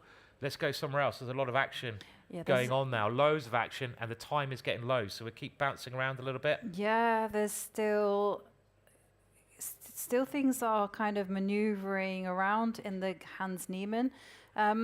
Maybe we go to Nodirbek against Gukesh. They're on move 36, so no immediate time trouble, but what do we make of what's happened on the board? So g4 found by Nodirbek. I think it was practically the only move to hold the balance. And now this move you mentioned, Yovi, the queen stops the rook coming to h1 because of queen f2. So we're trying to tie this rook down with this last one. Rook comes to a1. Maybe thinking about pushing, opening up that way. The king now has ideas. This rook coming around to h2. e5, a counter-attack in the center. Getting crazy here. Rook h6 happens. Look at that. Can you do anything to stop it? You have to go queen g4. And now rook g6. And it looks like White can now repeat, right? Well, White doesn't want to repeat. White goes to f5. White is trying to win. Yeah, and that's a move that's really going to set the position on fire because I guess you have to go rook f8. Because the move that you want to play is queen h4, but that's not working. So rook f8, just reinforce f6. Reinforce this one here.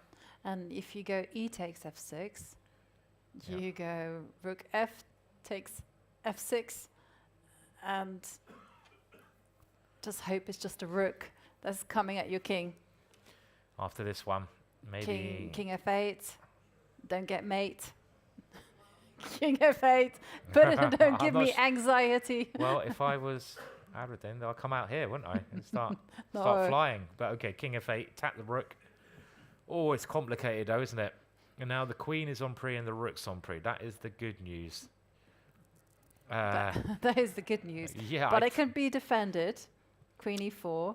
Oh, don't say the queens are coming off. That's really sad. Maybe they are coming off now. Maybe they are. Queen takes queen, rook takes. Okay, he's played a move. What did he play? What did he play? He played pawn takes pawn. Now this is probably okay as well. Are you sure? And White has decision. Does he take with the queen? No, or he's with played the rook g4. Oh, hang a minute. So hang a minute. Rather than pawn takes pawn. No. There must be. He's played rook g5. No, he hasn't played rook g5. Oh, he has played rook g5. g5. Whoa! Whoa! He's just blundered. Oh my words. Oh, Gukesh can't quite believe it. Oh my words. He just blundered. He forgot about queen takes f6. That is unbelievable. Unbelievable. Ooh. This is I mean, we've seen some blunders. Oh, you got to feel for him. But, I mean, this is one of the biggest blunders that you're going to see. It happens. You know, everyone has mind blanks at certain stages. Absolutely distraught there. He's played so well in all of his games, and he's just had a mind blank. This is one of the biggest mistakes, though, allowing queen f6, winning the rook. We take here, and we're going to win the rook for nothing. Ginormous blunder there, Yovi.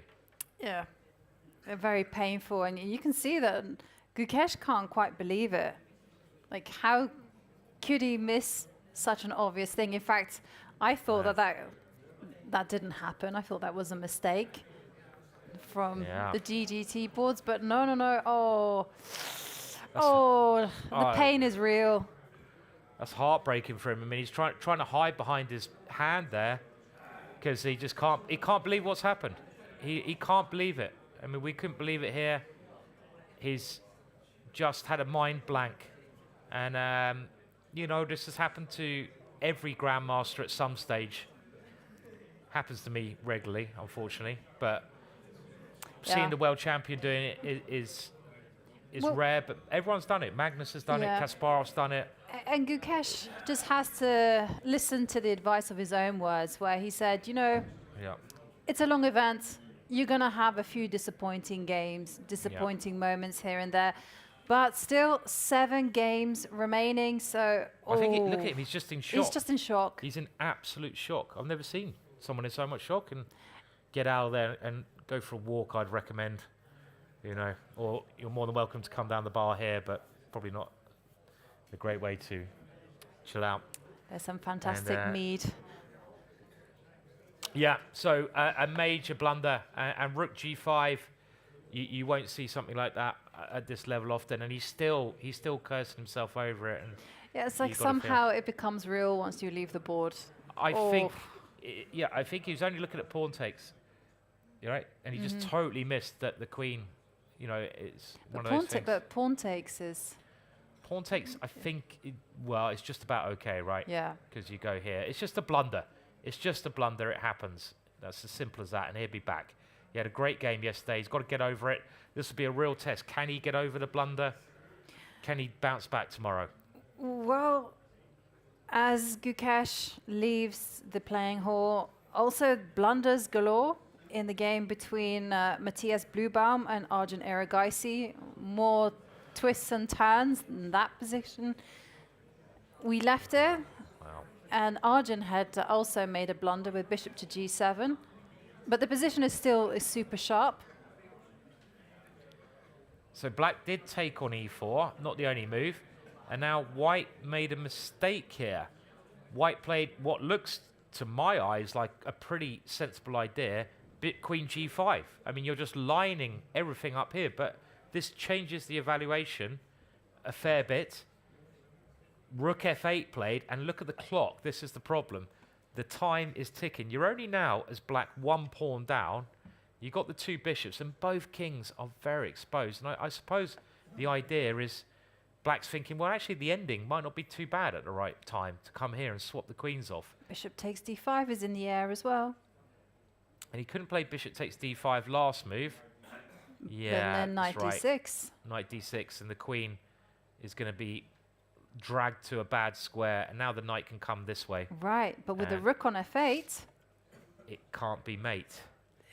It could not be mate, because as you cover that square. So now you're not threatening to get the knight here. So you are, you're maybe just, like you say, threatening to take the pawn. And if you go d6 or... Okay, d6. And then queen f4. Oh, yeah, you go knight d6. Yeah, let's have a look at that. Knight d6. I think the other idea of putting the rook here is I can bail out now. And I think I have to bail out, because otherwise this move is our audience pointed out as a killer. It attacks everything, so I have to bail out. Queen right, F4. but then queen takes. Queen takes, and I have to guard my bishop, so I have to take with a rook. And then knight takes bishop. And then knight, well, I would You take. that. Yeah. Yeah, because... Knight where, sorry? Well, if you take on e4, I'm going to take the bishop first. Yeah, it's the right idea. And then this looks like still quite a good way for white to play. I'd say a safe way, because at least you get the queens off. Well, if you go bishop g3. So bishop g3, attacking now. And then you have to go rook g4. And rook g4 looks very loose. King h3, like the chase I can continues. also take it and get behind, can't I? It's very... Yeah. Oh, king h3. I just I wanted to chase down the rook. So king h3, you have to now go bishop f3. There's no other move. All forcing this. This is very, very complex, this position. And white might even be better here, but it's not as big as advantage he was. And look at his time. How many moves has he got? He's on move 37. So maybe we'll just stick with this one for a little bit. It's been a very exciting game. And rook f8's played. There's 3 moves to make in 2.5 minutes. It should be easy to do that. But they're making mistakes. In a position like this, you get it wrong, you're going to lose. So you can't falter here. You've got to find the right moves. So we're looking... We had a great suggestion from the audience of forcing the issue with knight d6. I like that, because if my time was going low, I just want to get the queens off. I don't care. I don't want to, because I don't want to risk it. So there's other ideas. I like knight d6. I mean, queen. If you go queen e5, then there's a. Is there a queen takes f2? Maybe. No. No. The king goes to h2. Okay, what's he done? Okay, hang on a minute. He's gone knight d6. I think that's the human move, because he just wants to exchange, make the time control. Queen f4 is forced. Queen e5 was interesting as well. There was lots of interesting moves. We'll stick with the game though, as we're getting the moves coming in. And now, well, you would have thought that white should take the queen. You're not going to... Why is everyone... Not everyone's going to put their king on h3. This is not the theme of the day, Aravind would. Aravind would do. He's creative enough to find a move like that, but crazy pleb. I think most of us would go queen takes queen. Queen takes queen. What's he doing? He's still only got a minute. 2 moves to make. Rook to g3. You might allow this one, unfortunately, then, because the bishop's not guarding. So I would get in like Flynn. And here, well, you might be. Okay, he's taking it. This is, of course, the most logical. Rook takes must be played. 1 more move to make with 45 seconds. And it's quite an easy one. It's got to be bishop g3, surely. 40 seconds. This bishop is attacked. You can't go knight takes bishop because a rook takes their check. So move the bishop. Just move that bishop somewhere, anywhere. Yeah. Anywhere. There. Move it there. Move over there, anywhere. Just move it. Move the bishop. Go, go, go. 20 seconds. Move the bishop. There's been some 15. weird happenings going on here. Your bishop's attacked. Move it. 10. Move the bishop. 8. 7. Move the bishop. Move the bishop. Okay, Eeyore. yes. Blow me out. Oh, just in the nick of time. They like playing with our emotions, these guys. Oh, and they made the time control. They made the time control. Time to take a deep breath. But he's not happy, Bluebaum. He feels that he has squandered away the majority of his advantage. Knight takes bishop is a possibility. King to h3, another possibility. Okay, we're gonna check in on another game. It's still... Is there any games that haven't made move 40? Yes, would be nice. So Erdogmus against Jordan van Foreest. We haven't looked at that for a while, so let's go over there. And so these players haven't made move 40 yet. They're only on move 30. They've got 10 moves to make. I think we'd just do current in this one. So this is the young Jordan, and he's playing the very talented Yaz Khan, who lost yesterday, but he's playing very well. And this is the current position: 10 moves to make.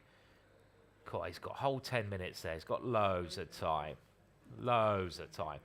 It's equal on material, but there's some problems that Jordan has to solve here. The pawn on c7 is a big issue here, and if that pawn moves, then d6 is a big issue. So you've also got these pawns look a little bit ugly.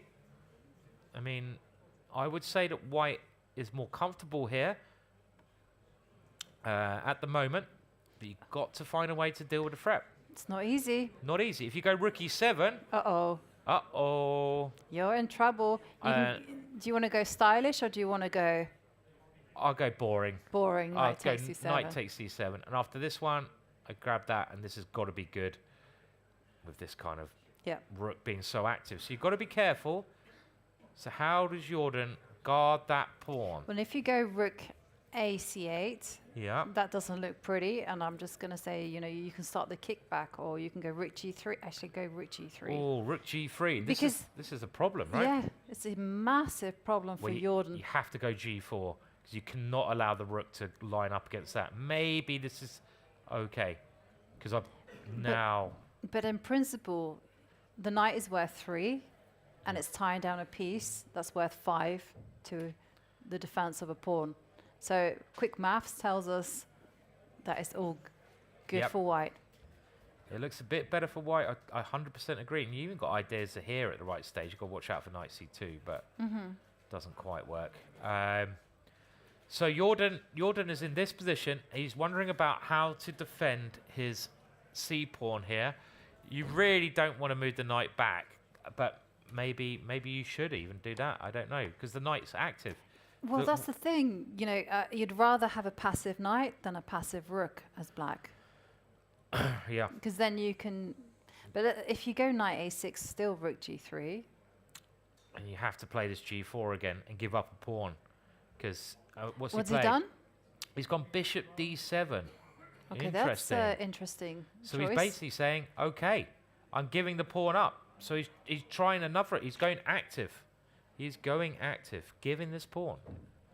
So what happens if I take it at some point? Well, then you can take the rook on e3, and the pawn on a2 disappears. Yeah. So if I take this straight away, black takes, and now activates his rook. Comes straight in. Yeah. And then the bishop will come to c6, and Jordan's probably better. Jordan is going to be better, yeah. So.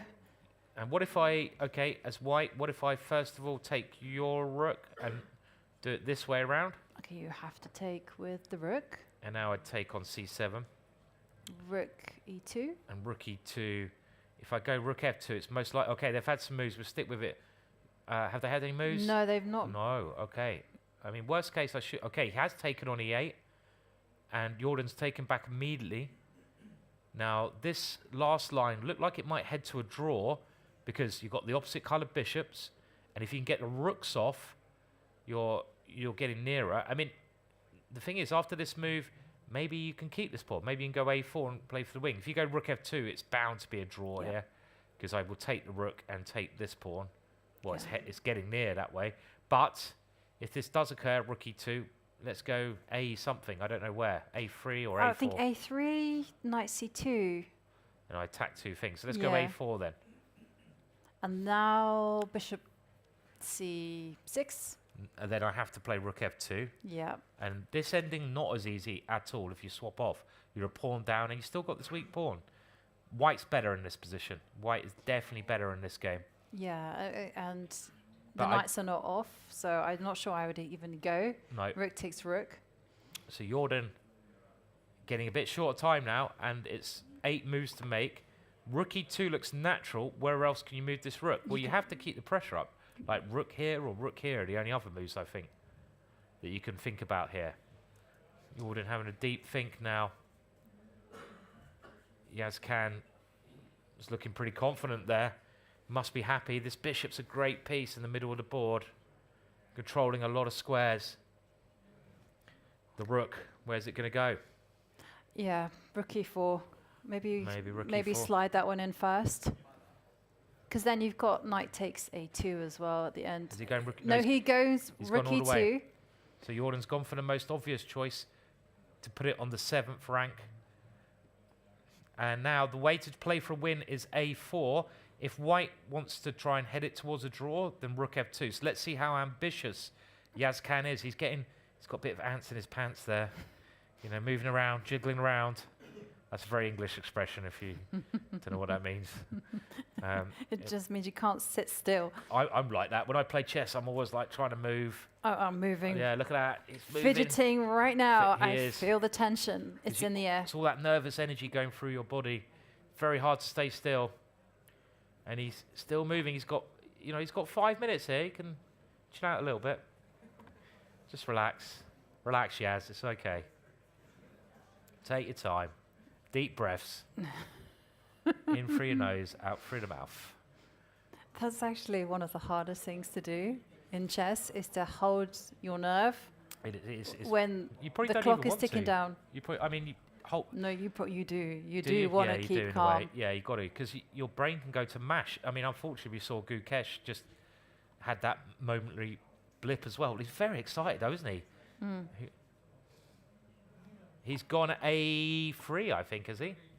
Or a4. He's gone. He's going for the win. That pawn went somewhere. I don't know where. Let's see. Went a3. He went a3. Okay. But now, what about if the knight comes in here? This looked like a good idea that Yovi mentioned, because we attacked the bishop and a pawn. Knight to this square. What is the idea there? Jordan having a good think. Well, he has to move the knight. I don't think he's going to be sounding the retreat. Got to go forwards. Got to go forwards, definitely. yeah. Got to go forwards. Just taking some time. And I like, it seems to me that Jordan is the epitome of calm here. He's very calm, isn't he? Very cool and collective.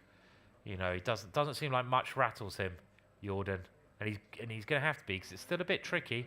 I was just, maybe we could bring, just while we wait for Jordan to move the bird's eye up. I don't know if there's any other games that are still not made move 30. I'm just having a quick look. Oh. But let's have a look. So at the bird's eye now, most of the games looking pretty even, except for Keymer's game, Niemann Keymer. And well, hang on, maybe we can go to the Aravind game. Let's go there. Because Vincent is about to make his 40th move, and he's got 1 minute and a bit. But Aravind Sindarov game is a move 33. Right. And the clock is ticking down for Sindarov. He's down to under 3 minutes. Let's very quickly catch it up. So h6 was last played with the great idea of going g5, g4. Obviously, white found some way to defend. He moves his queen out the way, g5 with a major threat. And what you do, great defense here, f3. You've got to realize you made a mistake, and please come back to civilization.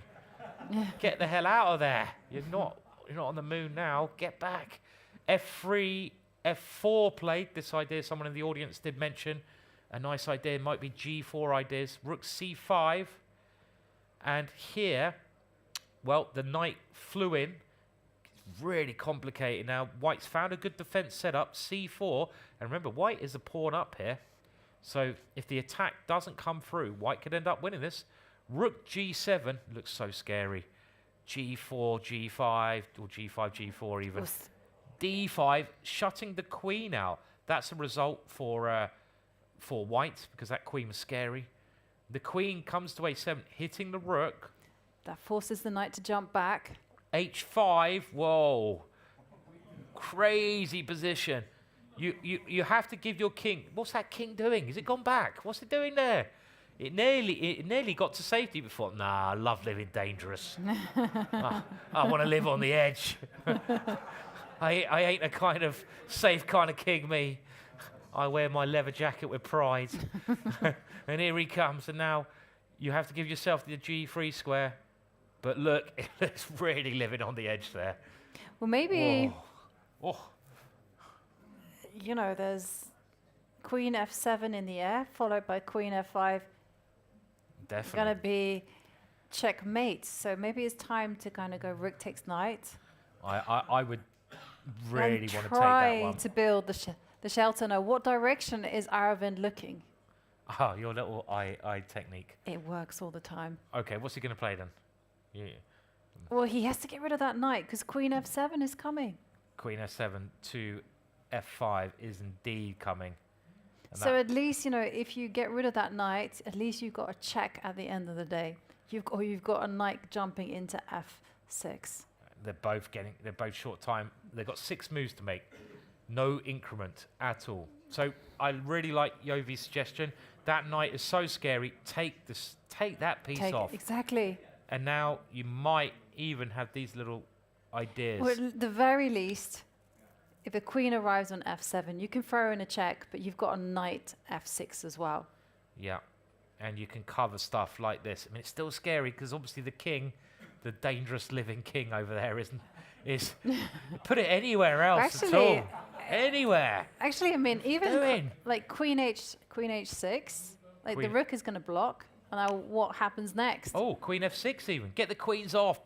I would be begging to get the queens off. And you know what? The king will win the ending. It will come up. There's an A pawn though. King. Yeah, you know, little details. Okay, but he hasn't played a move yet. No. He's 3 minutes 30. He's got to play a move. And it looks like he must take this knight, because otherwise that king, it surely can't last much longer if the queen gets there. Where is he looking? Where's he looking? His eyes just keep darting. I think he's looking at taking the knight. He's got to. That last line was actually quite unclear. It looked like he was getting back in the game there. Mm-hmm. No, I mean, there's still a lot more craziness to come in this position. So what else can he do? I can't see anything else. I mean, if he's trying to, if he goes rook C6, let's put it rook C6. We now show this idea. Queen F7. I come in here or I come in here. Knight F6. Knight F6. Now I come to G6, and we have.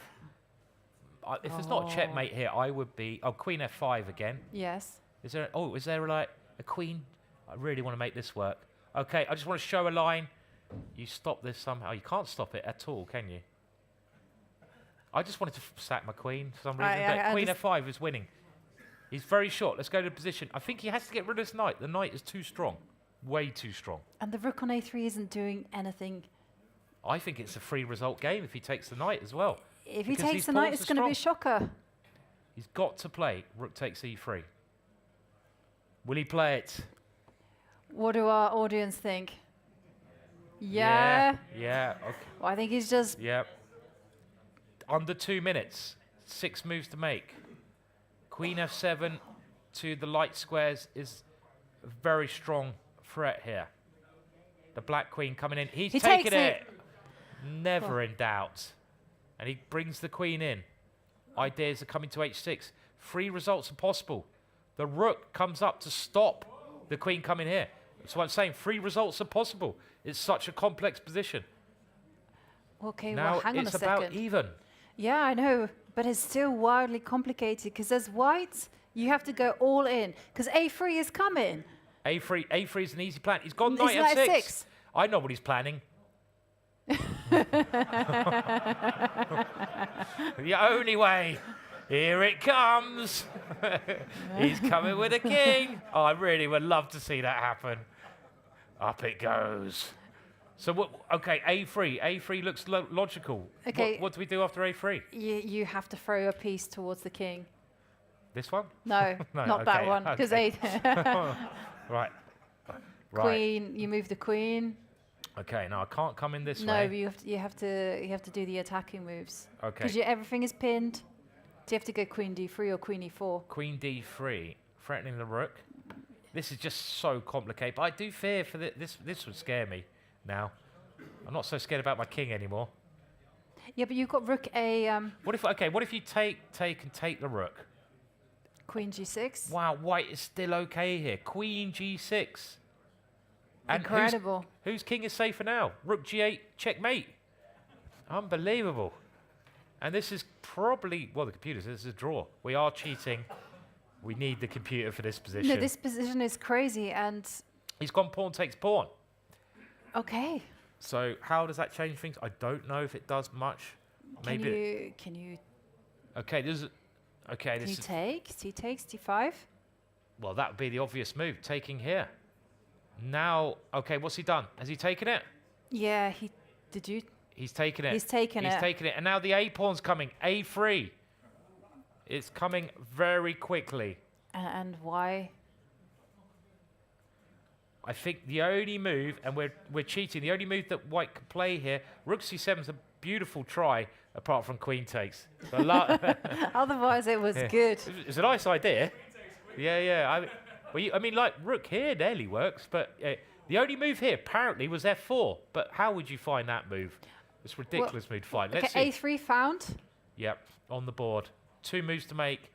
He's gone. What's he gone for? He's gone Queen E4. Queen E4. He's trying to mate first. But then now. Your idea, Rook takes knight. Because this way. Are you coming this way? Well, Rook takes knight and then take the queen. Take the Rook. Yeah, and we've got 30. Move 39, right? Is it move 39. So Rook G takes Pawn F6. takes. Queen takes Rook. So if I go here now, is the point you got this check? Yes. Oh, wow. So that's why he took this way in the first place. He's found it. This is brilliant calculation.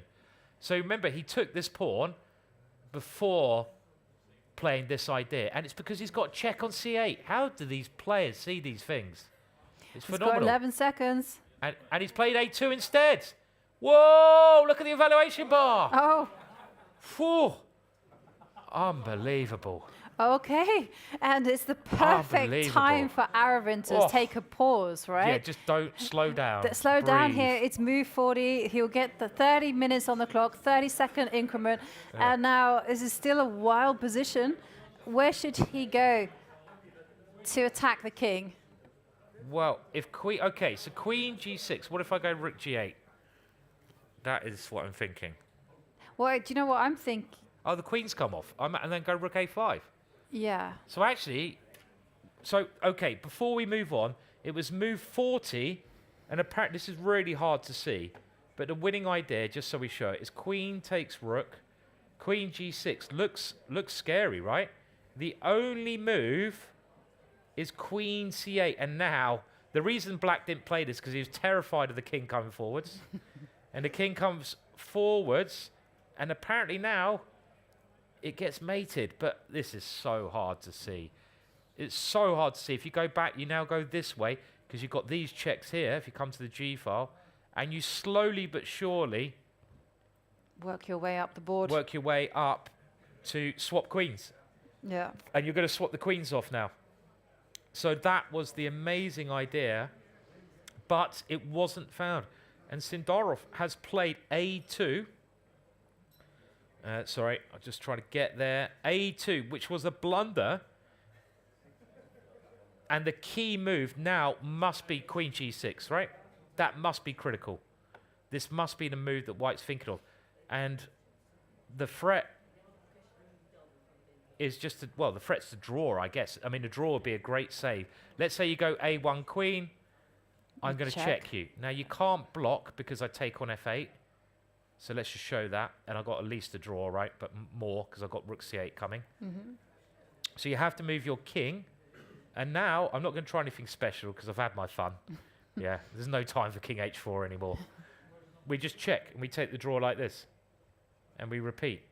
So if Queen G6 is played, if you queen, it's a draw. Is there any... just before we go to a break, is there any way that you think Black can try to win this? Anyone would have a suggestion? This check is only a check. I don't think it helps. I'll just move my king up now because it can't be checked here. And it's the same thing.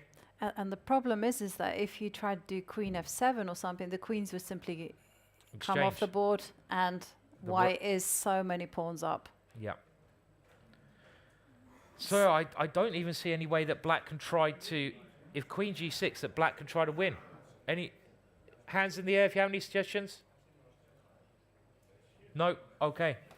Wow. Right, so...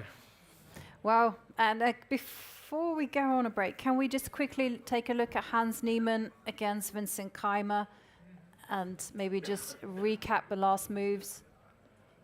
Okay, so we just, have a look. Hans Niemann. Vincent was doing quite well, but it was hard to make progress. And Hans started to play quite aggressively here, so not letting Vincent have all his own way. and he went for f4, and he kept the queens on, but these dark square control looks very good. Bishop came to c5. If that bishop gets there, it's game over, because that's a tremendous diagonal. So Hans now sacrificed the pawn, I don't know if it's out of desperation, so that he can open his bishop and get the e4 square. Vincent calmly took it, the knight comes in, and this is so that you can, not eliminate, well, you can eliminate bishop. And now bishop e7, and this is where we are. Black is a pawn up. And I don't think white's really attacking here. I mean, there's no way you can really get to the black king, right? What did he play? He's played a move, he's played d6. Yeah, he was afraid of some kind of f5s and bishop d6. I think this is a roll the dice move. Yeah. I think one idea, I mean, this is roll the dice. I don't think this is I believe in this, the way he played it. And the idea is if bishop takes d6 now. Well, now you can go, at the very least, rook takes d6. Yeah, good move. And pawn takes. Knight f6.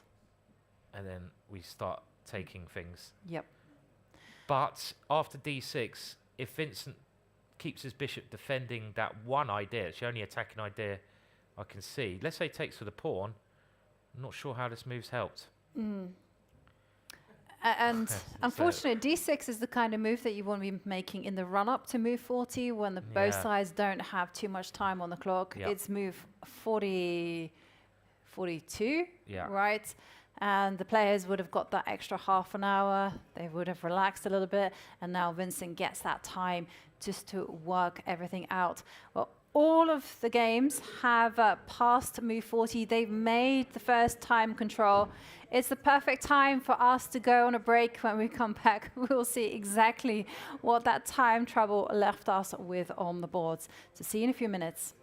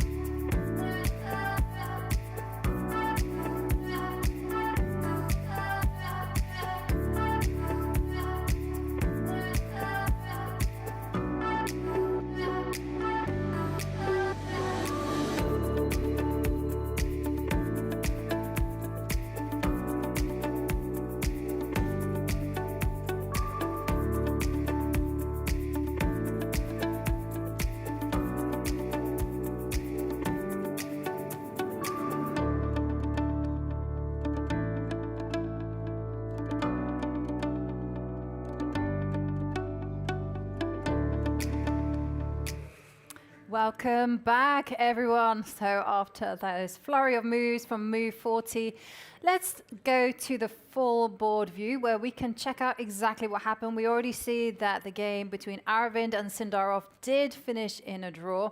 It did go as we expected, with white repeating moves after black promoted the queen. We are also seeing that Erigaisi and Bluebaum there are in the throes of an endgame, which is now quite balanced. And it's pretty interesting in the game between Anish Giri and Van Nguyen, but it does look like it is hopeless for Hans Niemann against Vincent Keymer. Yeah, and also we have Jordan as well, looks to be in trouble there. I mean, we can go in. Maybe we go there first. Yeah, let's go to Jordan's game, because we haven't taken a look at that for a while. And it looked like he was fighting hard just around the time control and sort of managing to find pretty good ways to equalise. And we'll go back, pick it up from that moment, which was after rook e2, a3, and the knight came in. So let's see where it went a bit wrong. Apparently black shouldn't even grab this pawn, and that's not obvious at all.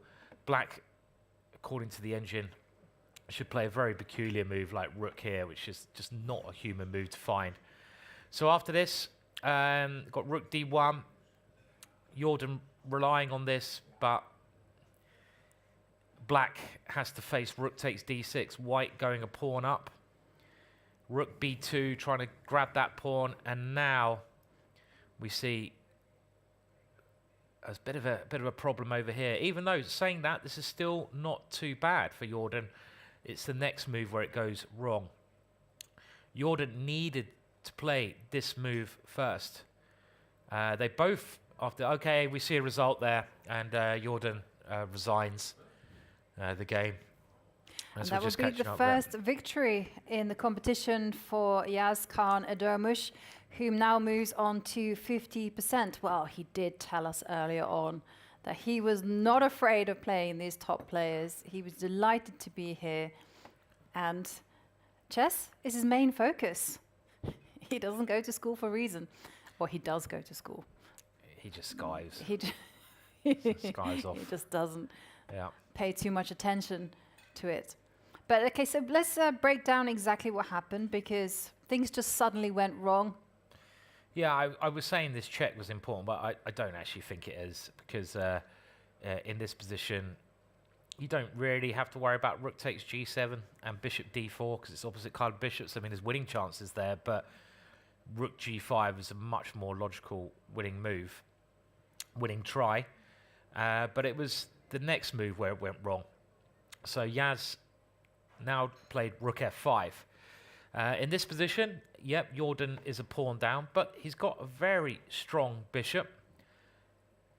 The problem piece is the knight, but the bishop and rook are good, so it doesn't look that bad.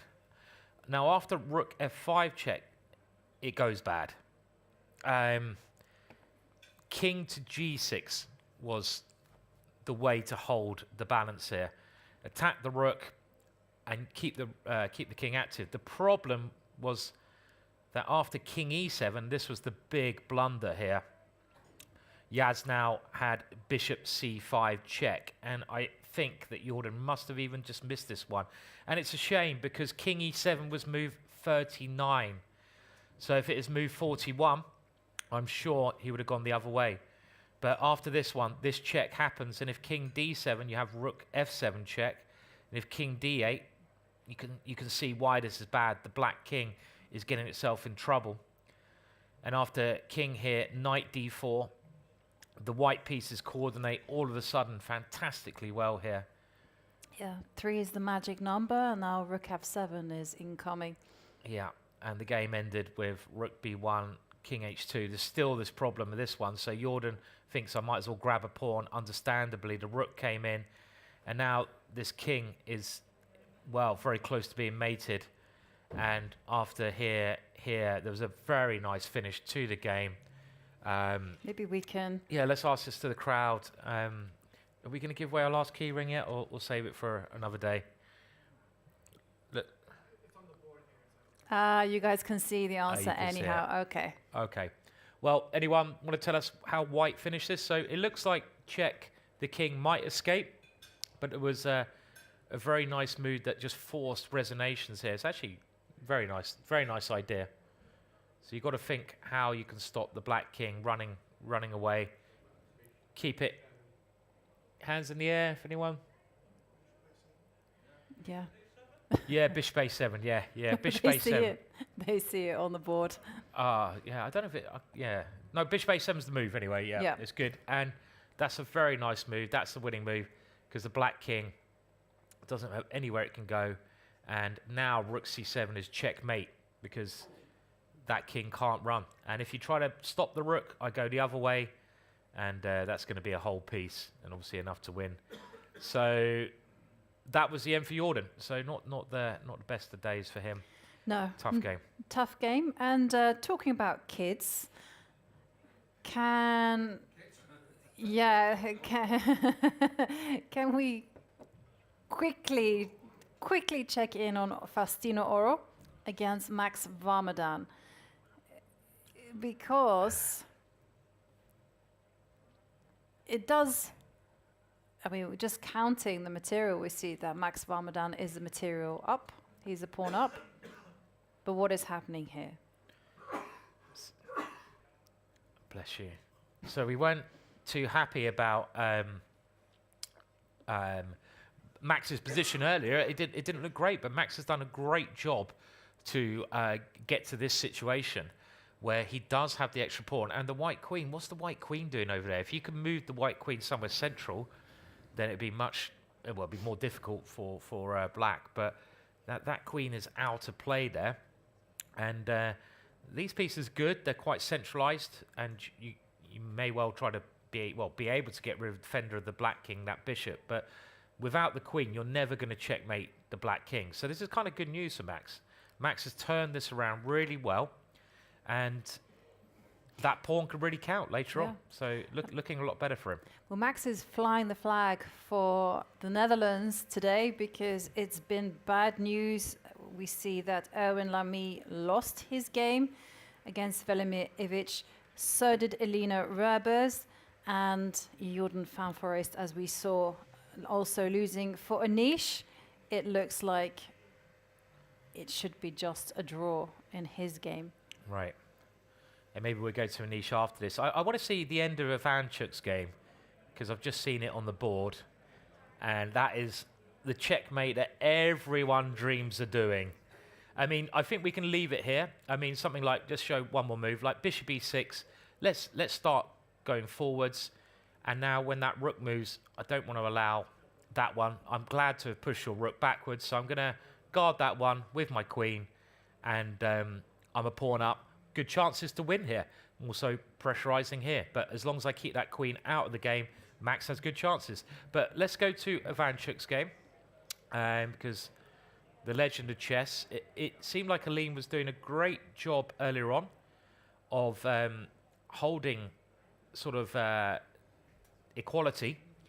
But maybe the first mistake, and again, it's easy for me to say because I checked the evaluation, but the first mistake came around here.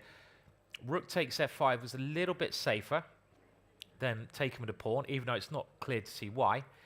And now that knight move that Ivanka mentioned came in, and maybe swapping these pair of rooks off meant that in this line, this move would attack the rook, and that was the key little point. Because now if you take on c2, well, this is actually winning because you go queen takes bishop next.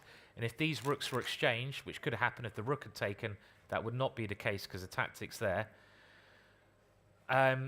So queen d6 was played, and now Ivanchuk started using his pieces. Rook b e1, king moves out the way, and the rook comes to c7, threatening mates. There's a lot of pressure here going on. Rook g8, you don't want to play a move like that. And maybe you could already see what piece might work well on f7 here. c4, and bishop c6 was now forced, trying to eliminate that knight.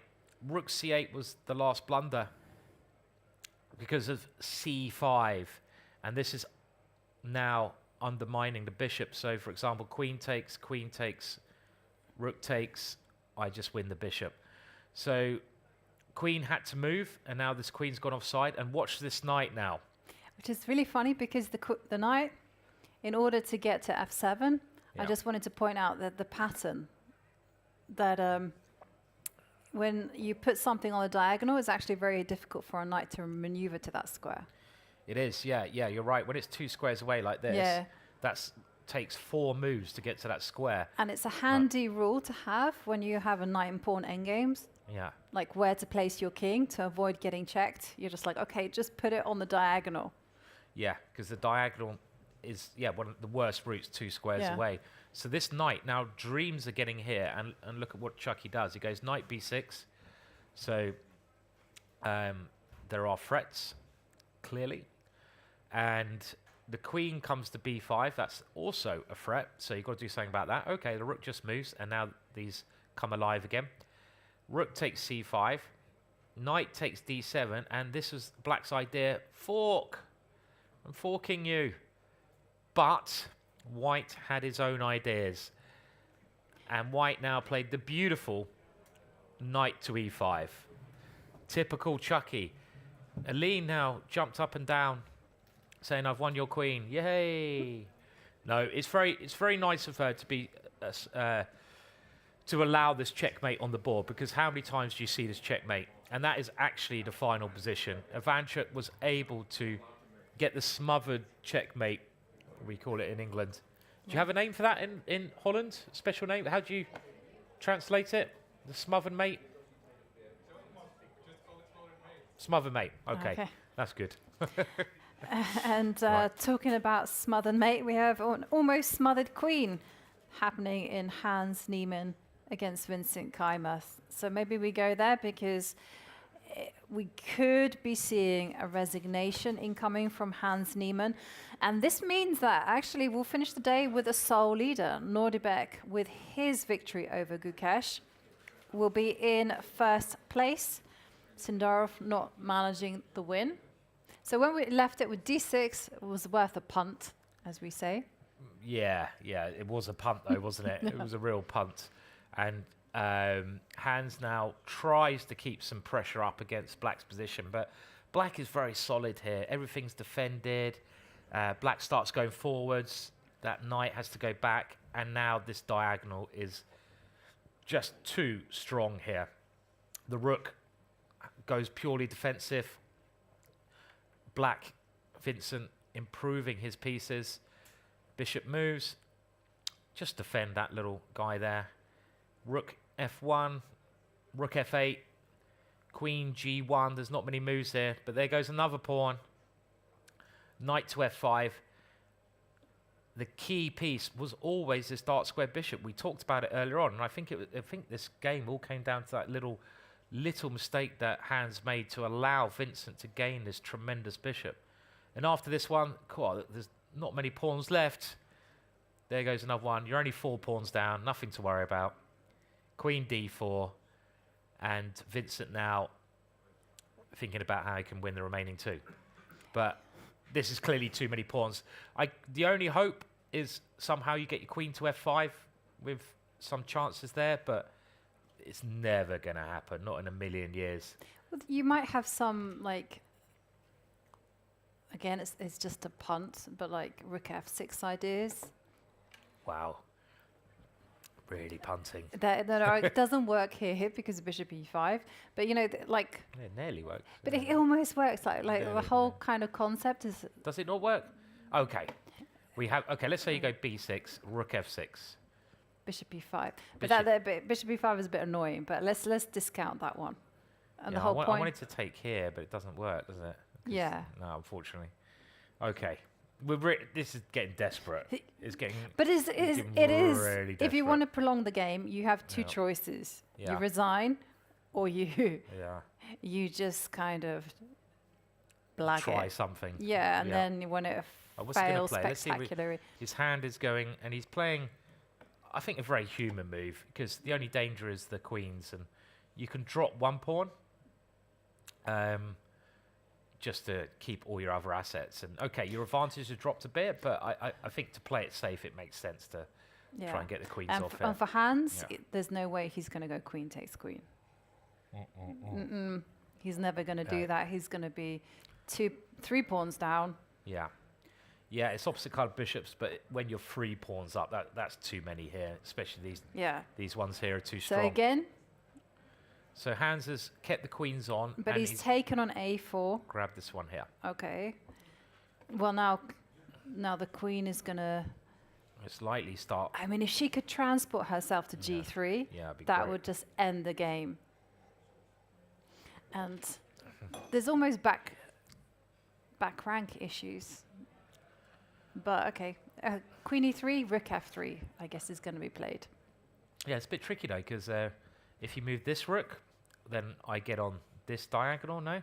And I threaten Yeah. checkmate. And can you just... And if you move the other rook, can you move the other rook?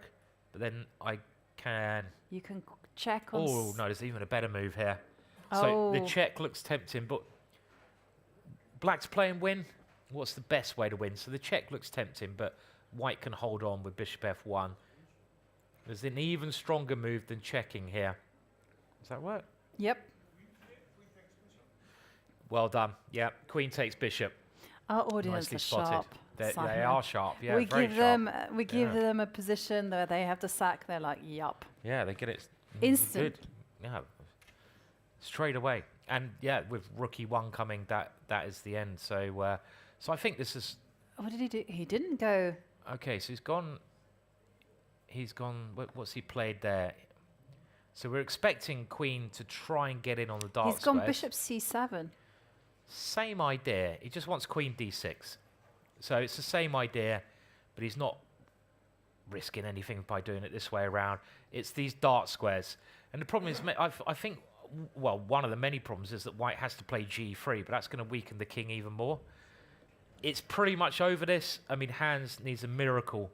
He needs Vincent to make probably a couple of major blunders here to have any chance at all. This queen will threaten checkmate on this square, and then you can try slowly activating your rooks as well. I mean, I don't think he can hold this. It's just like, yeah, not against anyone, but especially against someone as strong as Vincent. And okay. in the other 3 games in the Masters, we have rook and pawn endgames. So do you want... For version 1, we go to Anish Giri against Van Nguyen. Okay. This is version 1. Yep. Niche with white pieces, and Van Nguyen with black, equal pawns. And we saw Van Nguyen play pretty well in the other endings to hold some rather tricky positions as well. He seems like a very solid player when he wants to be. And well, is there any danger here? The only danger I see is for white. Well, not for white, for black. If you go rook g2 and you just move your king to the h line, or maybe even you step back with the king and you allow king to f5. Aha.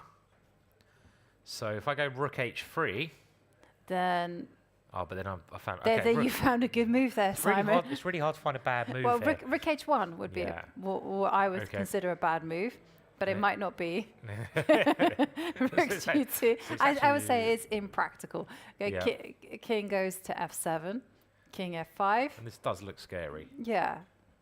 But if the white rook was over here, white might be winning, but black now has a chance to get to that king first. And so you start checking from the side. It's a dead draw, really. And the other thing here, I was just thinking in this position, if this pawn wasn't on the board, it's probably still a draw. Yep. So without the h-pawn, black is reasonably easily drawing this at this level. So it's quite an easy draw. The only chance white is trying to do is getting the king in. Obviously, Anish is a great endgame player, but as long as black doesn't do anything too rash here, black's going to be fine. Yeah. I mean, probably you want to stop that. So if you're black, let's just also try to create my own threats. So let's go. I quite like this move because I can try to use that pawn, and if you go wrong, well, maybe I can try to win. Yep. Maybe. So yeah, it's a draw. There's not enough material. Not very exciting, this one. Okay, so that's version 1. I'm keeping an eye on the Vincent Keymer, Hans Niemann, to see whether that ends any time soon. Okay, so let's go to version 2, which is Vladimir Fedoseev against Prague. Now, Prague has double pawns, which is actually really good news for the defender. Okay. Because White can't advance the pawn. Oh, sorry. Sorry, I didn't mean to interrupt. I just thought we could do a competition and guess how many moves this Yeah. is. So for the last Seoul night. But yeah, you were saying about the position. What's sorry. happening here? Okay, they run out score sheets.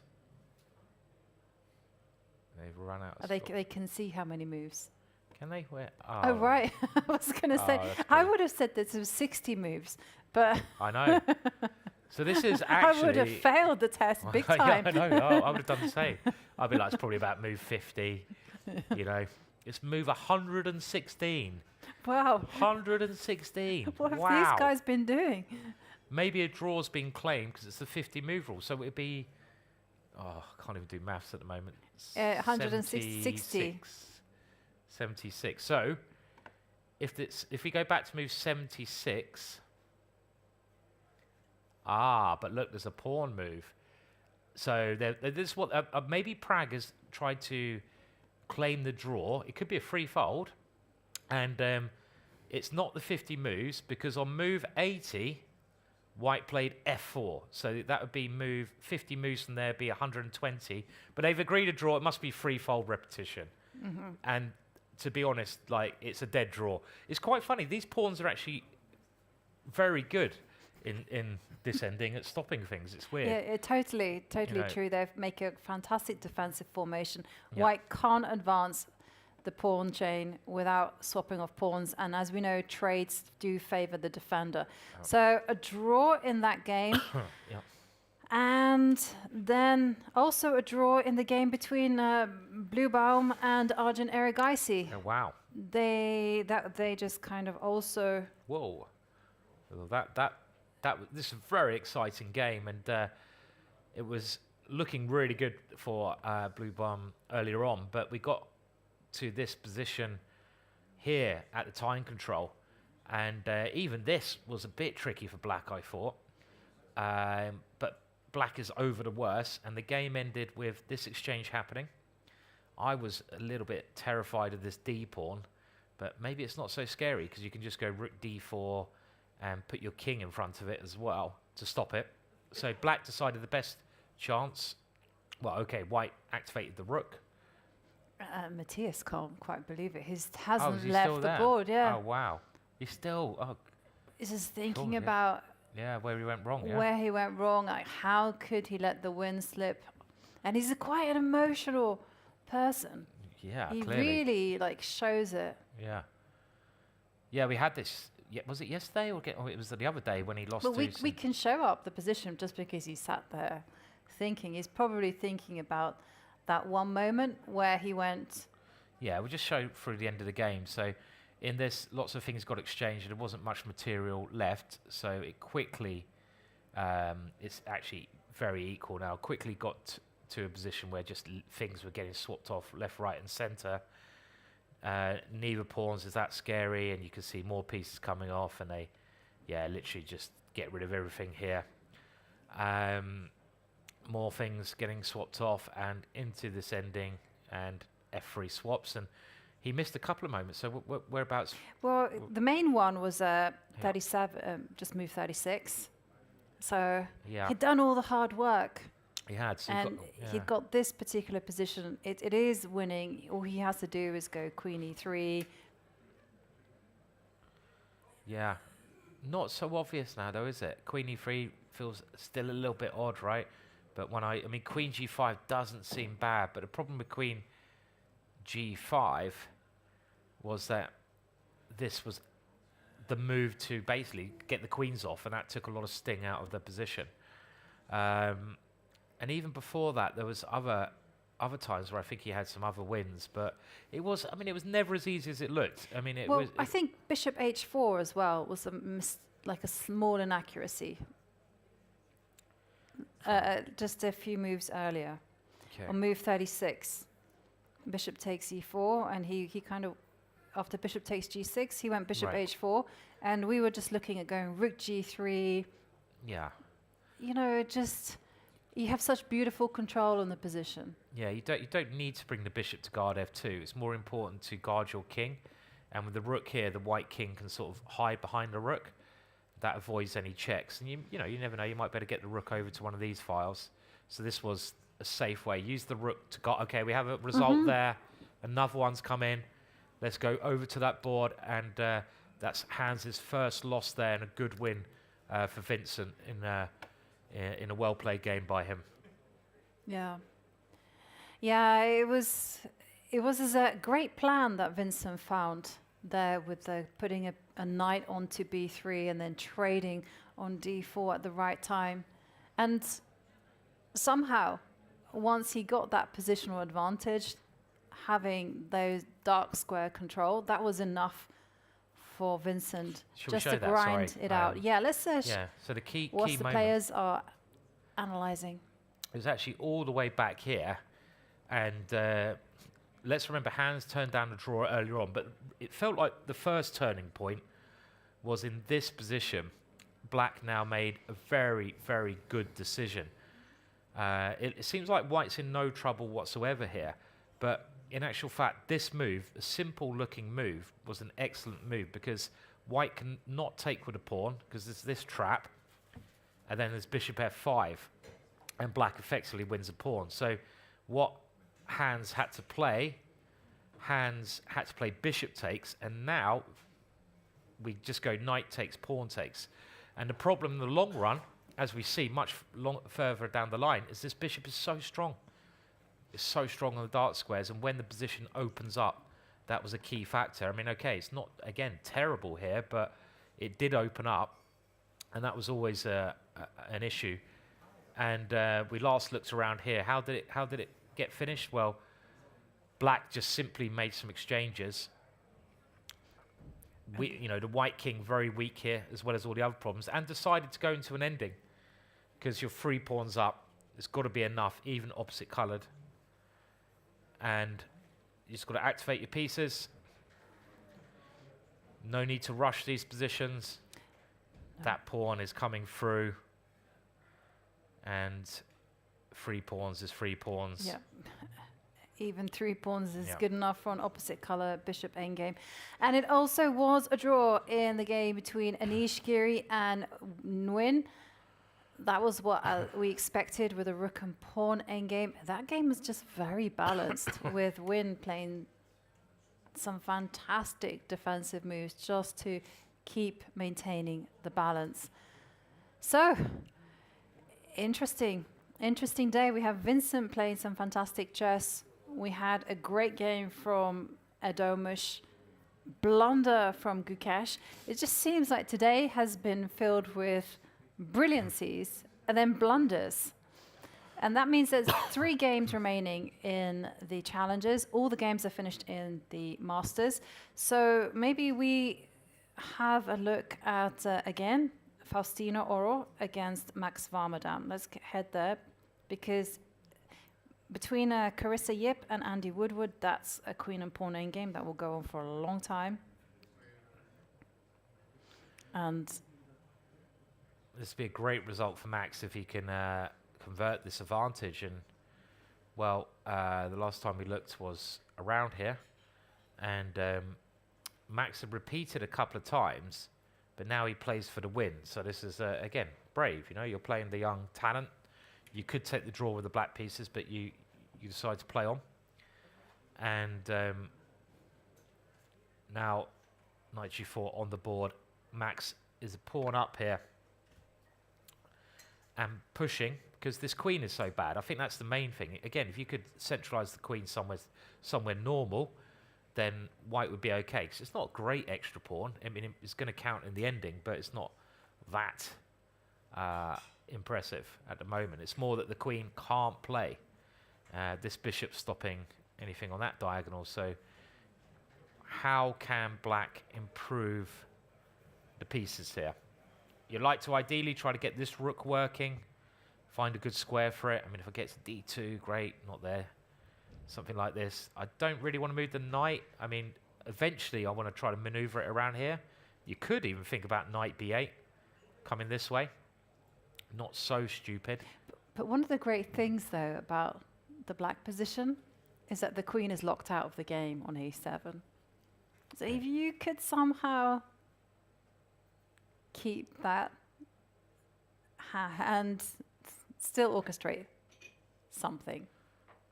Like I'm just thinking, queen b2. I just like the fact that the queen is out of the, of the game, and you know. Yeah, I suppose with White's last move, why did the knight go here? White wants to get the knight to d5, so the knight is sort of going to e3 and around to d5. So this is a very sensible move because you hit the rook, and the rook is now forced to move. So yeah, I mean, what do you think about this? We have one more move. The rook's had to move all the way to a1. The rook had to move to a1, and for Max Warmerdam, remember he is flying the flag for the Dutch contingent, as he is the only one to perhaps take the full point today. In the Masters, it was a draw for Anish and also a loss for Jordan van Foreest. And in the Challengers, it wasn't great either, with Alina Roebers and Erwin Lamy all falling down to their opponents. And for Max, he is just trying to inch forward, see whether he can come up with the queen to attack the rook and just keep on applying the pressure so that he can just squeeze out a win against his young opponent. But I have some good news for you here, because I am joined in the studio by Vincent Keymer, who just defeated Hans Niemann. So you played. Big round of applause, of course. Congratulations. So before we kind of go through the critical moments, how are you feeling? Yeah, pretty good. I mean, I made this small comeback. You know, I had a good first round, and then round 2 and 3 were really awful. So I'm really glad I'm finally playing better again. And yeah, of course, winning 2 in a row is great. So, you know, I'm keeping small chances alive to fight for tournament victory. And tomorrow I'll have another big clash with Nodirbek. So I'm also looking forward to that. And, you know, by now I'm more confident that I will be able to play well. And going into this game, you had the black pieces. I mean, did you have a plan in mind? No, no, not really. I mean, okay, in a black game against these players, unless there's a specific reason, I don't believe in the point of going for over-aggressive lines.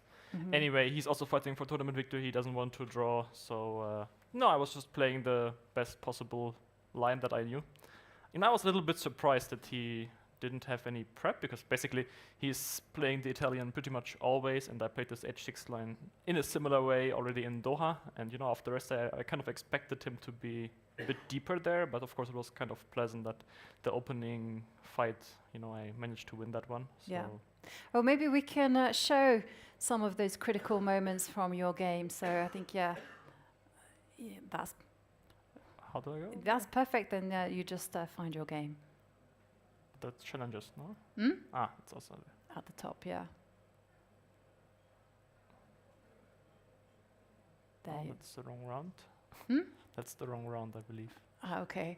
There. Well, we'll. No. You found it. Perfect.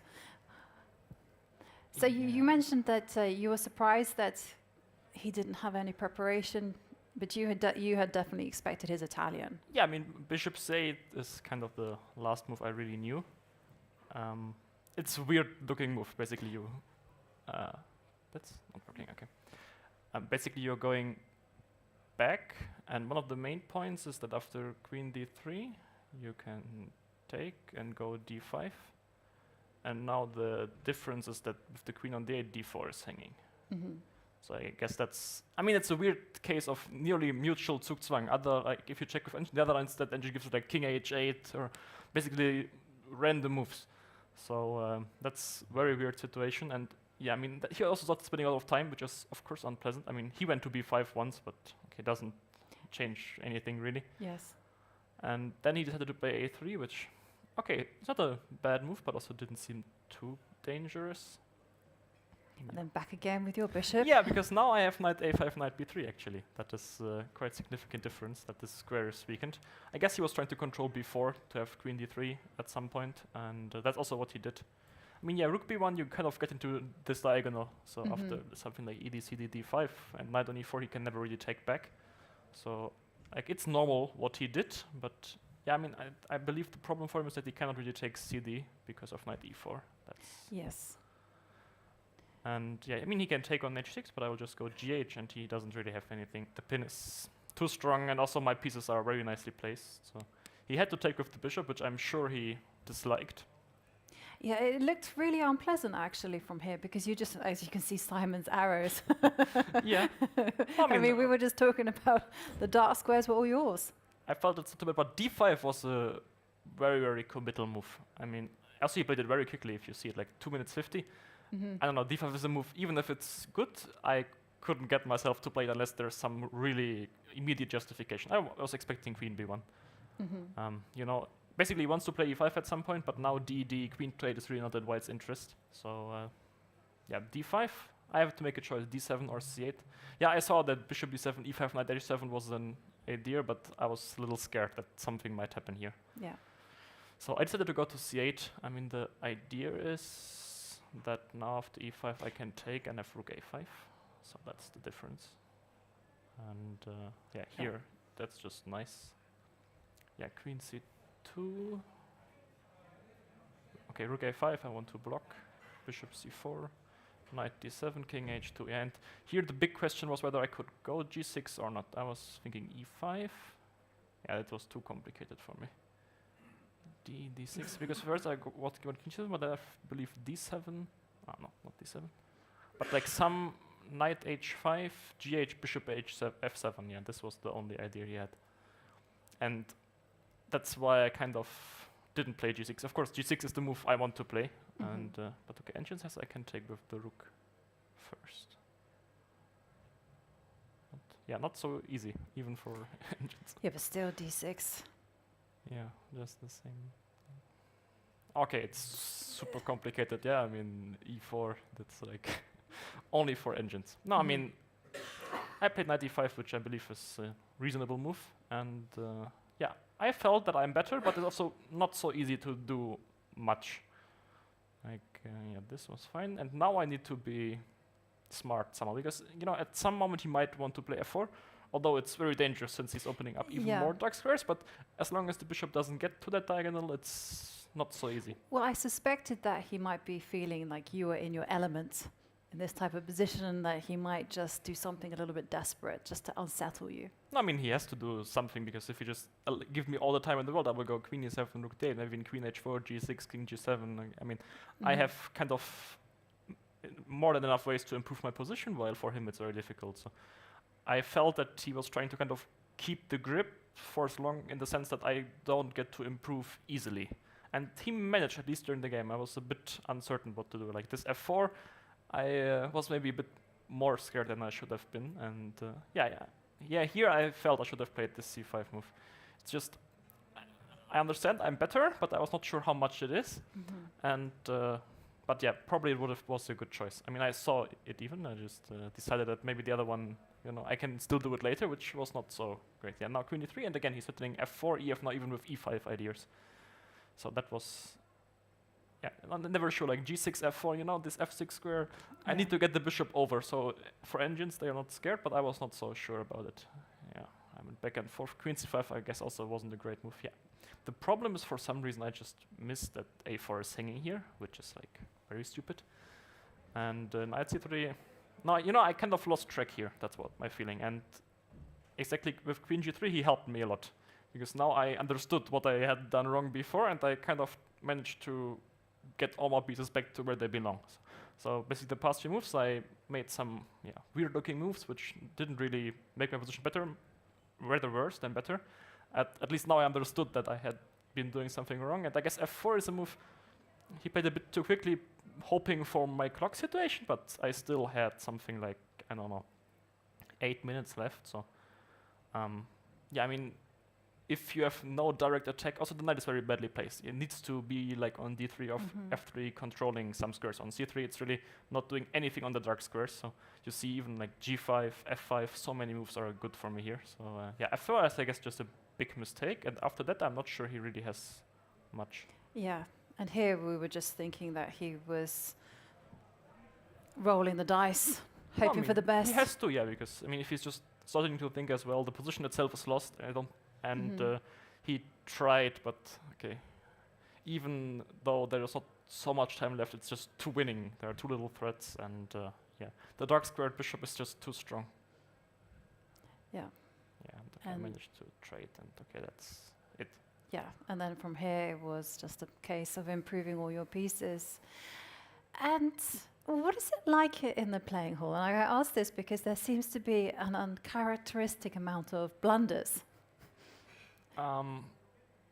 Yes, I can't disagree. I have done a few of them myself, but I believe we owe it to the time control, really.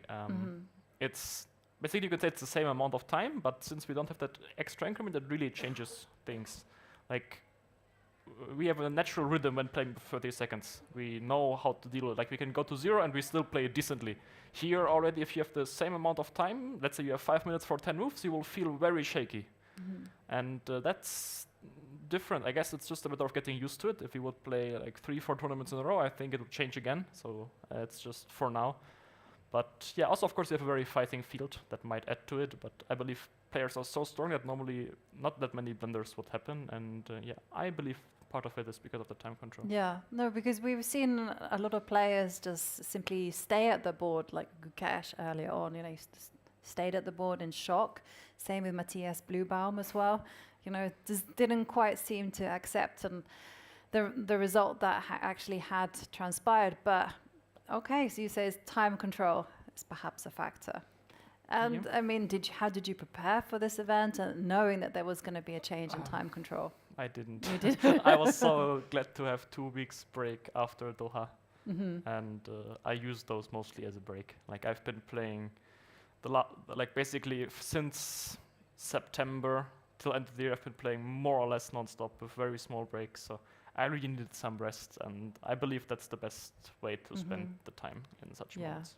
And earlier on, you know, you mentioned that you had the blips on round 2 and round 3. I mean, obviously it's difficult to get back there in the ring and try to fight again. I mean, what did you tell yourself? How did you work through those difficulties? Because now you've won 2 games in a row. Yeah, I guess, well, as Peter put it, stop with the bullshit. That's pretty much it. Because I know I can play better than I did there, so I just need to stop making these unnecessary mistakes, basically beating myself. Yeah. Because it's, of course, my opponents, they played good games, but, you know, the deciding factor was me. So, you know, against Erdogmus, I was trying to play a solid game, get back into the tournament, and that worked. So now I played 2, I think, pretty good games and won. So that also gives, of course, a bit of extra confidence. And yeah, now I'm looking forward to the next big clash tomorrow with Nodirbek. Yes, and I will not keep you, but thank you very much for showing us your win, and good luck in your game tomorrow. Sure, thank you. Thank you very much. To Vincent, big round of applause. Congratulations on his win. And on our cameras, we see young Faustino Oro as he tries to fight in his game against Max Warmerdam. With the white pieces, he still finds himself a pawn down, but perhaps there is some ability to find some decisions, especially as Faustino might find himself in desperate times. Well, there's a decision to be made on the board. The knight on g4 is under attack.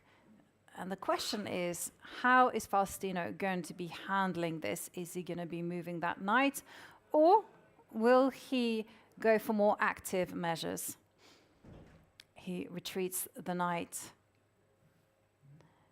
And wow, no hesitation whatsoever from Max as he just sacrifices the exchange, sacrifices a knight, a rook for the knight, and queen takes pawn played instantly.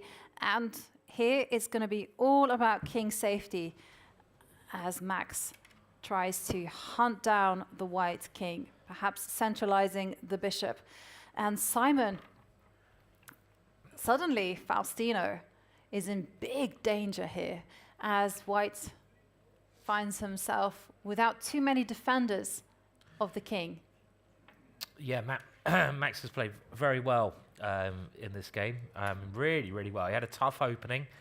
He's fought hard. He played an interesting variation, and now he's, like you say, going for the king.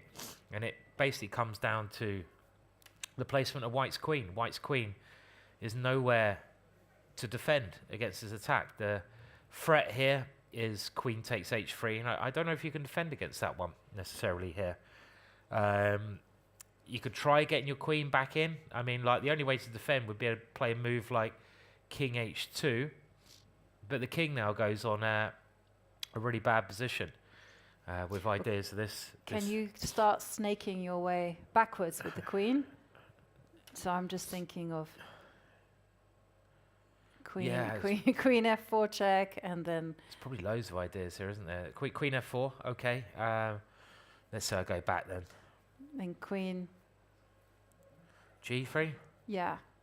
And then to stop this one, I have to go... King g1. Let's try king g1, yeah. Yeah, and then you find yourself back. Either you've got to push pawns, maybe g4 or something. Yeah, you've always got these pawn pushes, haven't you? Yeah. But there might be something better. I mean, like, after queen takes here, king here, bishop e4, great move, because you're attacking and defending. And after this one, I don't know, can't you just move the bishop? Like, I mean, actually, this one might even work, might not? Bishop takes. Maybe let's show that one, because bishop takes. So if you go bishop takes, just queen e5, and I win the rook. It's just winning. That's pretty good. If you go king takes, and I think I just check here, and you have to go to a dart square, and I either check here or here, and then I pick up your rook. So okay. No, he hasn't played this. No, he's played queen b6, trying to unleash the queen. So queen b6 looks natural. And of course, Max grabs that pawn, king goes to g1, and the queen comes back with check again. So now Max has got the extra material as well.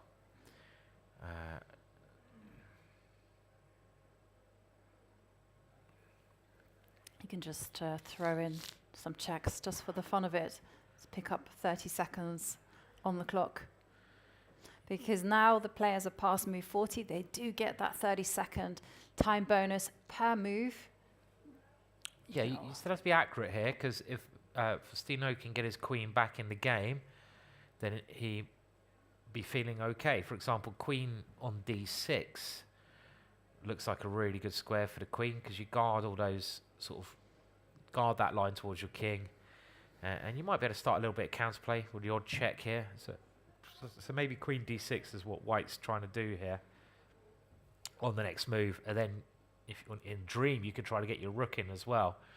So like something like, let's say you go h4. H4 seems very normal because I want to go h3, and it might, this is the human move, a move that I would be very close to playing. Now, can we go queen here? Yeah. And if I go h3, well, that suddenly allows all these checks. Yeah. Although, yeah, exactly. do you want to play that check? Yeah, I don't know. Because the king does have a hiding spot on h7. Yeah. And suddenly, with the queen on e5, you just let yourself be vulnerable to some bishop takes g2 pin. And I mean, this position still, to my eyes, looks really good for black, but the computer says it's actually nearly even, which is quite surprising. And that's like the normal move of pushing the h-pawn. Normal plan, but it's very tempting, especially when you see that the king can hide on h7. Yeah, definitely. Yeah, I mean, it's a very normal move to play. You introduce another unit into the attack, and he's repeating position once. Yeah, that makes a lot of sense. To get that extra time. And there he goes again. And also the king goes to the dart square, which it won't do. You can go queen f4, which would stop that white queen getting there. This is the only good square I can see for the queen, right? Maybe b2. This queen d4. This is also really nice. It's a very nice move, yeah. Centralizing the queen. That's exactly what queens want to be doing, and attacking the rook, and then you can perhaps do the h-pawn. But let's. Well, that stops all White's ideas of getting this queen back. So now, how on earth does this queen ever get back in? This has been the problem. It can't come to any of these squares. You can go rook e1. So rook e1. Okay, and now I'm very tempted to go h4, for example. Okay, let's go h4. Yeah.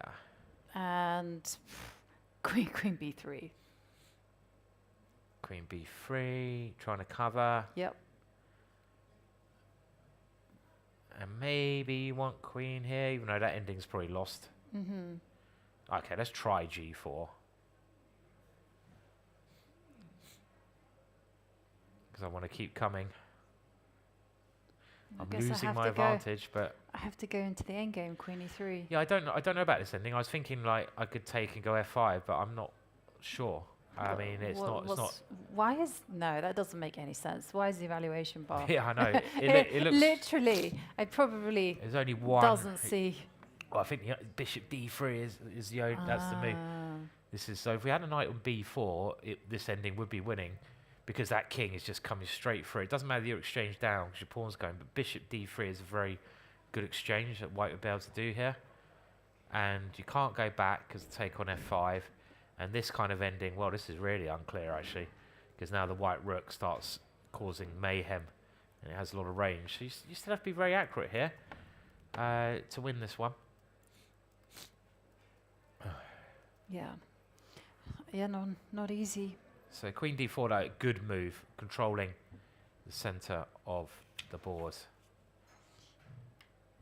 And no, great move there. And I don't know, it's very difficult to think of a single move. yeah, You got to move the rook, and You gotta move that's the rook. about it. yeah, I don't know. I liked your rook e1 because it's a centralized square. I suppose you can also just go knight b4 straight away, can't you? That's black's bad piece. Maybe I'll just do that. Because by bringing a knight in, your queen can't come back to b3. I have ideas in knight c2. And again, if we think where the white queen can go, it's only got like c7 to try to get back in. I can wait with my h-pawn. And maybe... Also maybe knight. Loads of ways in. This is I like just this a good one, move, knight yeah. c2. Yeah, bring everyone to the party.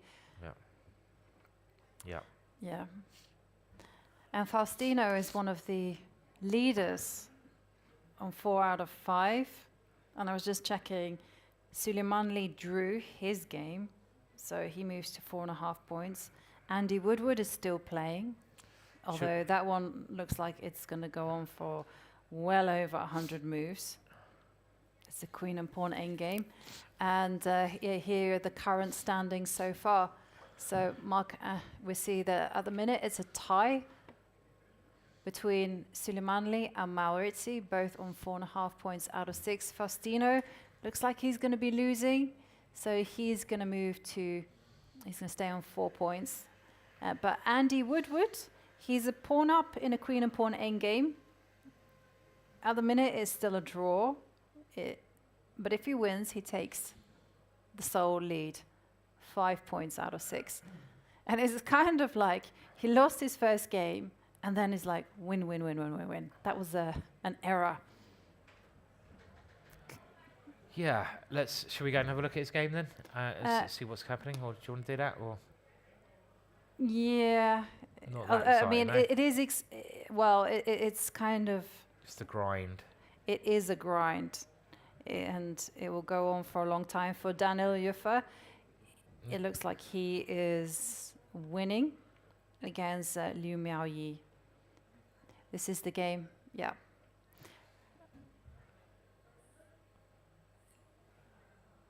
So let's go there. Started very well. I don't know which game you want to go to. Should we go to this one? Okay, so let's have a look. So Andy is a pawn up. We'll just have a very quick look at it. And as you say, Yovi, this game's going to go on for a long, long time. Obviously, when you're a pawn up, you keep pushing and pushing, and again, this is where the evaluation bar is just wrong. You know, it's not just equal. There's no perpetual check in this position at all. So how can it be equal when you're a pawn up? I mean, the computer understands that it's a draw in the long run, but black can play this on forever. I mean, Andy's now putting the king back somewhere safe, and then you can start pushing your pawns a little bit. Try to do something then, because you've got the majority 4 versus 3. So the way you try to do something is maybe at some point you just try to push them when your king's safe. So it's yeah, I agree. There's good chances for Andy to win this no matter what the evaluation says. But okay, with correct defense, it is a draw. Yeah, I mean, the thing is, though, it's always going to be about visualizing that safe place for that king to hide.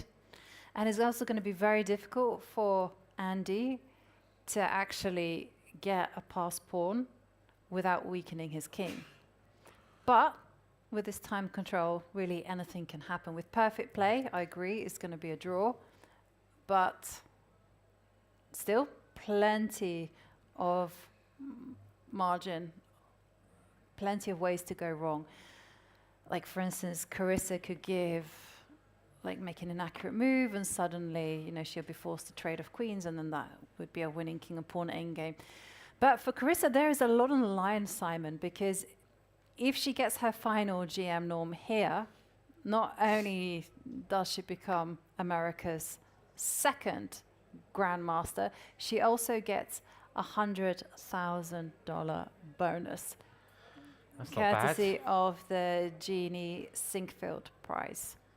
So where they are awarding $100,000 to the next American female grandmaster. Well, that's a lot to play for. Yeah, and there's a lot to make you nervous as well. Yeah, definitely. So we'll come back to that game later on. I mean, it's about 50-50 whether I think if it will be a draw or a win for Andy. And let's remember, if Andy wins, he'd be in sole first place in the Challengers on 5 out of 6. Now, this game, I think, is going to end soon. You can see White's a pawn up, but that's not the important thing. The problem is both of these pawns are dropping. So the White king, with the help of the bishop, will mop them up. And also, the rook's pawn is on the same colour as the bishop, so that also takes away more drawing chances. So Lou, yeah, is feeling a bit better probably. I mean, she's had a cold. There's a lot of colds going around here, as I know, our producer. But her tissue stack's getting less and less, and she started so well. And a cold does knock you for 6, and that could have taken a lot of energy out. So yeah, and yeah, the thing is that the Black King is out there in the wilderness, and now all White has to do is just pick up those 2 pawns. They're on the same color, and then it's just going to be a case of advancing those pawns. So there's really no hope for Liu Miaoyi here, barring some miracle. But Max is finding all of the right moves against Faustino. Yeah, so this one is, I mean, this is just an easy, we don't need to stay with it at all. That bishop's going to pick up the pawns, then you could promote the pawns. You can take your time, enjoy the position a bit, but not much going on there. The only interesting game left is the Faustino versus Max game, which is a bit of a mess, but Max playing great moves, and he's found also another great plan. This knight coming in stops the queen coming back, and you might as well use all your pieces in combination, and that's exactly what he's doing. His knight is starting to weave towards the king, and the ideal square would be g4, I think, for that knight. If you can get that knight to g4, you're attacking the king with 3 pieces. You don't even need to bring in these pawns. And also you can pile in on the g2 pawn as well. Yeah, you've got like knight here, queen here, ideas. Like at the right time. And the time now for Faustino is the one in time trouble. Yeah. He's obviously a very good blitz player. We saw that. Everyone's probably seen that video where he beat Magnus Carlsen. Yeah, he said that was probably the highlight. Yeah, beat Magnus Carlsen. Of his already impressive career. Yeah. And he goes rook c1 by the looks of it. That rook was attacked. It had to move. And now it's like, do you bring your knight to this square? Do you start using your pawns? Yeah. I mean, moving the knight nearer to the White king seems very logical. But there's obviously other good moves here as well. And we've always looked at h4. The White queen, if we think of the white piece now, the White queen doesn't have any squares if we go h4. So it takes away g3, so that's a good move. The White rook can't do anything. The bishop can't. It's horrible. Yeah. So you just got to slowly but surely inch your way towards White's king. So either h4 or knight e3. Let's say knight e3 looks good, doesn't it? If you go, but this allows queen g3. I like h4. H4 stops this. Yes. But this is also, everything's getting near and white has no way to get active. But yeah, I like this move because it just stops queen g3. And where does this queen go? I mean, it can go here. Yeah, okay, let's go queen e7. Queen at least. e7. Queen e3. Yeah, it's getting a bit active. But now I got this check again. And now king h7. Aha, your favourite and square. And then there's bishop takes g2. If you're not careful. This nearly works, doesn't it? Bishop takes g2. Yeah. You get there first. Still, short of time. You've got to be accurate. So which one do you go? These two would be, either of them I'd be very happy with. I don't really like my opponent's queen coming to e5 though. Yeah. I'd rather not if I could, but maybe I can't stop that. Because as soon as that queen comes in, I've allowed one of the pieces to be annoying. So you how can you be mean? I don't know. This is what Max is thinking of now. I mean, well, king Max f6 looks ridiculous. I can't play that, surely. Oh, he's gone in with the queen. Okay. And that is greedy. Well, now he's going to move. Oh, he just wants knight e3, doesn't he? Very simple. Rook. No, but the rook can move, right? To d1. Well, then knight e3 with tempo. And then rook d7. Okay, but I've got ideas there, surely. Surely this is Then winning. I will go king to g1. It's a draw! Wow, King G1. unbelievable. Unbelievably, And I'll I've messed it go, up. Got away with that one. You certainly did. How did you get away with that? I've got nothing. I don't know. I can't defend f7. That was about it. Oh, No, it's because g2 is hanging. I got too tempted. But you can go queen. Yeah. Can you not do queen f? I can go queen f6, defend that one. Attacking and... Queen... Actually, I like queen b2. Queen b2 is just... You're just trying to... If you can force the win, you force the win, yeah? Yeah. There's no point, doing it slowly if you can make direct threats. Can Faustino be tricky? So go king h2. Now, that looks like I'm just wasting my time. Oh, okay. This is so obvious, though. My plan is after queen takes rook. Yeah. I got queen e5 check, and there is absolutely nothing other than... I just want to play here, so yeah, I just gotta avoid literally that's a problem, isn't it? Yeah, Queen takes bishop, you're going to trade off, and this bishop on f1 is terrible. So Faustino down to 26 seconds. Yeah. And he's got to move soon. Yeah. But I think he realizes that it's pretty much over. Queen come into b2. And he's thinking, he's got 8 seconds.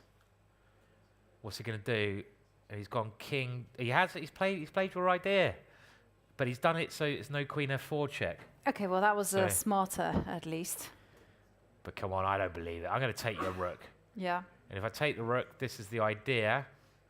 And now I just got to... Well, it's tricky. It's tricky. He's a great player. He's finding tricky defenses. Because if you go king h6, then there's some checks. There's a check there. Exactly. Oh, here, there's a draw. Yes. Queen f6, I get a draw. Exactly, so you can't do that. No, I mean, I'd like to play f6 because I want to keep everything calm, but... Queen e7. Okay, now he... But then the same funny business. Oh, Queen takes f6. Yeah, exactly. So I have to allow you to take this with check. Yeah. Which I don't really want to do. No, you don't. So don't take. Oh, no, I'm still taking it. No, don't take. I should be all right. Yeah, he's taking it. He's taken. You've got to take the rook. I also thought he could go knight e3 or something. Okay, let's see. Let's see what he does. So. Okay. Queen e5 check. What about king f8? King G8. King G8. Okay. Queen so e8. Queen e8's got to come. He's just gaining a little bit of time on the clock, is he, by playing this, maybe. The queen comes to e8. So Faustino, king comes back. It's going to be a draw. No. Look at this. They're repeating. Dead draw. I don't think so. Will he go back and take the draw? No, he has to... And after king f8, yeah, there you go. The way he slid that piece there. Okay, now you got... You've always got queen e3 when you take the bishop. So this could be over very soon. if there's Yeah. not a perpetual, and there can't be a perpetual. It So is- what you're trying to do is black. You're just trying to go there and get this ending 400 pawns up, which will be resignable. There's no point playing this on. So white has to check, keep checking. And he might as well grab a pawn with check, I guess. Right? But then the king will hide on g8. Well, then I'll grab... There is no other pawn to grab. What's he done? Where's he gone? He's taken He has taken the king pawn, yeah? g8. Right, yeah, sure. And then if you go queen c8. Well, he's thinking about resigning here. Yeah. This is too much. Yeah, he's going to resign. He has to resign this one. The bishop now can come back here. The queen can come here. It's going to be over. Shaking his head. This is his first loss, right? I think it's This would be his first And loss. he has. He's Yeah, resigned. he's Yeah. resigned. Good result for Max. Excellent Very well result done. from Max, who at some points did survive a quite bad position, but was a win for the Dutchman. For Faustino Oro, he gets his first loss, but 4 points out of 6. Cannot complain. Still good chances to recover, and it was a loss for Liu Miaoyi, and it means that there's one game still remaining between Carissa, Yip, and Andy Woodward. Should we Yeah, just I mean, do I a think status we can do a quick again, see if there's status on it. any progress, because this game is going to go on for a long, long time. Yeah, it's the same as before. Black's pawn up. It's not dead equal. Chances to win, but probably a draw with best play, and can't really add much more to that. I mean, you keep trying with the extra pawn, hope that your opponent goes wrong, but you're also low on time, so Yeah. yeah. But in all likelihood, what do you think it's going to be? Well, probably a draw, but yeah, I'll go draw. Yeah, because of the time situation, because queen and pawn endgames are so complicated, yeah, I would also kind of veer towards the draw than I would towards Andy Woodward winning. But yeah, it's been a dramatic day nonetheless. We've had in the Masters 3 decisive results. Wins for Erdogmus, wins for Vincent Keymer, and also Abdusattorov, which does mean that we now have a sole leader after round 6. Nodirbek with 4.5 points, but he's been chased down by his fellow countryman, Vachier Sindarov.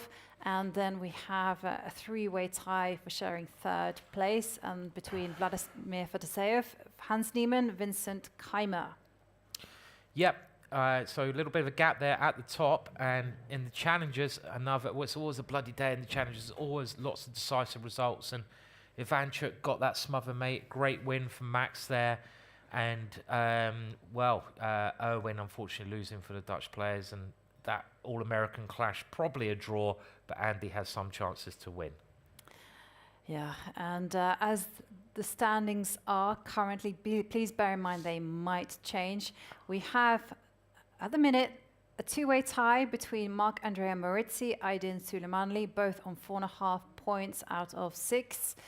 Andy Woodward is there on 4 points out of 5, and this means that with a win, he would overtake and take the sole lead with 5 points out of 6, but we expect it to be a draw, in which case he would join the leaders on 4.5 points out of 6. It's always a decisive day in the challenges, and today is no exception. No, So that's many right. victories, so many twists and turns.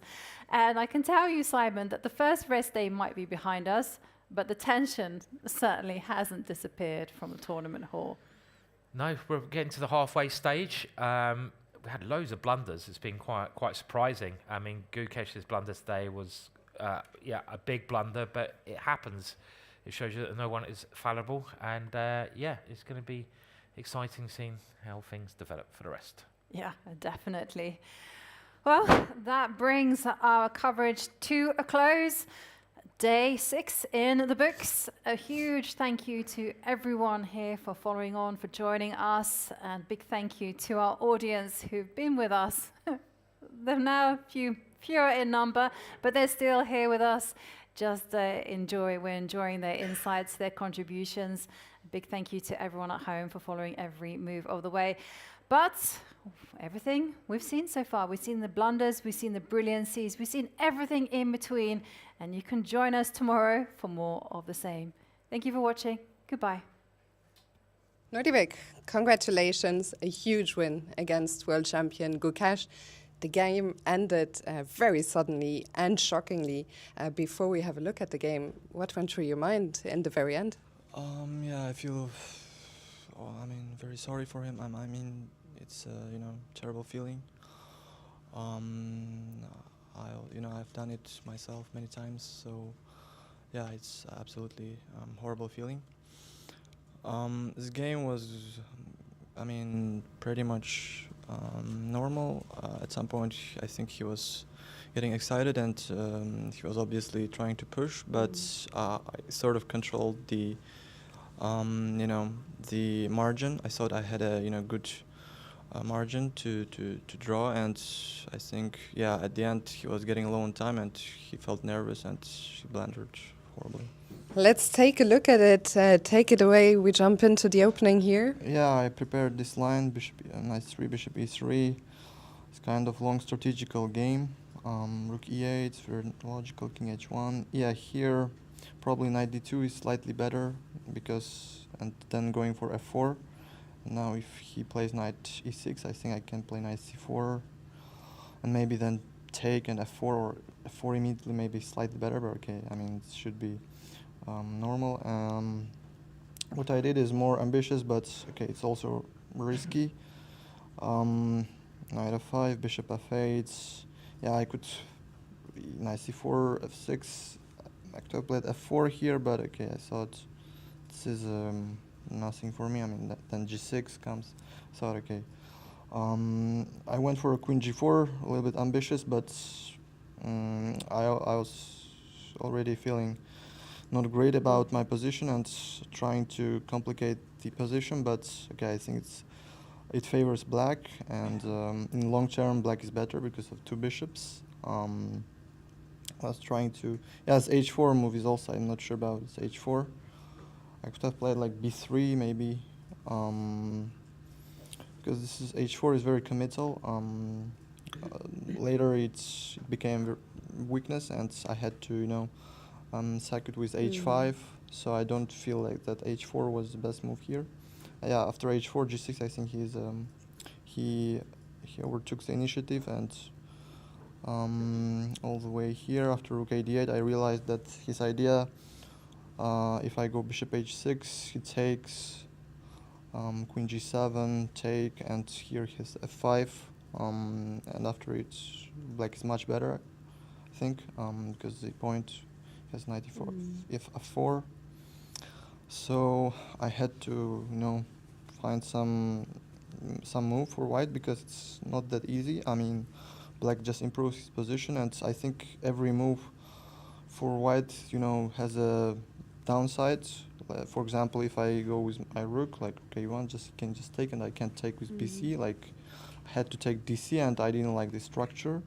And if I play with my queen, then he gets, just f5 immediately. And if I play with my king, there is also some downside of this move, which I didn't like this move. So I pretty much ran out of useful moves, and I went for this h5.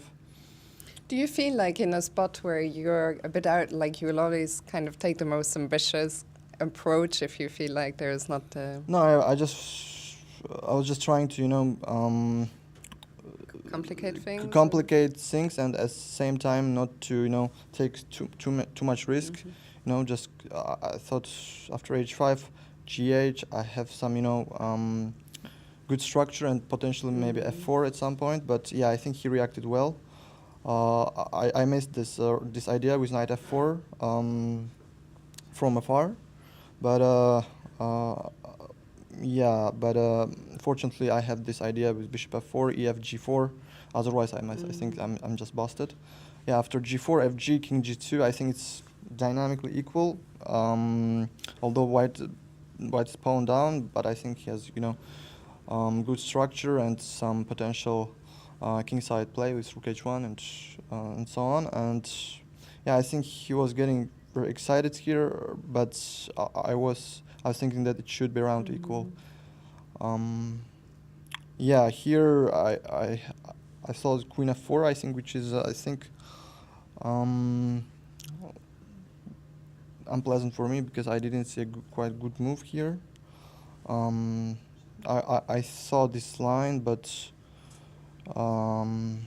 It's very messy now. yes, here, if King h1, then Rook g8, and I think Black is just winning here. And if I go King f2, also Rook g8, and I thought it should be also lost. But maybe I have some other moves, like after Queen f4, but I was feeling dangerous here because, you know, I didn't see a good move for me. But maybe now I saw maybe I can play Rook e4, Queen d2, and King g1. Yeah, but I think it's Rook h6.